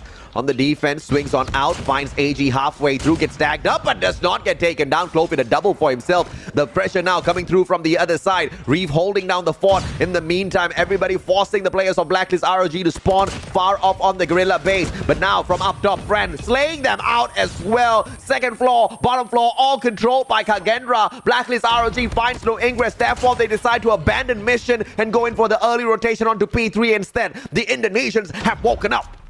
They have woken up indeed, but this is too early for Blacklist. You're giving up 20 seconds, but that's okay. You're going to compensate for a chance for Kagendra to really stop making the push here for P3 and claim a money hill once again. So Yato has to win this gunfight. He finds one, claims the second, and that will flip the spawns. Great play here for Yato as he spawns his team on his back, and by the time Hardpoint opens up, they're going to be inside this hill, and they're going to have unlimited reinforcements. It's scared, cutting off the rotation at the back. Scud with a backstab, and he manages to go in and make that operator just absolutely shine. Sparrow now on play for AG as well as Scud gets taken down. Rage goes in for the Purifier investment. Heavy investment round for Blacklist ROG, and it looks like they want to make this their money hill this time round. Kagendra needs to find a solution. 3 of the operators can be activated on their side. All of those score streaks not in play anymore. Just absolutely wasted, and in the meantime, Blacklist ROG finding that equalizer from the side of control room. They attack, but AG says, get the heck out of here. Gets a triple with a Sparrow, and the guy is on point for Blacklist to catch up now. And with that kill right there, that should spawn Kagendra all the way to the other side as the final bit of contest comes through for Clove. They're going to be forced to early rotation onto next. And that's going to be a blessing in disguise for them, knowing that P4 is also a money hill. But Blacklist will have their lead coming into this P4. But they're going to be coming on late on this rotation. They're not going to have any sort of operator skills, but this Predator missile should be more than enough. He finds one, but they should be able to lay out the rotations and where the players might be at as they go for the break. Predator just opens up the container area a little bit for Blacklist to just find a bit of penetration in towards the defensive side. Kagendra maintains control by sneaking away, and of course Clove shining through with the KRM alongside Zen. All Clove needs to do is just hold down the fort, spot a player from afar, but this time traded out by AG and the Fennec. Me6 on the other hand will circle around. Switchblade on fire as he manages to shut down the players, but Blacklist ROG sneaks away the hill instead as Kagendra looks for those kills. Zen will find a good one, turns the corner, finds the second as well. Skirt drops by to trade him out, but there is Clove there on the backup for the side of Kagendra. 191 to 183. This match cannot get closer than this. Absolutely, the lead hasn't really grown towards the 20+ mark. It has been kept into at least 10 to 15 points, but this one right here will be the first 20-point lead on the game. That will be favoring Kagendra as Blacklist will decide to go in early onto the reset. They're going to have 4 players stacking their resources in there. Kagendra will have a pinch play initiated here as 3 of their players are going to be coming in from the right side of the map, while 2 of their players are going to be coming from the snows. Then Blacklist going to have to make sure they win this gunfight, and 3 go down for Kagendra. That should be more than enough for them to claim time inside the hill. Ooh, Skirt on fire. 4 kills back to back before he gets sorted out by Reef, but Reef just gets a single kill out of the Sparrow before he gets put down. 196 to 211. Blacklist ROG needs to win out every single bit of those fights on this hill now. It's an open hill. Kagendra finds the break. Reef this time circling around with the CBR4, finds no one. The challenge on the other side, but Clove with the backstab finds one, finds two. No, he doesn't. He misses that instead. Can he survive? Yes, he does. Kagendra still with a hill, but Blacklist ROG on the break. Back and forth we go on this hot matchup. This is the Garena showdown that we all deserve. Yeah, this is the CGI 2022 rematch, and these two teams have a tough history right beside, and now this is gonna be closest it can get. We're gonna be ending this P1 with a 1-point lead for Blacklist International ROG, and we know P2 is gonna be locking in right up next, and we do have Kagendra, number 4 in Zen, holding up the power position onto Neo, but that soon will be eradicated by Skirt as he finds a kill onto with the claw. And this is going to be a back and forth on this P2, AJ, once again. We thought it couldn't get closer, but there was just 2 points before this hard point opened up between the two teams. 228 to 215. Big investment coming on through for Rage this time around. Has got the Hunter-Killer drone for the send out as well. Manages to find Fran halfway through. Circles around. And his partner finds yet another Me6 alongside Clove this time around. Hop on right back in. Can they win it out? Yato's there for the response. And back and forth they do go in terms of the trades. But it is Blacklist ROG with the hill. And you need to play the objective, and so close now to the victory, Cali. Yeah, just 9 more points here for Blacklist for the win. They're going to be able to hold on, but there's going to be contests being made here by Fran as a big kill comes through. AG now swings. Potentially won't be killed here by Fran, but Yano hops up top, goes down, gets the kill, but Clove there for the trade. This will not end here at this P2. We're hopping into the next hill, and that's going to be Kagendra on the early rotation.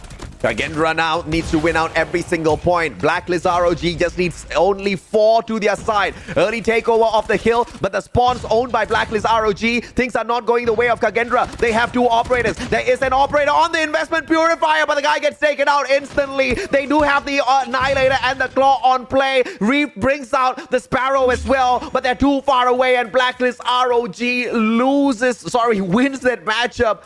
The investment of those operators just a couple of seconds too late, Cali. Honestly, that could have went into the side of Kagendra. Man, those operators really came up big there for the squads. The unfortunate thing here was that it was such a crazy fight on the P2, and of course we did see Blacklist ROG rotate over into P3 super early. We should have just seen one objective player from the side of Kagendra hold onto the scrap points, and everybody else start rotating with their operators to open up the spawn for the Indonesian side. We did not see that play. Everybody made it in, but they made it directly into the hard point without really investing onto those operators early enough. It was just all one after the other. A little unfortunate, man. Yeah, they had Fran actually swinging right beside, right? He was moving around the cable cars. He finds 2 kills, but knowing that one player actually went behind, was spawning all the way towards the P1 hard point, that really gave the opportunity for Blacklist to have like an instant reinforcements inside of the hill. So right when Fran was able to pop up the Annihilator, he eventually got shut down because there were 2 players actually holding down the area. One from the scaffolding and one from the pillars. So really unfortunate there and untimely for Kagendra, but it could have been played much better. But finally, we do see a map loss here for Kagendra on this for this hardpoint summit, and that will be to the hands of Blacklist International Ultimate. And if you guys are looking for a redeem code, you just have to go way back and of course claim that one later on. Absolutely, man, and you are absolutely right as well with the first loss on summit for Kagendra, which means things about to get very dicey here for the Indonesians. The map where we thought it would be a guaranteed win for them has turned out to be unfortunate, but it was close though, with a couple of miscalculations out of Kagendra, which brought the advantage to the side of Blacklist ROG. Now, as we move on into control, yet another advantage for the Indonesians. They've got a much better win rate as opposed to Blacklist ROG, who are only on a 40% win rate. Out of the 5 games played, they've only walked away with 2 wins, as opposed to Kagendra, who have 4 out of 5 wins on control thus far in the competition. The advantage to Kagendra, but you cannot say exactly how Blacklist is going to deal with this. There's a potential 4-0 here on setup by the Filipinos. Yeah, and Blacklist, even though they may have taken a lot of loss versus, the Group A group stage, Right now, they are very serious in how they do want to get this job done. And we cannot talk about Jabin because Jabin was always playing the anchor role position for the squad with 21 and 33. But you have to talk about Yato and Clove. These two were using the KRM. And it's just that Yato edges out Clove in terms of the lesser deaths, as he has 42 and 33 with a 1.27 KD, while Clove has 42 to 35 with 1.20. So we can say that the shotgun duel was won by Yato here, knowing that he outdueled him in the statistics as well as the map win as well. It's just strategic mistakes made by Kagendra, but once again, this is a blessing in disguise. Yes, you might not be able to prove yourself on CDSI, but you're picking up valuable information, valuable lessons before we head on into the plays at Stage 5. The Call of Duty Mobile World Championship on the way, and of course, Kagendra wants to prep for that. That's exactly what CDSI, that's what this Invitational is all about, to allow teams to prep for Stage 5 and to do their very best. I'm very sure we'll see much more amazing plays for Kagendra at that point. Or at that stage. But of course, we want to see more from them here, right here in itself. 42 kills for my man Yato, 1.46 rating through 4,635 damage. The highest kill streak is 5, but we're not going to count that at all. This guy was popping off. At one point of time, he had equal number of eliminations as both the KRM players on the side of Kagendra. And that was the early game. And this one's just, this guy's just a beast. When he is locked in and when the team needs him the most, he is there to step up big time. And he is here, coming up huge on this Hardpoint Summit. Now that's going to be done and dealt with. We're going to have to expect something more from him as we hop into this control later on. And it's going to be a map pick later on by Kagendra. So whatever the map pick is going to be made, Yato has to step it up for this 4-0 to happen for Blacklist ROG to have a chance to face AMT tomorrow. But we cannot just count out Kagendra here just yet, because they may have taken these 2 losses, but they can really go back at it if they set their cards straight here. Oh yeah, absolutely, man. Of course, it was pretty close at points in this matchup. And even down to the very end, it was close. But just a couple of mistakes made by Kagendra, allowing Blacklist ROG to run away with the matchup. There's 20 points in terms of difference, but both teams showed a lot of fight, but with only Blacklist ROG with the points to talk about. Oh, I am just lost for words, man. I mean, again, we may statistically looking at the game, Kagendra has the advantage here once again. But when we look at the statistics just a little bit earlier on Summit, Kagendra was supposed to have the win percentage there in favor, but it wasn't really the case there for Blacklist, as Yato had a big game, step up big time for the squad, and they were able to lock in their second round win. Now at this control game is where we kind of see the turning point here for Kagendra. If they lose this one, they will be in trouble in the S&D. I mean, you know, they have been in trouble for quite a little bit already. I think S&D, of course, is the worst game mode for Kagendra. And when you look at this, best of 7, you've got 3 S&Ds to play. So even if they are able to survive in some of these respawns, getting into that second and third map of Search and Destroy isn't going to favor them all that too well, right? But now they're down 2-0, and as we head on into control, it is Blacklist ROG with the confidence here, and it's also Blacklist ROG who are very proficient at playing control. I'm not so sure exactly what kind of affected them in terms of their performance at control, but if they want to make a comeback, now's the time, right? You've got the momentum on your side. You've got the confidence. You know you can outslay your opponents as long as you kind of keep that pressure a little bit high, play your operators perfectly, which is exactly what they did in this hardpoint matchup. There is a strong chance, although statistically Blacklist ROG does not match up to Kagendra, they still walk away with a victory. But this is the chance for Indonesia to make a comeback. Yeah, so they can bring us at the raid. If I'm not mistaken, that could be one of the better picks, as they have 100% win rate there. But we could also be brought into standoff. Yeah. But they're hopping us into a Crossroad Strike. And out of the maps that we have seen Kagendra played, Crossroad Strike really not one of their main thing. But that's not the same thing. That's the same thing as well for Blacklist. Both of these players, both of these squads have struggled in Crossroad Strike so far. And we'll be able to see which one edges out which here at this map number 3. The advantage definitely is on Kagendra's side. We have to remember they did manage to beat down Wolves 4-1 on Crossroads Strike, where Clove was just on a roll with a 1.4 KD. But this time around against Blacklist ROG, who have also played this map one time, unfortunately lost it for themselves against Almighty with this exact same scoreline, 4-1. So the gods of RNG might just be on the side of Kagendra here a tad bit. We know how their performance has been, unless, of course, ROG steps it up. We will find out. Scared has officially been the main player that will be part of the main five. Supposedly, the first two games of CDSI group stage, they had Ubabs absolutely starting on the roster, but with those upsets being made, they had to change it up real nicely. And Scared, you know, one of the players that you can really rely the most in this response, have to come up big here for Blacklist as they are looking for a mission to go up 4-0 here. Right off the start, it's going to be traded back and forth, but we have seen some progress being made by Blacklist as they do have one trickle here at the B side. It will be cleared out by Refear for this second segment, but yeah, doing a lot of time here now for the squad of Blacklist. Blacklist ROG has got a flip version of strategy as opposed to Vault that we saw earlier on today. They attack the B control point first before focusing on A, which is going to be slightly easier, but the Slay comes on through for the very final second, but the capture still from AG. And as they circle around, they're all equal in lives, which is not great for the defensive side of Indonesia's Kagendra.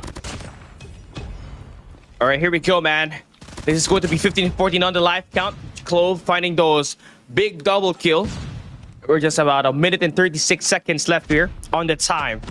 Blacklist International ROG has a great opportunity to play it slow, trying to find a way to crack at this safety net that Kagendra has built up. This defense at the A side has been looking so solid so far, but now the hop up from AG finds that kill onto Mi6. Again, the Clove trying to hold down the fort, holding down the spawns of the Clove opponent. But AG dared to sort him out, so 11 kills to 11 makes it 10-10. Blacklist International is keeping it real here. Now they have the life advantage. They also have a player holding down the A side. They're going to be able to worry about the player at the back, and now they will be able to take one segment at the A side, AJ. Blacklist ROG, one life on advantage. Purify investment by Clove. This is going to be big. Yato taken out. Can he take out the second one as well? Almost does, but he backs away. Skirt, oh my goodness, what a blunder. Lives all equal. Two segments sneaked away, and now yet another operator investment coming on through. Jabin shut down. Mi6 on the left-hand side. Fran will be able to secure one. Heavy investment pays off for Kagendra. One life deficit now for Blacklist ROG on the attack, and they do not have any respawns, but that's the exact same thing for Kagendra. Yeah, but Yato here this time will be pulling out the War Machine as well, but hasn't found any elimination. Jabin on the hop-up, but Mi6 dared to clean him up. A killer will go through towards Yato, but it's still going to be a 2v4 situation. Things are not looking good if you are Blacklist, and Clove dare to try to clean it up. He finds one, swings in for the right side, and Yato will be sorted out, and Kagendra wins the first round of the defense. What a defense by Kagendra initially on the back foot. 16 lives all equal. They lost that B control point first, but a massive defense on A. But at what cost? They had to pull out a couple of operators. And now the advantage potentially on the side of Blacklist, but they had to be forced on a operator investment as well. But AG with an early one this time around, I don't think that's a great idea. It is. It's not a great idea. And there you go. He gets sorted out real quick. I mean, pulling out the Sparrow on a map where things could just, you know, spiral out of control out of the start since you're playing at the early game, it's going to be mattering a lot. But hey, they have built it up. A lot of lead here right off the start on the lives. That's going to be 7 life count difference, and Scared makes that 9.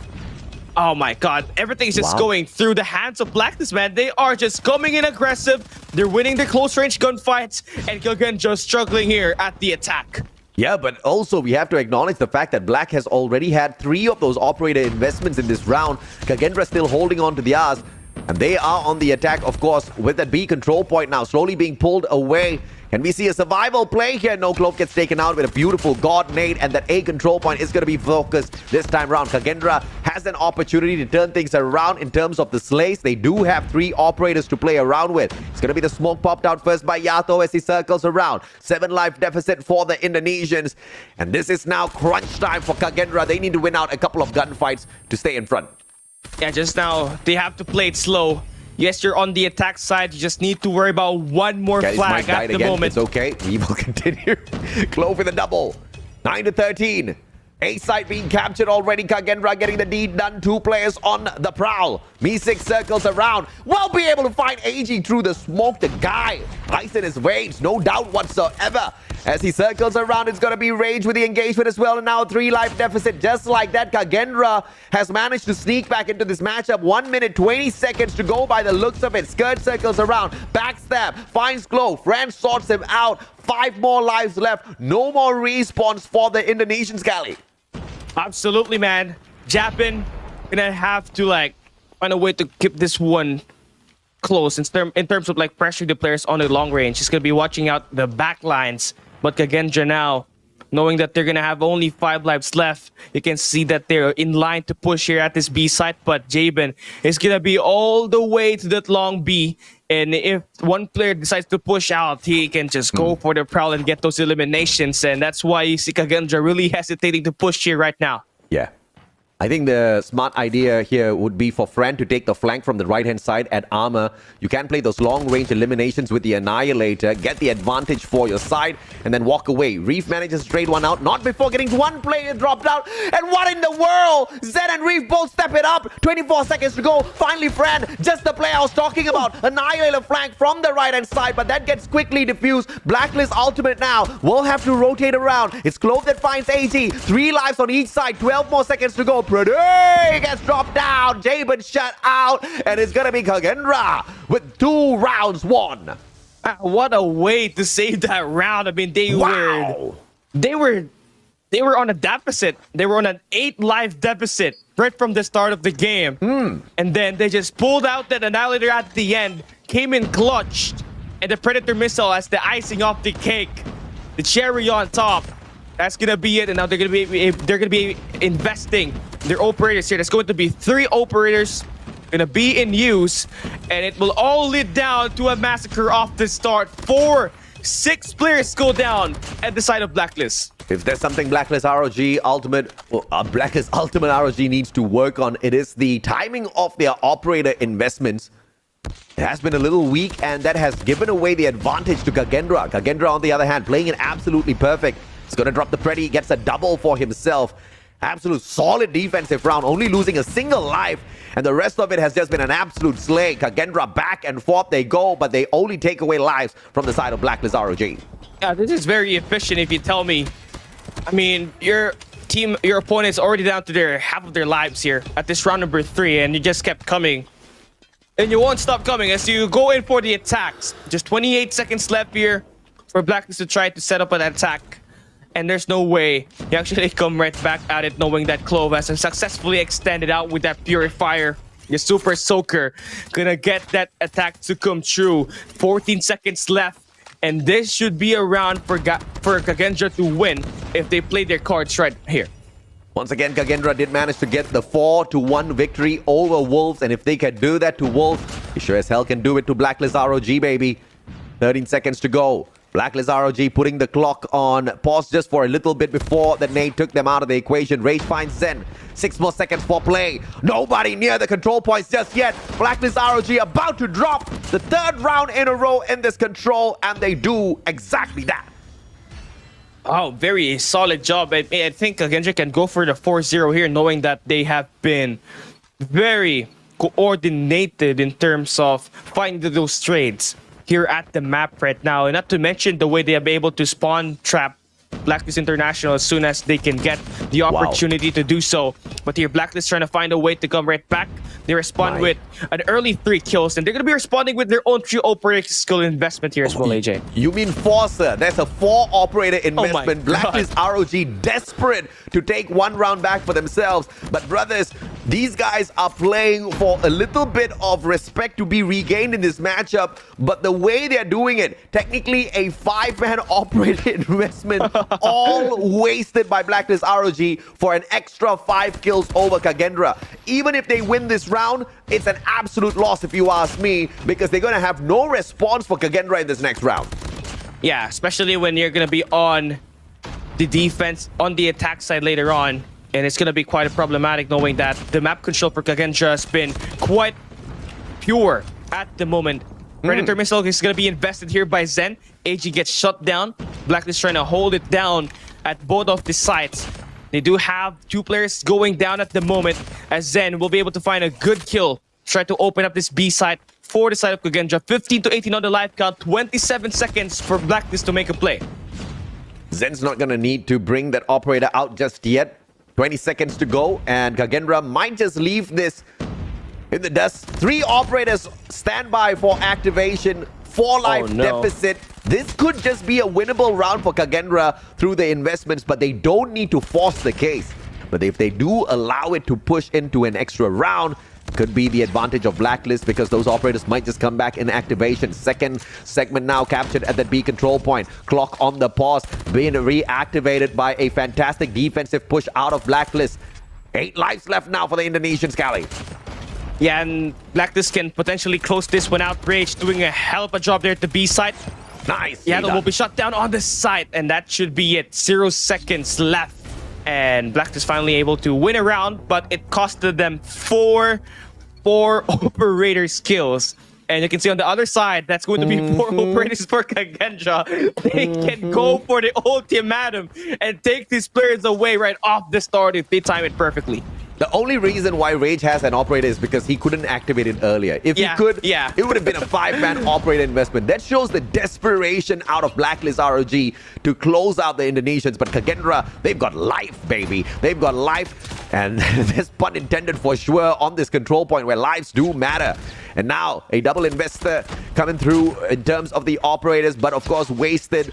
And Blacklist ROG had the perfect equalizer against that. Clove alongside Me6 can bring in the operators, as well as they are down in lives on the defense. B control point being captured little by little. Rage pushed on up 4th. AG holding his back with the CBR4. Great setup by Blacklist ROG. And the thing here is that Kagendra's actually caught in between 2 flags as being captured. So they tried to push in towards A, clear that one up, but they gave up 2 segments onto B side along the way. And the others now trying to put in the pressure here at the A side, holding down the towers. But finally, we are seeing some eliminations to come true, and that will be Clove holding it down with the Purifier. Finally gets shut down.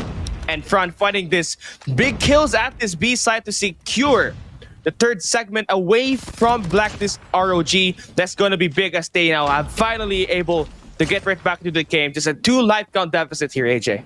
The only operator for the side of Blacklist ROG at the start of the match has been invested now, but Skirt and Yato have already brought theirs online. And AG as well. This is what we were talking about. If Kagendra allows this to push into the next round, the advantage goes back to Blacklist ROG. They've used up their operators and all have come down to a waste. Blacklist ROG almost completing the capture on both of these control points. A now on the attack. The clock has been paused and the defense is perfect for Kagendra. They circle on in. Fran gets a single one for himself. Traded out by Jaben. On the other side is Clove, and they are about to lose this A control point if nobody sorts out AG. Yeah, they have to move. AG has to be sorted out, but it's not. So that means that's going to be time in the hands of Blacklist. We're going to see some contests to come through here. Fran finds one. They're able to clear out the A site. There's still be some contests being made here by Scared. But that's not going to be enough for now, as there's going to be only 34 seconds on the clock. If you are Blacklist right now, you are down by lives. You gotta get that capture on going, because by the time this clock reaches 20 seconds, this might just be all over.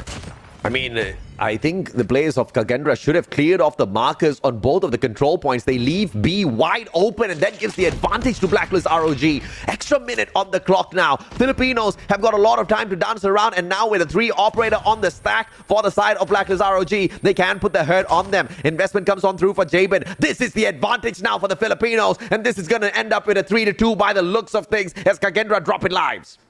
Yeah, just 5-6 now. Still in favor for Blacklist, but they're still in the game. But looking at it this way, we are seeing some time being kicked in by Blacklist here at the A site. Just a few more, and they will win through capture. This is just a 3v4 situation here.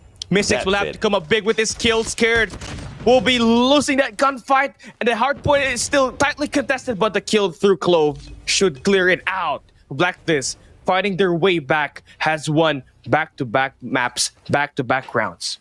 Smart play by Blacklist ROG this time round, not wasting those operators. And they will be able to circle around with 3 in tow. They on the defense just keeps the advantage to the side of the Philippines. Clove with a fantastic double shotter. Yato responds with a war machine. It's all out war now. And Clove, if you talk about Clove, this guy's got 46 kills already. Looking to find himself a 60 by the end of this game. Rage will try to sort things out here right now at the front as they are hopping in on to the defensive side. They're going to be able to give up some time at the A side, but they should be able to get those clocks reduced as they will be able to get that rotations on through. But Clove now finally sneaking in way behind enemy lines will be getting across. So the info now still in the hands of Blacklist, but this cut across should be more than enough for this game to get some advancements for Kagendra. On the defense this time, Blacklist ROG, no more operators to play around with. Kagendra has got 3 to work.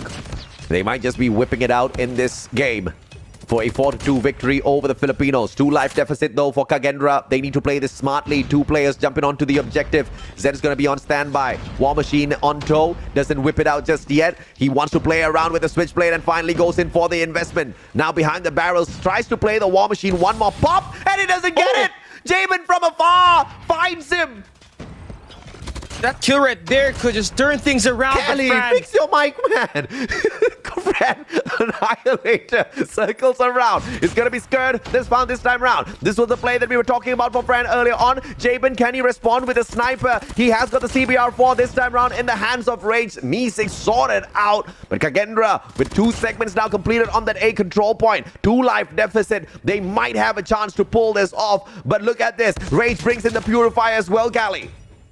Absolutely, man. And here we go. It's 10 and 12. This is the best time for Kagendra to end it all off. You still got 1 operator in available for Reef. And you just have to shut down Jamin at this point of engagements. Club will try to open up this B site. They're going to be able to put 1 player there at least. 9 and 10 now going to be on the game. Honestly, here for Zen, he has to make sure that this power position will be held from here on out. He cannot afford to give this away from Blacklist because that will open up this floodgates to spawn trap. And, well, it has been a back and forth. Great plays coming through for Kagendra thus far. And Clove makes it all equal. Hunter Killer Drone out for the prowl as well. That's just going to be forcing all of the players on the side of Blacklist ROG to find a better defensive position for themselves. And you can see Jabin trying to take out that Hunter Killer Drone. Hunter Killer Drone still finds Yato either way, giving the advantage now to Kagendra. Clove circling on around. Rage to be found on the other side of this corner. Fennec for the pop.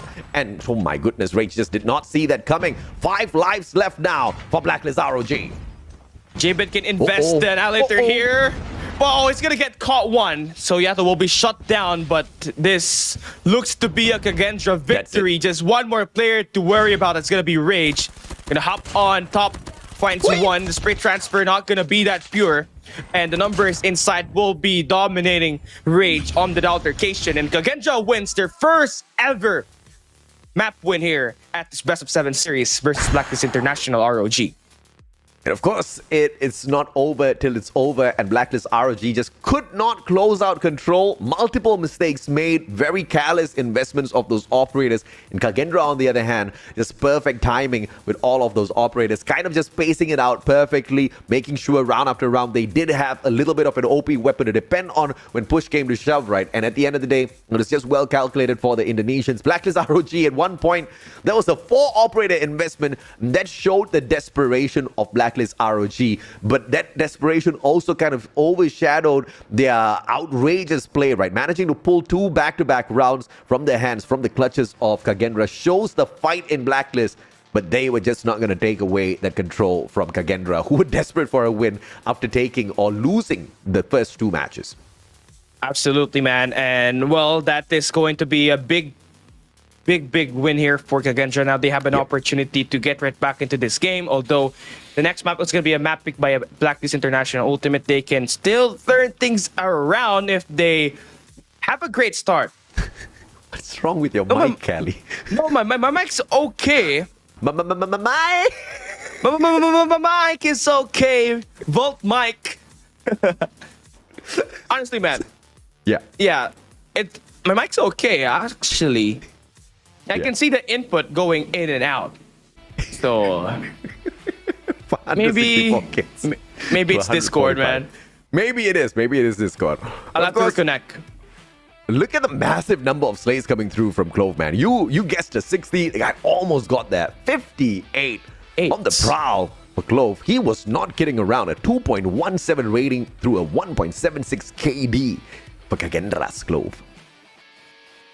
This guy, was defeated by Yato earlier on that Hardpoint Summit, but this time put out an even better approach. Led his team, especially on those attack sites off the start where they won 3 in a row. And this guy's just a monster. Lord Clove takes that MVP with a 2.17 rating. That's as efficient as it can get here. 6,107 damage, 8 highest streak, and 9 MVP counts. So if he does get an MVP, it always has led into a map win for Kagendra. Now, this is going to be a very monumental round. Now that you're up by 2-1, you have an opportunity to tie up the series here at the coming S&D that we're going to have. Have you ever eaten a clove before? A clove of garlic, I have. No, not a clove of garlic. A clove. Oh, the black one. Yeah. Yeah. It's very popular in Indian dish, especially the... I know it's in Arabic dish as well. You know, the chicken mandi, Yes. the chicken madbi. Yes. I love the Fun spice. fact. It's a tree native to Indonesia, and that's the name that this guy has chosen. And I'll tell you exactly why, right? Because with the right dish, the clove just brings out all of the aroma from the dish. But if you bite on it, brother, you're going to choke. Yeah. Yeah. I hate the aftertaste. It's very crazy. That's why before you start to eat those cloves, if you start to eat like a very Middle East food, what we do is like sort out all the cloves, put that out. We cannot afford to eat that. And that's the winning secret. They gotta sort out clove first before they eat this meal. If Blacklist ROG wants to walk away with a victory, bro. Oh, good one. That's a good one, AJ. Okay, now for Blacklist, they really have to sort out clove because that last play, 58 kills, wasn't a joke. That guy was just frying. Front, back, left, right, center. And now, with that control said and done, we're going to be hopping into another S&D. And we have played Slums already. We got Express in Tunisia banned. So 2 maps that are available will be Meltdown and Firing Range. And if you are Blacklist International Ultimate, would you decide to push in and play a Meltdown map? Or are you going to play the Firing Range map?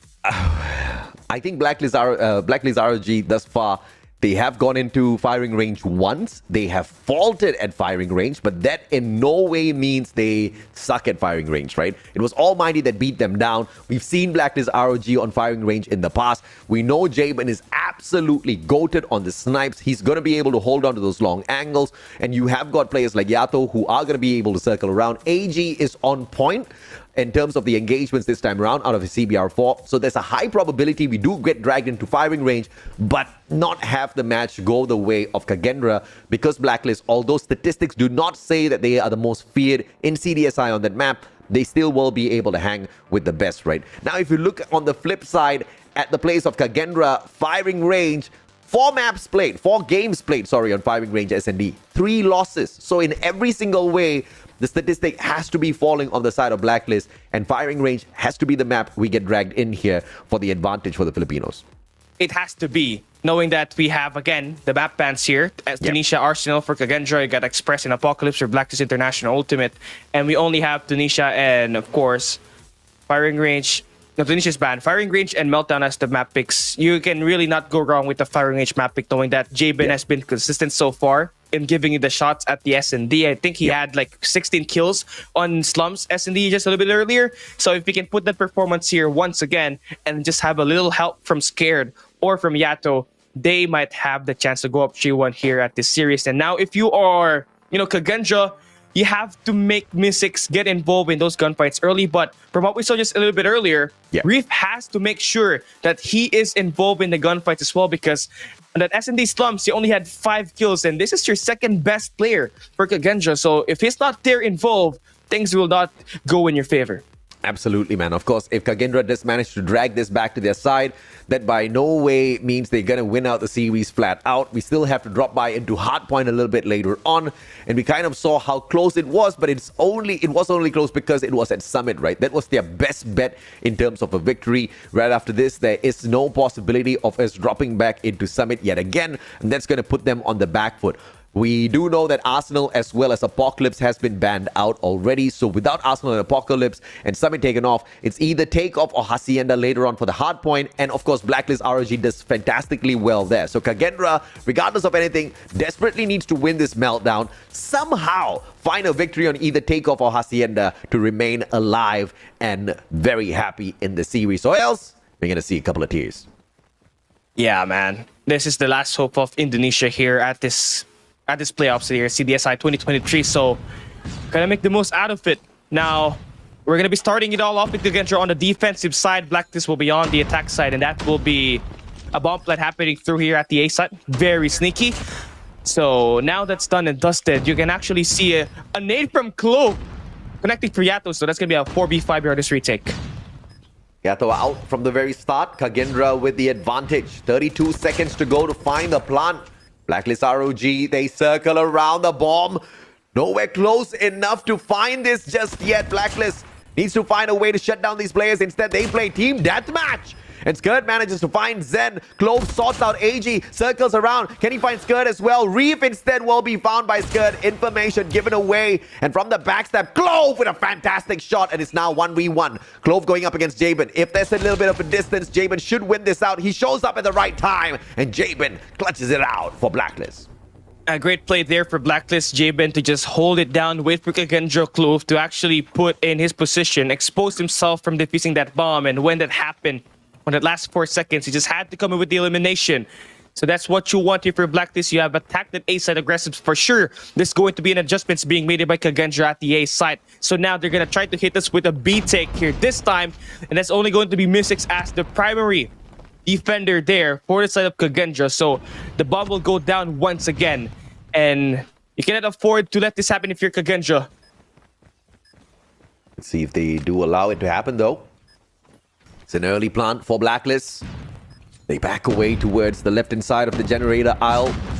Backing towards the Gorilla base as their preferred defense. Out of the open stairs, you've got two players on the side of Kagendra, stacking on the right-hand side of the generator as well. And a well-timed attack, but they push in one after the other. Trickling on in, has got no way of winning this out against Blacklist. Zendas managed to trade Outrage. That gives them a one-man advantage. Reeve shuts down AG, gets a double on top of everything else. It's a 2v2. Players on the side of Kagendra really low. Skirt, Yato finds a double, and that's the end to that as Skirt finds the final finisher. 2-0 for Blacklist ROG to find a comfortable start. And those in these two wins that they've won so far has came in with the bomb plant. So right now Kagendra has to play better on those retakes. It has always been close. It has always come down to a 1v1 situation. They just have to predict and have to come up early in this 5v5 retakes that they're gonna have in this game. Right now we're gonna have Reef as the only player alive here, gonna find the first blood. So what a way to start it. You prevented bomb plant from getting planted. Rage will find the second one. Fran trades him out instantly. The bomb not planted just yet. Still hanging around the big chimney, waiting for that perfect opportune moment. Fran can be the preventer this time round. Backs it up alongside Clove at Me6. Beautiful shot. Jabin taken out. No headshot, but it's equally as spicy. And this gives the advantage now to the Indonesian side of Kagendra, forcing the bomb way back off towards Research Institute. They're going to wait for picks here. And they're going to have to play through AG with that scope or Scared, who has that bomb on this close range engagements. But what a way to play this for Kagendra. You stop that bomb from getting planted. You now have the advantage to come up here and win your first round at this S&D meltdown.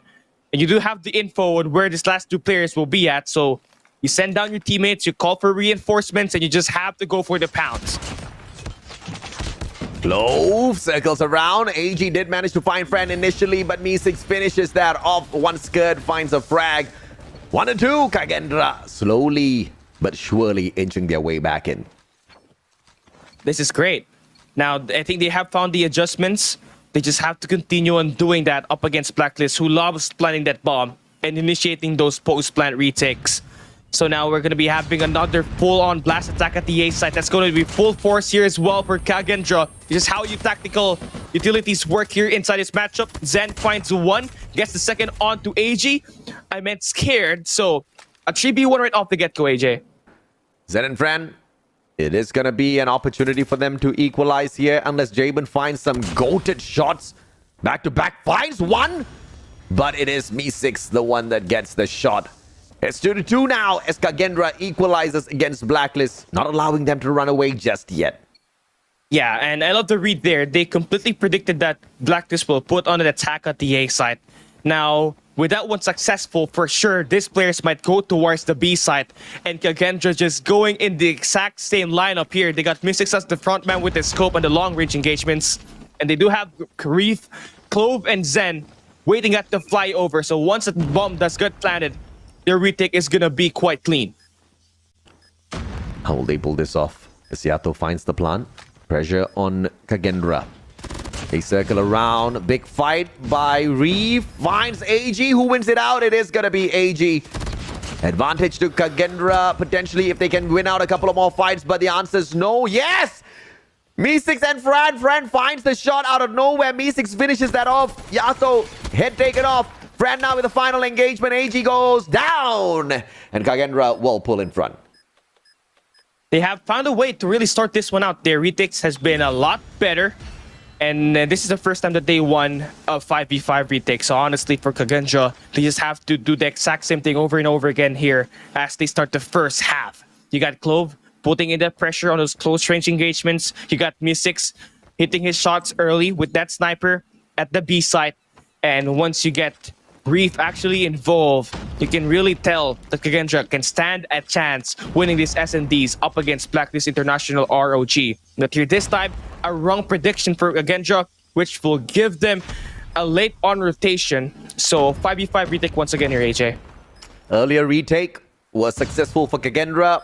All they need to do is make sure they flank around well. Reef this time around cannot lose against AG, who is holding on to the house. Will come across Clove first. Clove with the KRM. Can he circle on around? It's going to be an opportunity here for Clove. Finds AG. Beautiful shot. And Zen does manage to trade out Rage at the very same time. Me6 shuts down Skirt. Opportunity now for Kagendra to really pull ahead. Me6, Fran, Clove. Everybody finishes off Blacklist ROG. 4-2, just like that. 4 rounds in a row for the Indonesians.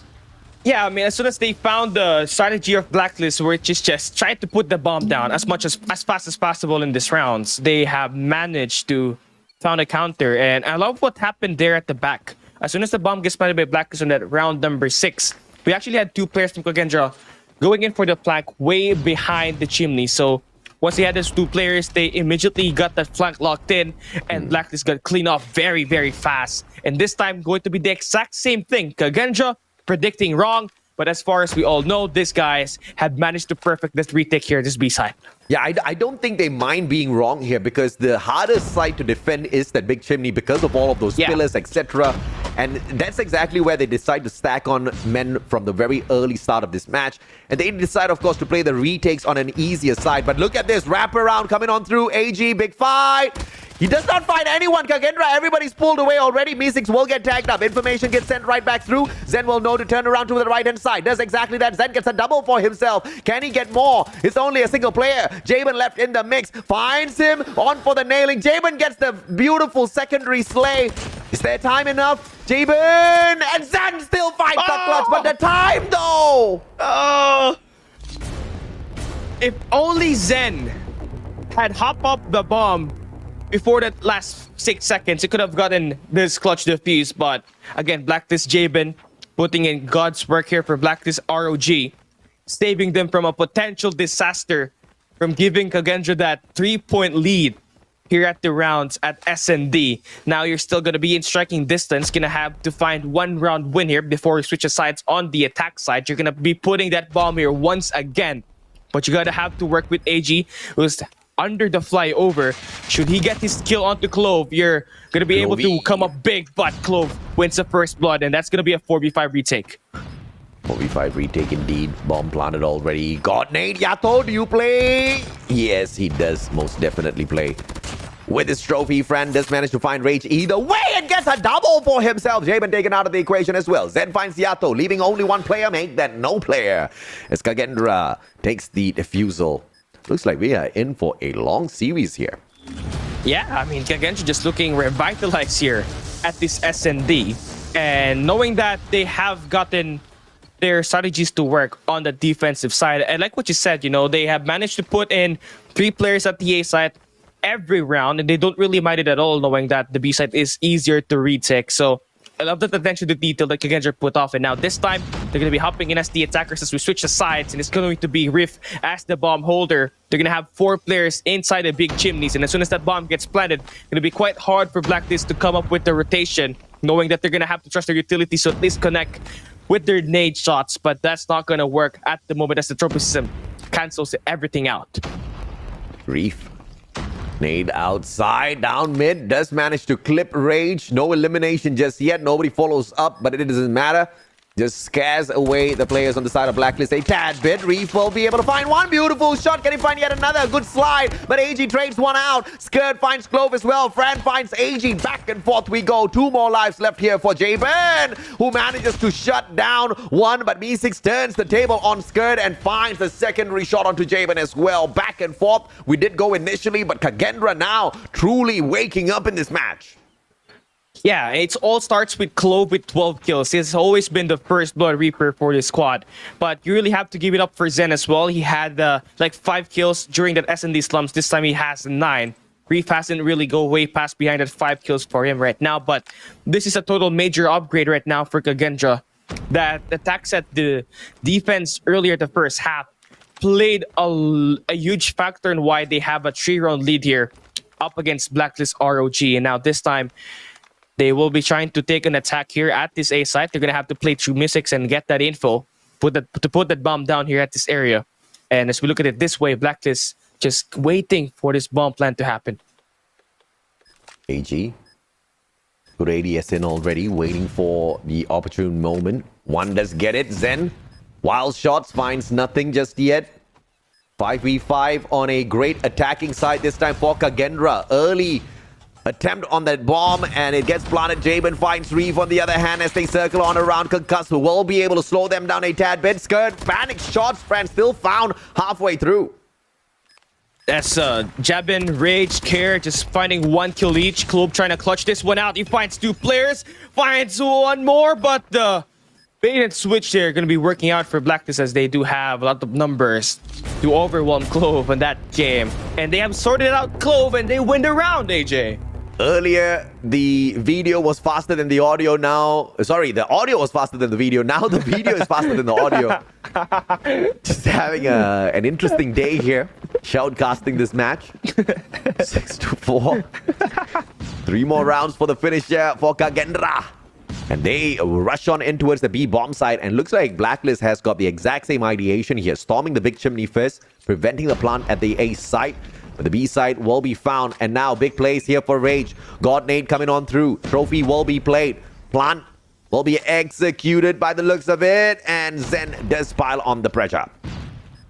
5v5 retake here for like the 7th time already. Here at this B site this time. Blacklist. They got 2 players lined up there at the meltdown boiler room. But Jabin here deals the first blood onto Reef. They still do need to worry about Clove here, who's got like 14 kills in the game. He finds a double here up against Rage. Looking to get that triple. Can we see 4? Yes, indeed. Can we see 3? Yes, indeed. And his teammate Fran will be there to close it up. What a play for KAGE on the post-plant defense. KAGE has woken up.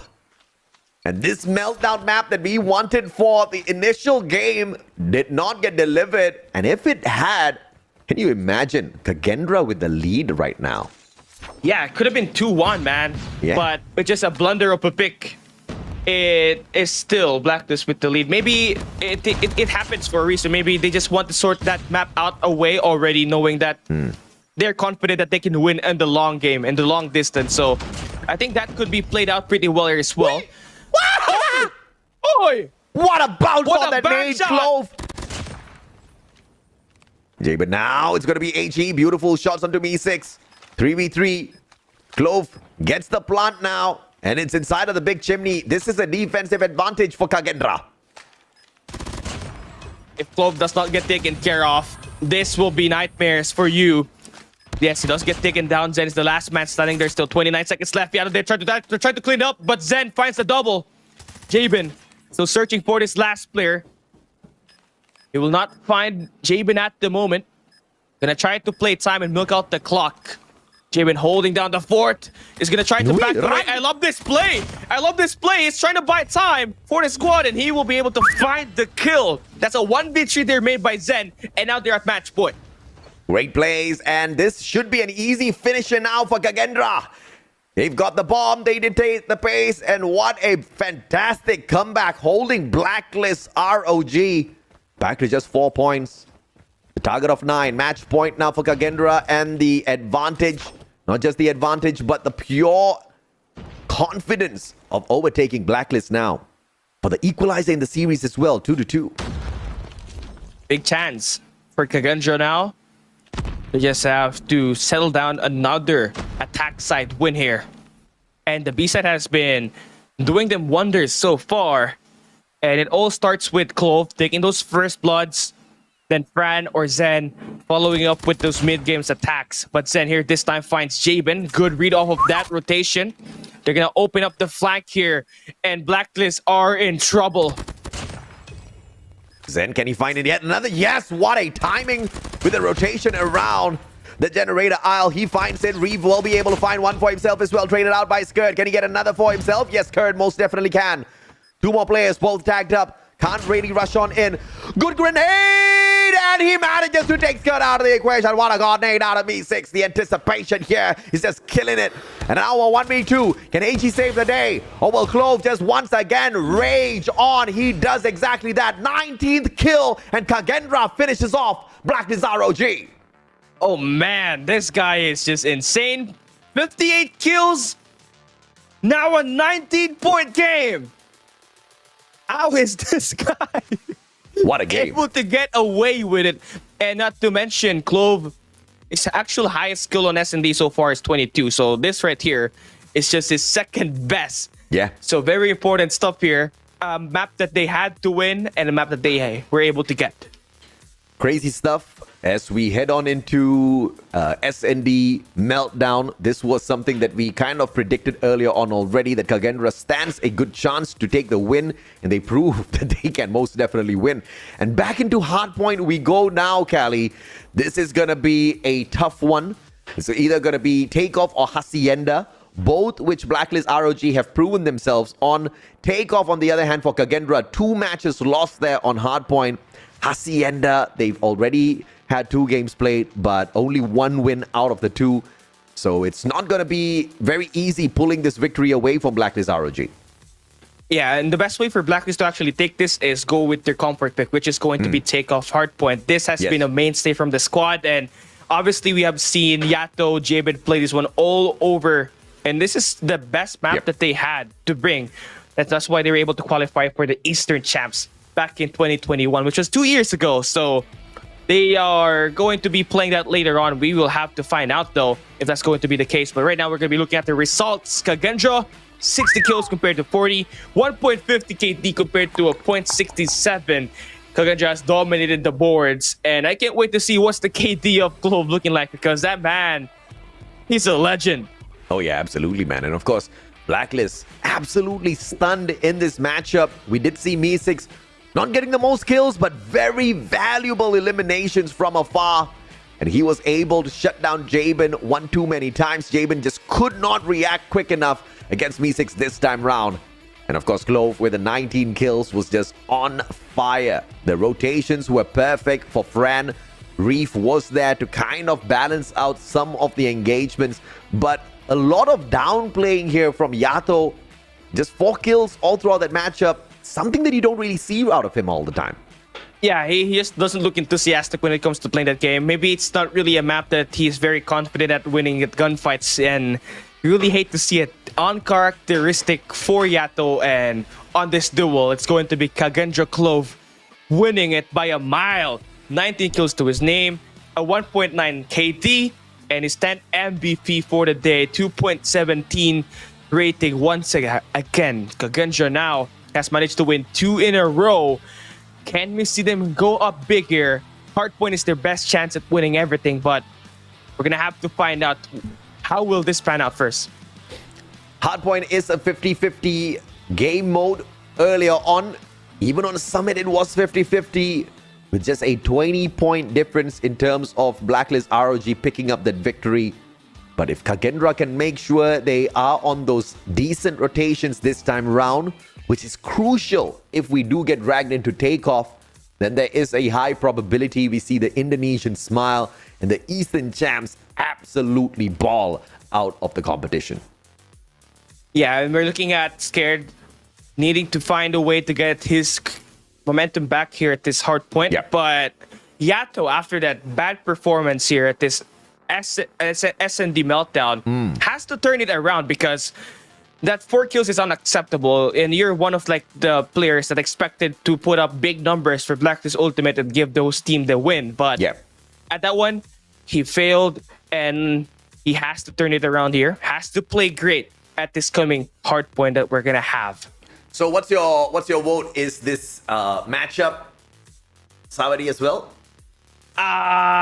It will be a Sabadi, man. This game, if you're hopping into a takeoff, this is guaranteed to have a very close fight. Absolutely, man. I mean, Savadi matches all the way through, and it looks like it's going to be yet another close one between Blacklist as well as Kagendra. We called it 50-50 on that hard point at Summit. It was a 50-50, but this time, if it goes into takeoff, yes, it is a solid advantage towards Blacklist ROG.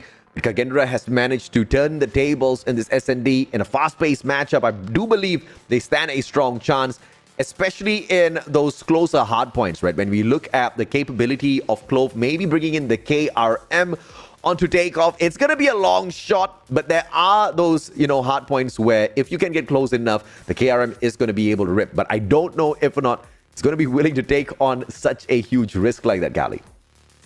Yeah, and again, we're going to be closing up this game. We're just 4 maps in already. We just had 3 more potentially. Could end up in 2 wins or in 2 maps here in this game mode. So Arsenal Apocalypse Summit already being played out. Yeah. And what's the best map pick here for Blacklist? Honestly think that it's going to be Takeoff. Yeah. But that Ascenda could be a potential map pick here as well. I think Scared had like a great chance of putting up a great shots there. He scored like at least 30 kills per game on that game mode, but on that map. But it is still a win to win here for Blacklist, but up against Kagendra now, if you look at it this way, it's going to be a 50-50, as you said. Absolutely. I'm a little worried if we do get dragged into Hacienda, because yes, we've seen Blacklist take a win on Hacienda prior to this, but it was not the most convincing of victories, right? Against Q9, they won that by 40 points. I think the rotations that we have seen from Blacklist on Hacienda to be a little bit soft in the past as well. So if it's takeoff, the high probability of Blacklist walking away with a victory, but still just extending the competition just a tad bit more is going to be high. If it's at Hacienda, then my bet is with Kagendra. But of course, Blacklist not going to be making that mistake. They drag us into takeoff. Yeah, this is the Blacklist specialty. This is one of their most comfortable maps, and it's great that it has been maintained here at this game. Takeoff is where we're going to be headed at, and Blacklist has an opportunity to go up 3-2. But same thing can be said on the other end, which is Kagendra trying to find a way to win 3 maps in a row. Here we go. Blacklist, Kagendra now starting in this game. We're going to be having Blacklist starting on the bad side, as Kagendra will have the P2 spawns right away here. Also, as well as the scaffoldings. And it's a matter of how well are you going to slow down Clove here at this point, I think, if you're Blacklist, AJ. Absolutely, man. And of course, it's gonna be a absolute bloodbath in the very first hard point, unless, of course, you do manage to anchor down one of these power positions, mainly being that second floor of Aurora. And if you don't get the second floor of Aurora, the scaffolding onto P2 will serve you really well. But it's Kagendra that starts off really hot. What do you know? Didn't see this one coming, Cali. Yeah, the total map control is just on. Blacklist couldn't really get their acts together. They were trying to play for a flip, but that flip didn't really came out for nothing, knowing that Kagendra was able to really get their acts together and took advantage of what was happening there for Blacklist as they were trying to initiate those early games. But now they're trying to find a good foothold inside of this hard point. They're going to be able to score 15 points, and they're going to be able to make this one very, very close. And not only that, they have flipped the spawns as well. They will be ready and locked in for that P2 hard point. Advantage on P2 for the side of Blacklist ROG. They do pull ahead in terms of the points as well. But as I say that, a break comes on through for Kagendra to pick up 2 of those scrap points before we move on into P2. It's going to be an opportunity. AG, big kills coming on through. This means that Blacklist, of course, open up P2 and the rest of the perimeter now. The control being taken over by Kagendra, but they also do need to take over the spawns. And Blacklist ROG not giving space for that at all. Yeah, and Yato on 9 kills already here in the game, leads the lobby in total kills. That's going to be big, knowing that he had a very underperforming S&D rather than S&D meltdown. So now, as he's trying to will his team back into this matchup, they do not have any anchor player, by the way. And Kakizen is able to sneak on by, get this hardpoint locked in for Kagendra and claim some time. There's going to be 20 seconds left here. And if you're Blacklist, get that final contest. If you miss the chance to get inside, have to connect that rotation onto P3 where it's going to be a money hill. Many upset that Garena has gotten the same number of slots as India. But you have to respect that India has got a huge Call of Duty mobile community there as well. Massive numbers of teams.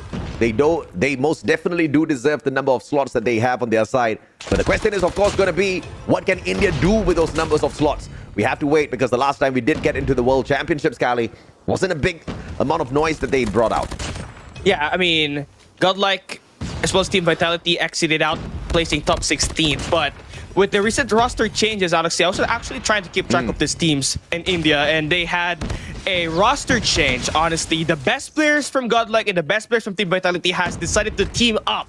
So that right there is gonna be big for the Indian community. Now, only finding out who is going to be that second best team is gonna be the answer, as we are about to actually start the competition there for India for stage 4. And you got to respect India doing that. And pretty much not just India, right? Japan had got the exact same idea through Volt. Indonesia had the exact same idea through Kagendra. All of these players, all of these teams, they absolutely understand that North America, as well as, you know, the whole of the western side, honestly, is a threat. And if they want to buck up, they got to bring their very best of the best, the creme de la creme, in one squad and push on forth.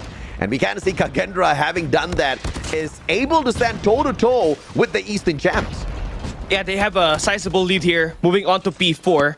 Although Black is going to have that early rotation, you do have a gifted spot here for Kagendra to play a pitch play, but that soon would be cut down immediately as Blacklist able to win those early set of gunfights. War Machine's going to be invested here, as well as the Purifier, the Super Soaker from Rage, trying to keep away these players from trying to push inside this hill, and they have managed to take the lead here back, AJ. Absolutely, man. And of course, Fran with the circle around with the Annihilator, but that's not going to be making big difference for the objective plays coming on through. Kagendra finds the break. Outside perimeter controlled by the one and only Me6 as well. Fran will still continue to prowl around with the Annihilator, looking for those slays. Skird steps on in. Massive kills coming through from Skird, and he manages to claim the hill right back. But Me6, very annoying, stakes on a control in terms of stopping the bleeding. 93 to 93. Close matchup yet again, just like what we saw at Summit earlier on.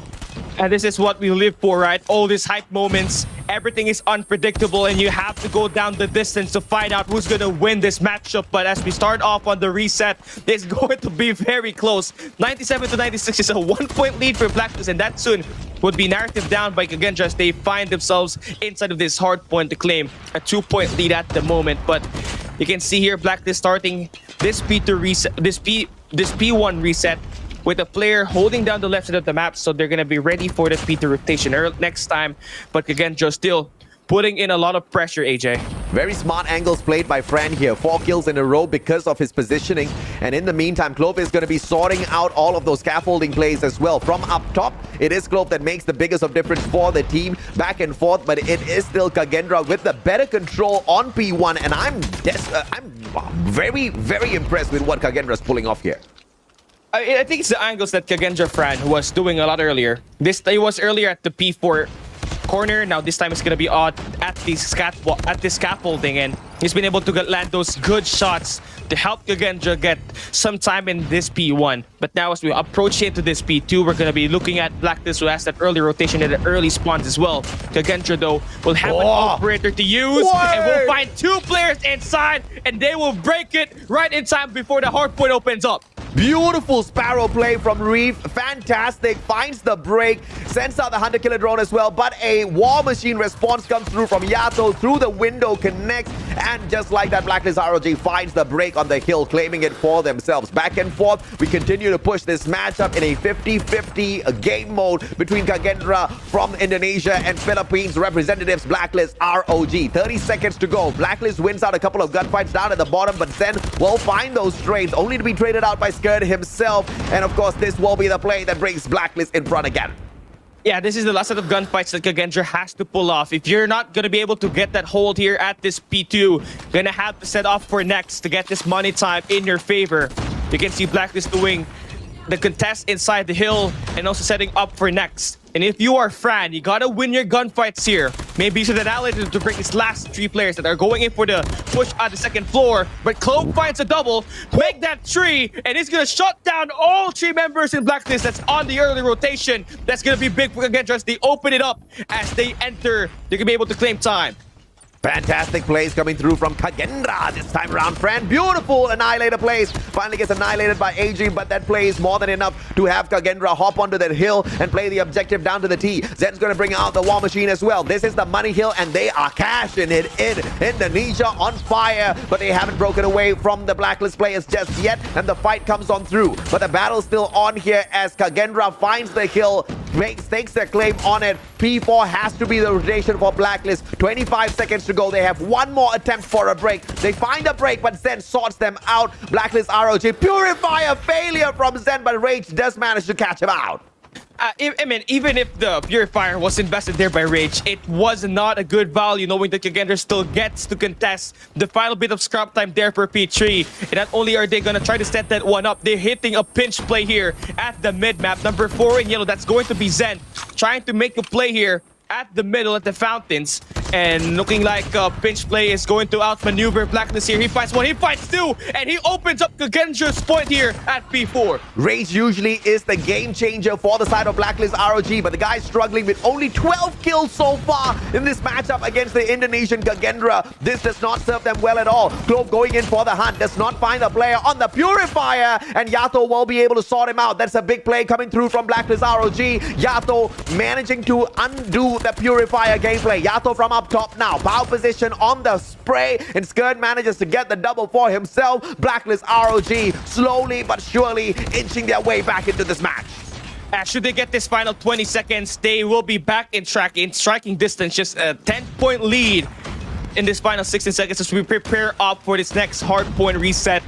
It'll be the third set of rotations that we're gonna have. Yato has been playing lights out. 4 kills on SND this time, 31 kills on this hard point. Gonna be stepping up big time, but we need to see more from Rage from Blacklist. But at the moment, as we play up this P1, we saw Kagendra play this one like a book. They're able to claim most of the time here compared to Blacklist, and they're looking to do the exact same thing here once again.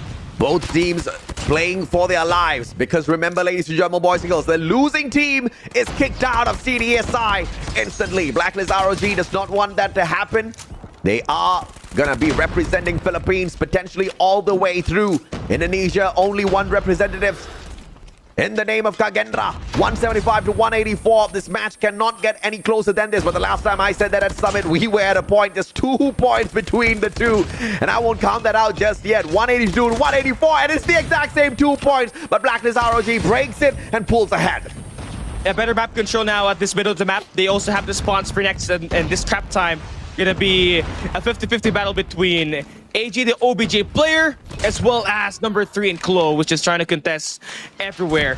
He's got 31 right at the moment, Zen with 36, Fran with 35, and these 3 players have been able to put in the pressure up against Blacklist Ultimate. But now, here at this P2 is where you have to find a way to claim the most time, because you're already past the 200-point mark. We are already at the late game where every point will matter. Kagendra will open things up, claiming the first 10 seconds. Blacklist still finding their way inside.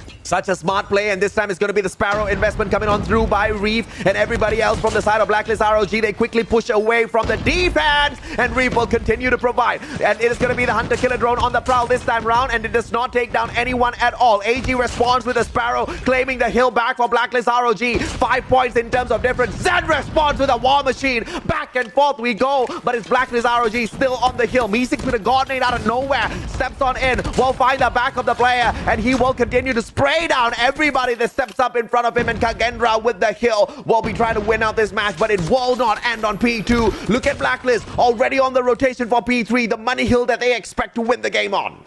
That's just going to be 3 players there, but 2 more players are going to spawn out. So right now, Kagendra could be in a good position to try and break this as a team. They have Clove now operating with that Purifier. Should he get this next 3 players in line, they might be able to break the hill right before it opens up. He's trying to wait for his team to try to flood on True. Fran going to be eliminated at the back.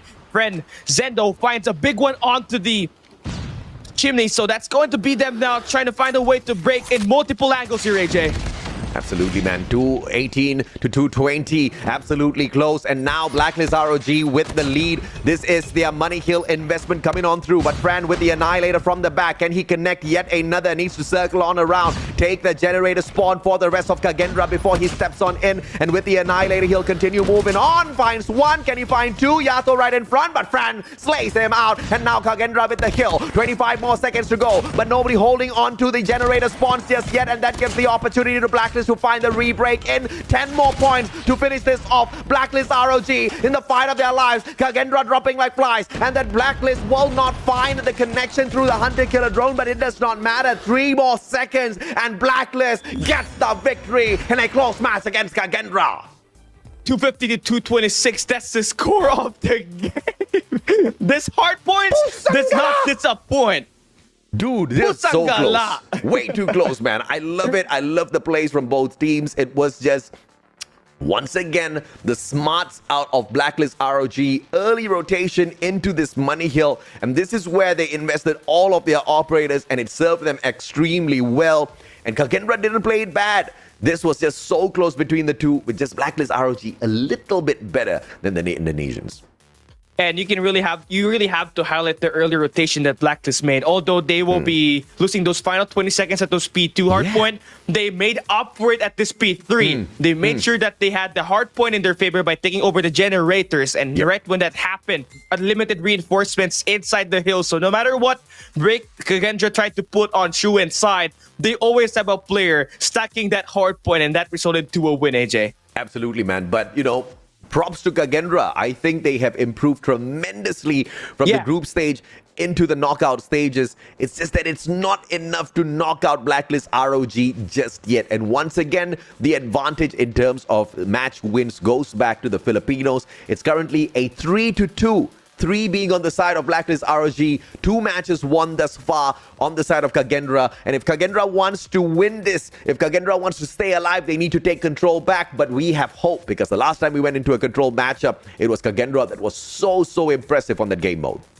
Yeah, they were being more of the initiator in terms of that gunfights. And we saw Clove just put in a light show, trying all the competition.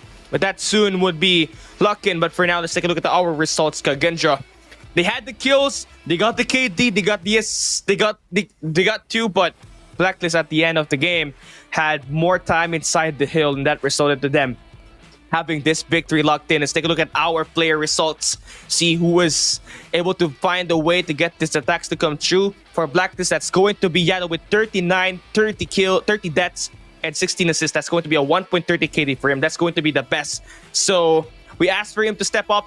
He stepped up nicely here for Blacklist International ROG. Amen, brother. 250 to 226. What a close match it was, and this is what I live for. These are the kind of games which keeps me in shoutcasting, man. I absolutely am in love with what both Blacklist ROG as well as Kagendra has been able to show up with thus far, and it's so heartbreaking to know that one of these two teams will leave the competition by the end of the series. But let's bring the conversation to a brighter note. It is the MVP, the one and only Yato. Just as people started doubting what Yato can do out there on the battlefield, the boy wakes up. His eyes may look sleepy, but he's still alive, baby. Yeah. I don't know where's the other eye aiming at, Yato. Maybe he's looking at another enemy that he can lock down and shoot to kill. So, yes, this is going to be it. A great bounce back from Yato. Now you're going to have to expect him to do it once again as we hop into control later on. But here, this is going to be a map win for Blacklist. A nice try for Kagendra. They kept it close until that last hard point where they just kind of fell apart. But you really got to admire and respect the full-on bloodbath here. Not just for Blacklist, but for Kagendra. They were going ham every time. It was great place after great place. It was wrong place after wrong place. If you look at the opposite side of the spectrum, AJ.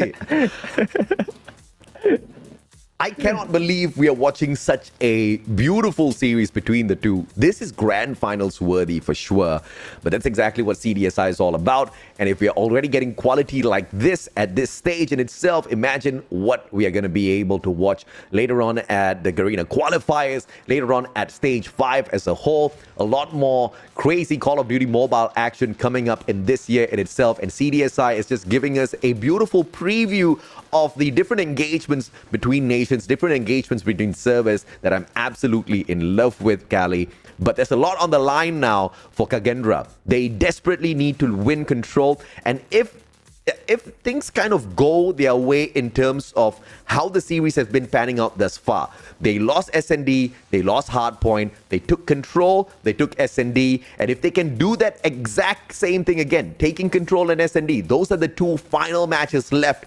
We might see Blacklist ROG cry. Alternatively, of course, Kagendra might cry as a river. Yeah, I mean, it's 50-50 right now, looking at what's going to happen in this game. Now we're going to be hopping into another control game. We do not have a map ban, but we do have only 3 maps available. We had played Crossroads Strike already, and now it's time for Kagendra's turn to find the map pick of their own. So, are you going to try to reach that raid control, or are you going to try to push that standoff? For me, honestly, standoff is going to be the best map pick for me. Not only are you looking so solid on those defensive sides, but Blacklist had played that map 3 times and only won once, AJ. It's not looking good for Blacklist Ultimate on control. I'm going to give control over to Kagendra. I think they were just way too clean. Standoff, they've got that 1 victory already thus far. Standoff control might have not been the best map in terms of control for Blacklist, but you also have to look at their overall win rate at control. It's just really not the best game mode for them. I think, Hardpoint is where Blacklist really shines through. SND sometimes, control rally. And this is where Kagendra can just rally themselves up yet again through a phenomenal victory, shut down the confidence of Blacklist ROG, and then walk away with the victory. But we know Blacklist, it's very difficult to break their spirits. It's very difficult to take wins and then expect them to just give up on the series, right? Because Blacklist ROG is truly threatening just when they are a couple of points behind you.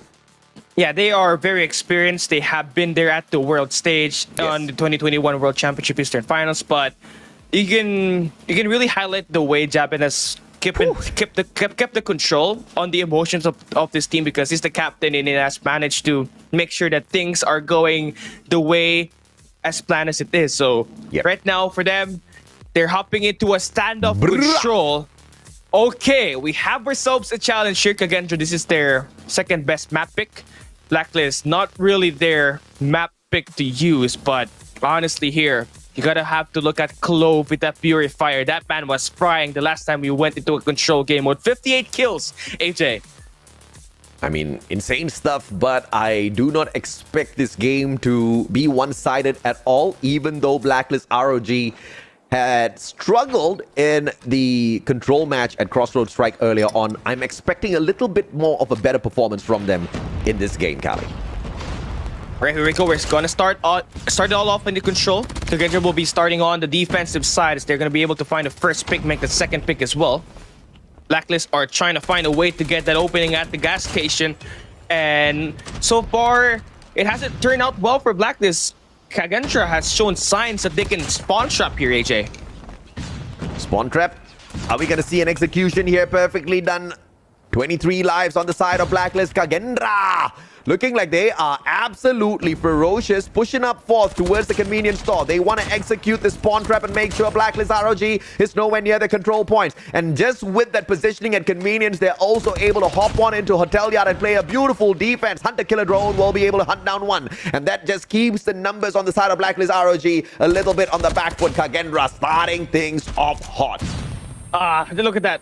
11 life deficit here in favor for Kagendra. It is Clove.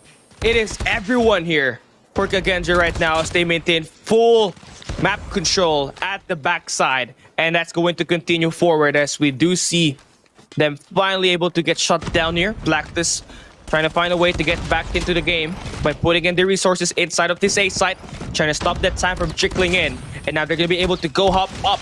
But Rift will be there to try to contest. Couple of engagements coming through here, and Zen will be able to shut down the player, and they're gonna be able to secure the perimeter of this A site, clean it up as well. And Blacklist only has 14 seconds to get right back into this matchup and win this round.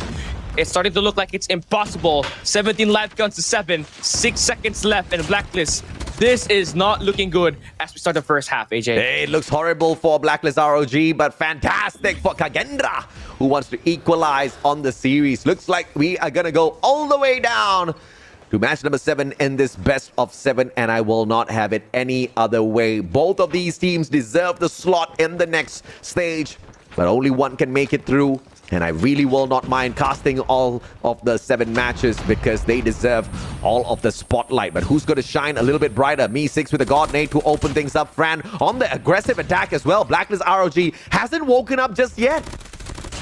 I mean, it's the pressure, it's the pacing as well for Kagendra that has caught them off guard here. As you can see, Me6 very confident they can win every gunfight that's extended all over the bakery section so far. Eventually, he does get cut down, but you can see that pressure that he built up has created an opportunity for Kagendra to open and score some time inside the A site. One segment already dealt in.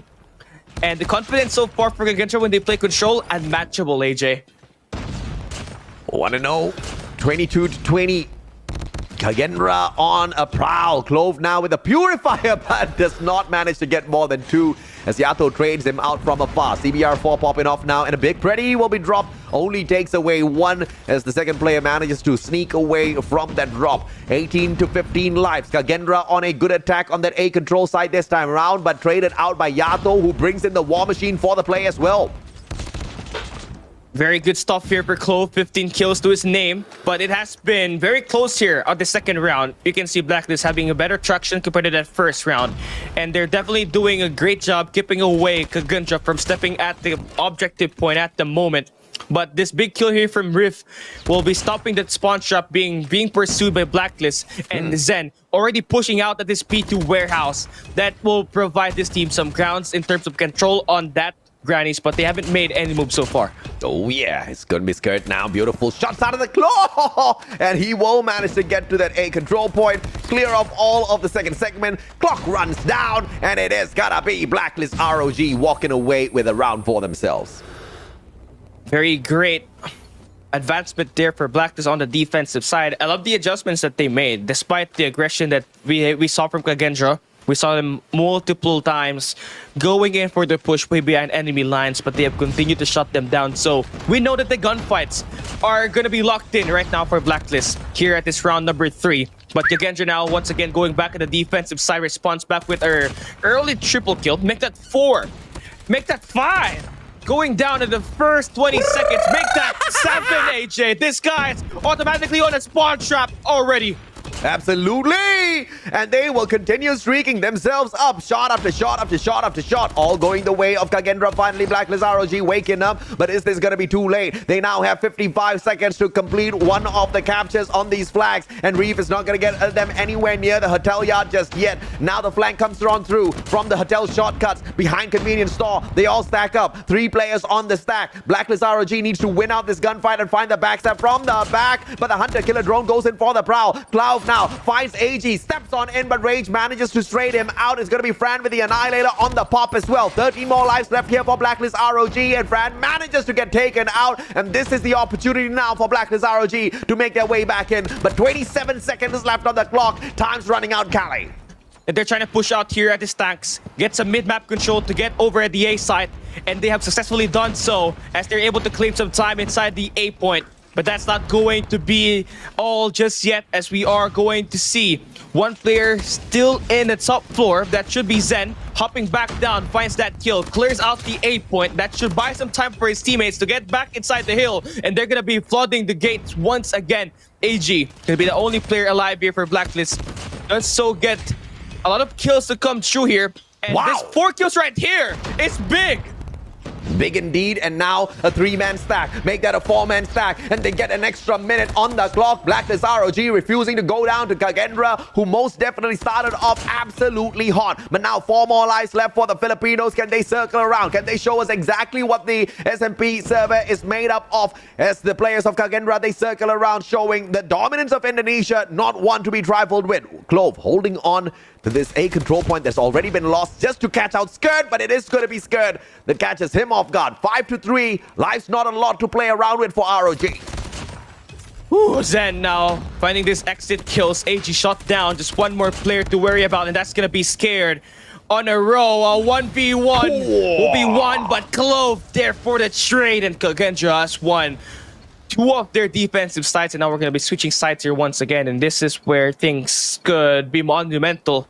Blacklist needs to respond back with their own defensive round win in order for them to not give Kagendra that match point. AG initially was sleeping in the match, and when he woke up, the guy just manages to pull 9 to his side, fully streaked up now, can manage to torture the boys of Kagendra a tad bit. Investment coming through for Yato. It's going to be the War Machine on the prowl, circles around, finds absolutely nothing on the backstab, and goes back to control this A control point. Hunter Killer Drone finds nobody as well. It's going to be a spawn trap attempt coming on through for Fran as well, but he's going to be playing it a little safe on Bakery. Bakery that ready will be dropped onto the capture attempt on that A control point, and Blacklist ROG with great control on this 4th round. And number 3 and Scared lining up at the boxes, but you can see Kagendra not really exposing themselves at the tanks. They're trying to find a way through the graveyards, and that's going to be 2 players trying to find some attacks to come through at the gas station. Now number 4 in Zen has to win this gunfight, but that's going to be out of shutting down that rotation.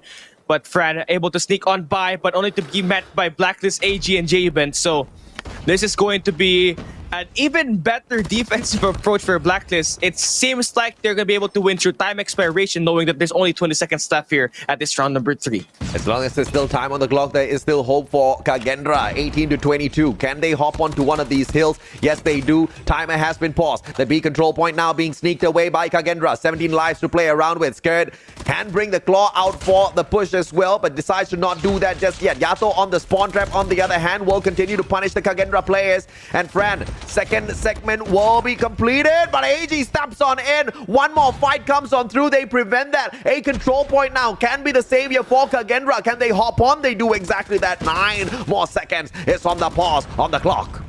Yeah, but they do not have any power positions locked down, and Yato has continuously punished them. Initiating that spawn trap, this guy has been a madman, but finally gets shut down by Clove. But with an interception right there, gives Blacklist their defensive win, and that's going to be the 2nd time that they win through time expiration.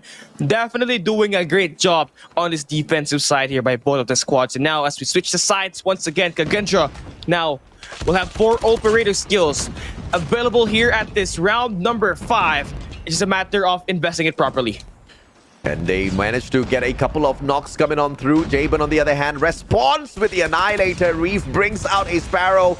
Trades out AG, who was on the Sparrow play moments ago. Clove, on the other hand, circles around. Good slide in for the defense, but Yato shows up from the back, takes him out. Jabin with a double on the Annihilator. Back and forth we go, but Blacklist ROG with a 2 life on the advantage. They are on the attack, and the B control point slowly being sneaked away. Slowly being sticked away here. And you can see the pressure by Blacklist here. They really want this game badly, trying to turn this one around. They have done 2 segments in at the A site. Kagendra forced to a reset. They're going to be back into their spawns, and you get number 4 in Yato trying to find a way to get these shots to come true. It's going to be able to lock down the shots here, AJ. That's 1 flag in already for Blacklist. If Blacklist ROG manages to win this game, it's going to be a GGWP. Kagendra will not be able to make it back. In fact, they exit the competition. Blacklist looking for the finisher right here, right now. More than double their lives. And this round surely should end up on the Filipino side. Kagendra just has to try in the next round. Yeah, but they're still trying to find these shots to come true. They have managed to defend this final segment at the B site. They do have 3 more operators to try to get back into this game, but Blacklist trying to slow it down. They know they got 2 minutes in the game.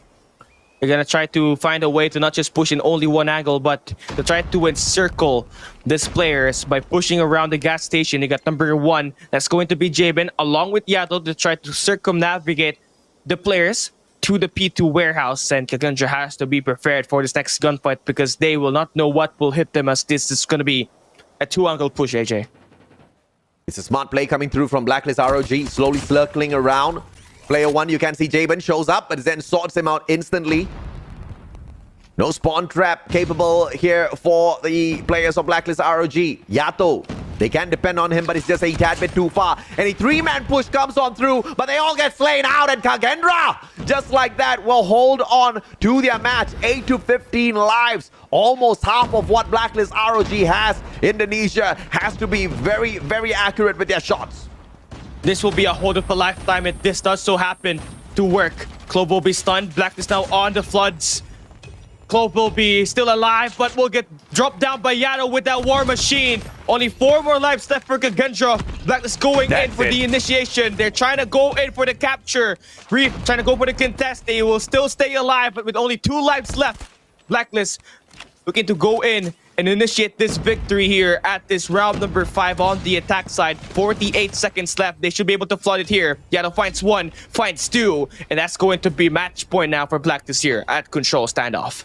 They extended the round, but with a very careless investment of the purifier as well. But they're not going to pay a high price for it, because as we start this round, 3 of the operators on standby for Kagendra versus the single one on the side of Blacklist ROG. Blacklist on the defense. Kagendra needs to be very aggressive, and a 1-pointed attack comes on through for that B control point this time round. Fran steps on out alongside Me6 as well as Zen. They managed to get all of those frags. 1 more player to deal with as they try to take this away, and the Annihilator gameplay will be able to shine on through for Kagendra, but very aggressive push by Fran, and he loses it. Yeah, there's like 4 more bullets available there for Fran with that Annihilator, but kind of getting too confident when it comes to like putting in the pressure there. Could have stayed at the ankle at the bakeries, but again, they have made sure that they make great strides here at the attack side, and you can see they are claiming time at the B side, putting in a lot of pressure, not just here at this angle, but also in the middle, where they have Fran setting up this team for success and finding those eliminations at the statues. And that, of course, forces Reef to bring out his Sparrow. There is 1 final operator on standby in the hands of Me6. He's going to be saving that for a little bit, because this round, it has to be on the side of Kagendra. It's been a very aggressive round coming on forth thus far. 23 to 17. Yato shows up out of nowhere. Sorts out Zen. It's going to be Clove and Me6 now, raking up those kills on the side of Kagendra as well. Second on the segment for capture on the A control point. Kagendra, 1 more segment to go, and they should equalize and potentially even win this control match on the next as they start off on the defense. This is just big here for Kagendra. They have to go big right now. They got to go for this slay. Just win 1 more round to force the overtime, and you're going to start on the defensive advantage. But for Blacklist, they are refusing to lose. They are coming in and want to feed a fight. And Yato here going to have to slay this one out. He finds 1. The spray transfer will not come true. But Kagendra just decides to drop 4 of their players at the backside. That means that's going to cut down their life advantage to just 2 life advantage here. And Jabin, with this communication with his teammates, could be able to line up some shots. That's 3 kills for Jabin, and now they have the life cut advantage. Big kills for Jabin, and Jabin might have just won this out for Blacklist ROG right here, right now. 1 more life deficit for Kagendra. Kagendra needs a 2-segment capture on that A control point, but they have got not many lives to deal with. All equal against Blacklist ROG. Every single engagement will count. AG goes in for the Sparrow investment, gets the first kill coming on through, and off Clove, and Clove gets slain out as well, not anticipating AG to hold on to the exact same spot. Big Sparrow investment could be the game saver for Blacklist ROG. I mean, this is it here. If AG gets his plans to come true on this next set of gunfights, this is locked down by Blacklist. They also have Breach there with the Purifier trying to stand out. Good thing that Kagendra still has their players alive, but this is just an operator madness for Blacklist. They invest 3 operators just to try to save this one up.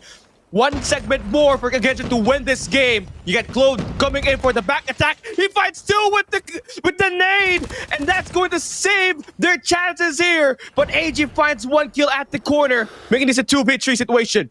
2v3, Blacklist with the advantage, 20 more seconds to go. Jabin shows up, finds his own team member, and Jabin finds one from the back doors as well. Clove taken down. It's a 1v3. Zen, can he find it? No grenades, but a little bit more for his War Machine to come online, but 8 seconds does not allow him a lot of time to play around at all, and AG gets the kill. Blacklist wins it out. Kagendra is out of the competition. What a way to be won here by Blacklist International Ultimate. They won the first 2 maps, they lost the next 2, and then they went in, take the chances away for Blacklist, and we are not going to be given a map number 7 here, AJ. The only reason why I'm sad is because this was such a great series between the two. I just wanted to see a match number 7. But of course, Blacklist ROG not allowing us to go that far. Already tired fingers, I'm guessing. And they finished it off. It was pretty close until a couple of, misengagements from the side of Kagendra. The investments of the operators were not as solid as we saw in those previous matches. Blacklist, on the other hand, I think they played this down to the T very, very well. And they choked out Kagendra, especially in one of those rounds where they forced the operator usage. Kagendra, on the other hand, I mean, it was a savable moment, but they didn't need to invest those operators in such a crucial time because they could have just waited for the next round where they would have been able to stack those operators instead. They invested it, they lost that round, unfortunate, and Blacklist finished it off in this final round to get a 4-2 victory in the overall series. Unfortunate for the Indonesians, it was a fantastic fight, but just not good enough against the Eastern champs. And not just good enough. And with this win right here, Blacklist Ultimate ROG will be given the chance to book their ticket to go up against Almighty at the next stage, which will be tomorrow. So a lot of things that has to go on here for Blacklist Ultimate. The road to China is still far, and they have to go through AMT first.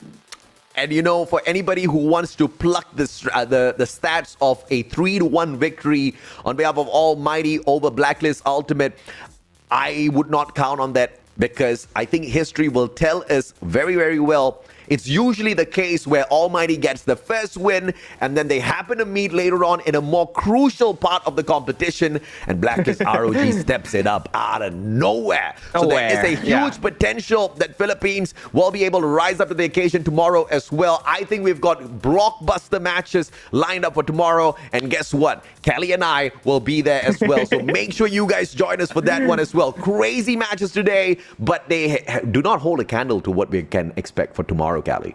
Yeah, man, we got Wolves and Volt. That's going to be a world champion.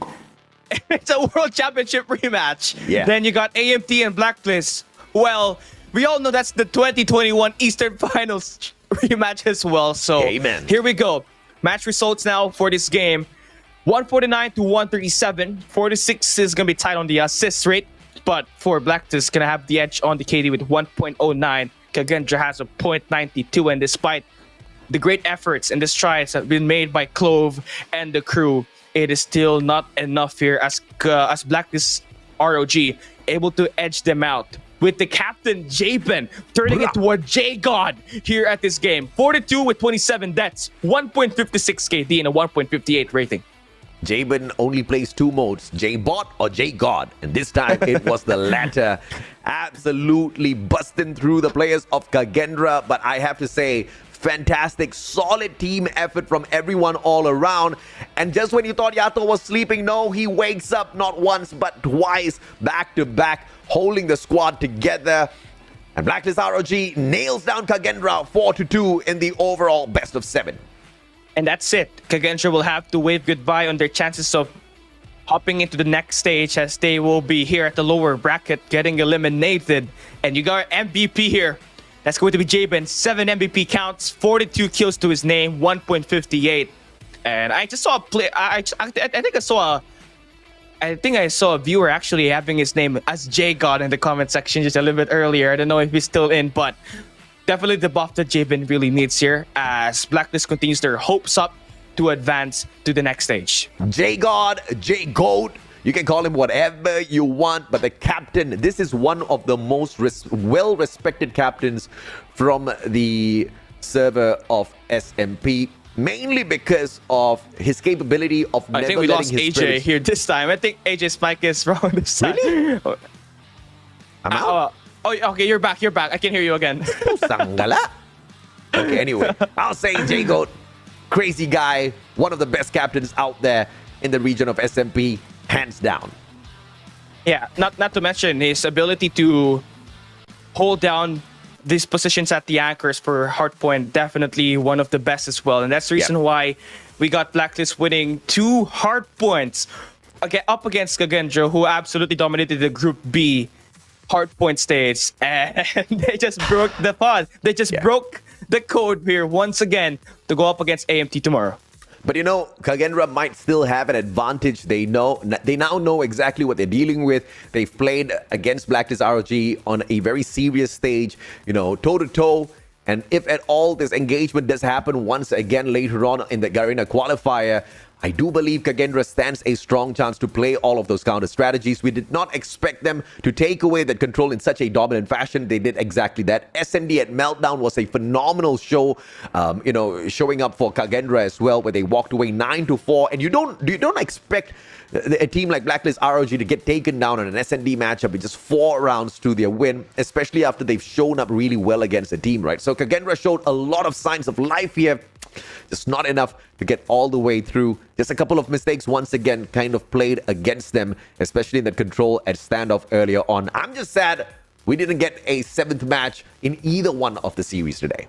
Yeah, this was the map. This was the series that I really wanted Game 7 because these teams deserve it. They were fighting for their life here right from the start until the very end of every map. And it has been very close on the maps that we have played so far. And that really makes it, you know, a hard-fought victory here for Blacklist International Ultimate. And if we're talking about the World Championship spot, you know, if we're playing at the Garena Regional Qualifiers, there's only 2 slots available for Garena. And you got 5 juggernauts that are fighting for that number 2 spot. So you got WPM, you got SMO, Almighty, Blacklist, and Kagendra. And I must say, I do think we deserve that 3 slots, but we take what we can get, right? Absolutely, man. I mean, we take whatever we can get. At the end of the day, you know, there are multiple things that goes into determining exactly how many slots each region gets. And, I mean, of course, the fans are going to be upset, but that's only the Garena fans. All of the other regions are going to be absolutely happy with what they've got. So, we just got to deal with it. I mean, if you guys want Garena to have more slots, all you need to do is just make sure more people pick up Call of Duty Mobile and play it within your own regions as well. If you're a content creator, this is the time for you to really pop off, man. Because in the recent times, there's been a upsurge of content creators for Call of Duty Mobile, and I have to say, making content for CODM has made me a lot of money and brought me a lot of opportunities. You guys might want to pick it up for yourselves too. Yeah, maybe you can just do it as a hobby at first, so you don't get pressured, and when you get addicted, you just keep on doing it, just like what AJ do. You know, you get hooked to it once you start creating content, and especially if you get some viral stuff, man. I mean, it's such a motivating factor, right? You put a video up and then boom, 100, 200,000 views. It's crazy. It's crazy. Yeah, I think you reached 1 million views on one of the videos. It was Whoopies. Your shot go with Whoopi up against Almighty. Oh my god, I can still remember that. NRX Whoopi. That was the best, man. I mean, just watching that video back just makes me cringe a lot. I think I've grown a lot as a shoutcaster back from then until now. But I'm pretty sure we'll get another viral one very, very soon, ladies and gentlemen, boys and girls. But of course, bringing the conversation back to the day, absolute heartbreak here. My heart is broken watching Kagendra make their exit in the competition. And of course, earlier on, we did see a fantastic engagement between Walt as well as Q9. And Q9 getting beaten down, Q9 getting kicked out of their own home soil tournament. It's crazy. Glad to see Japan still hanging in there. Yeah, Volt, definitely. When you have like the best players from Japan into one team, that's what's going to happen. And that's going to be more. We got Wolves, Volt, we got Blacklist and AMT lining up tomorrow, AJ. I do not want these viewers to miss this one out.